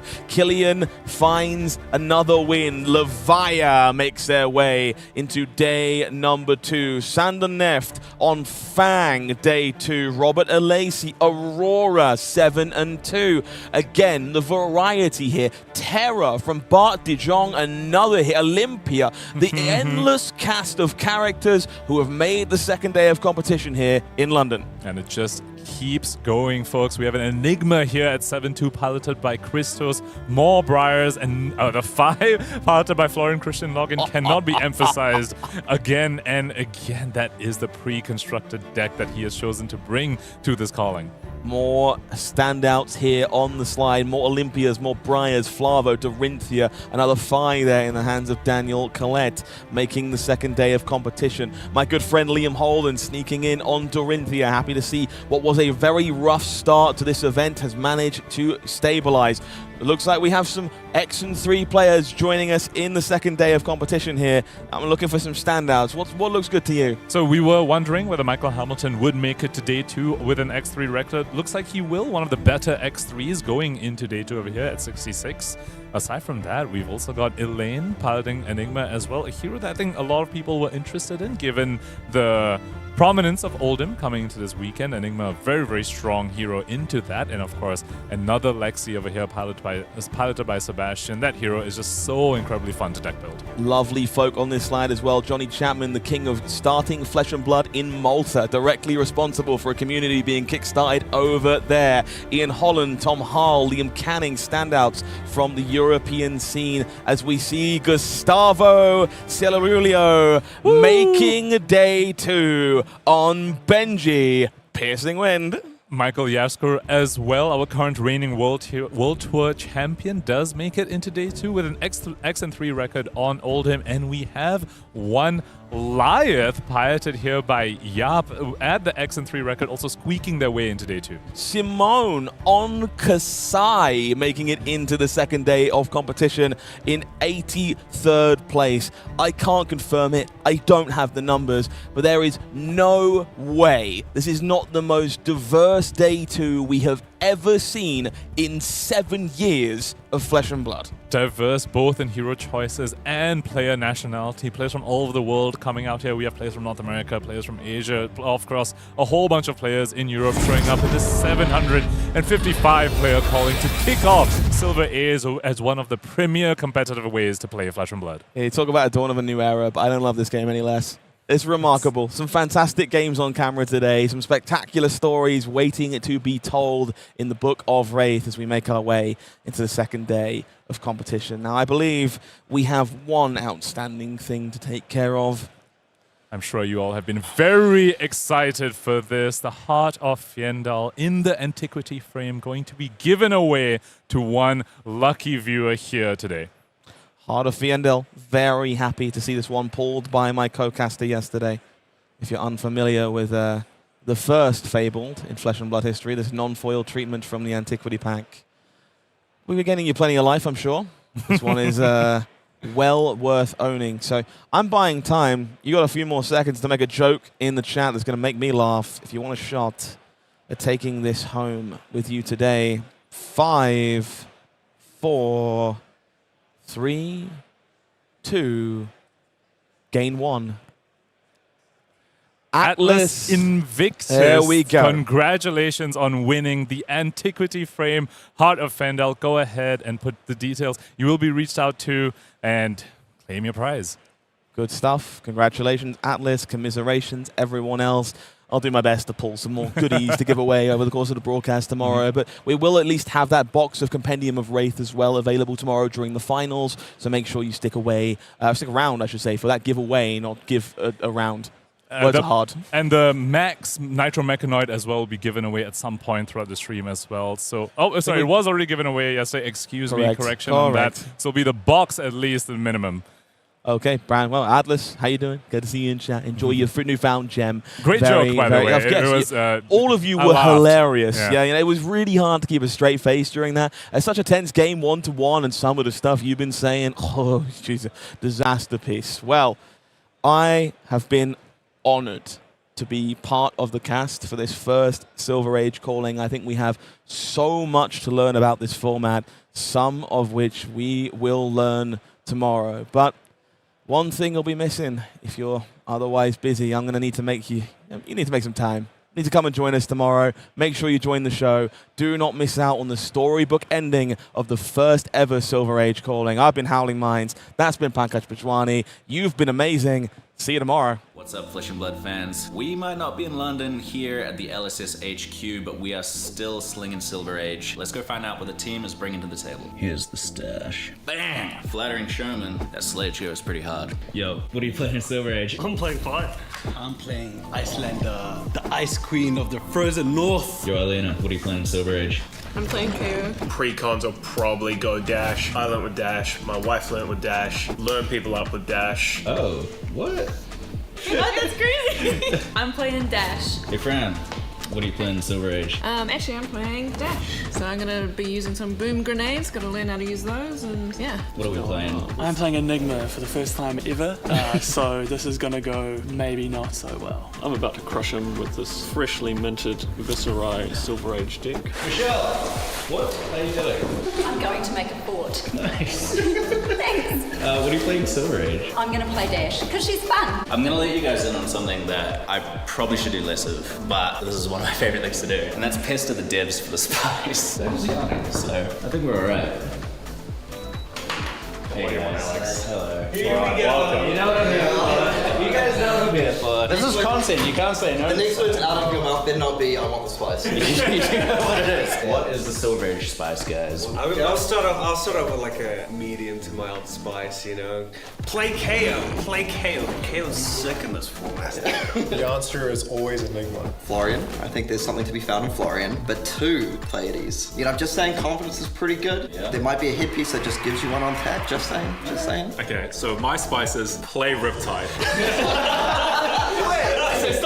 Okay, so is your local community terrorized by aggro decks? Play Riptide and you will absolutely obliterate all of them. Well, the truth is actually they're all wrong, because I know the spice myself, and it's KO Berserker runs. I'm telling you, once I get that custom dice I've been working on, it's over. It's over.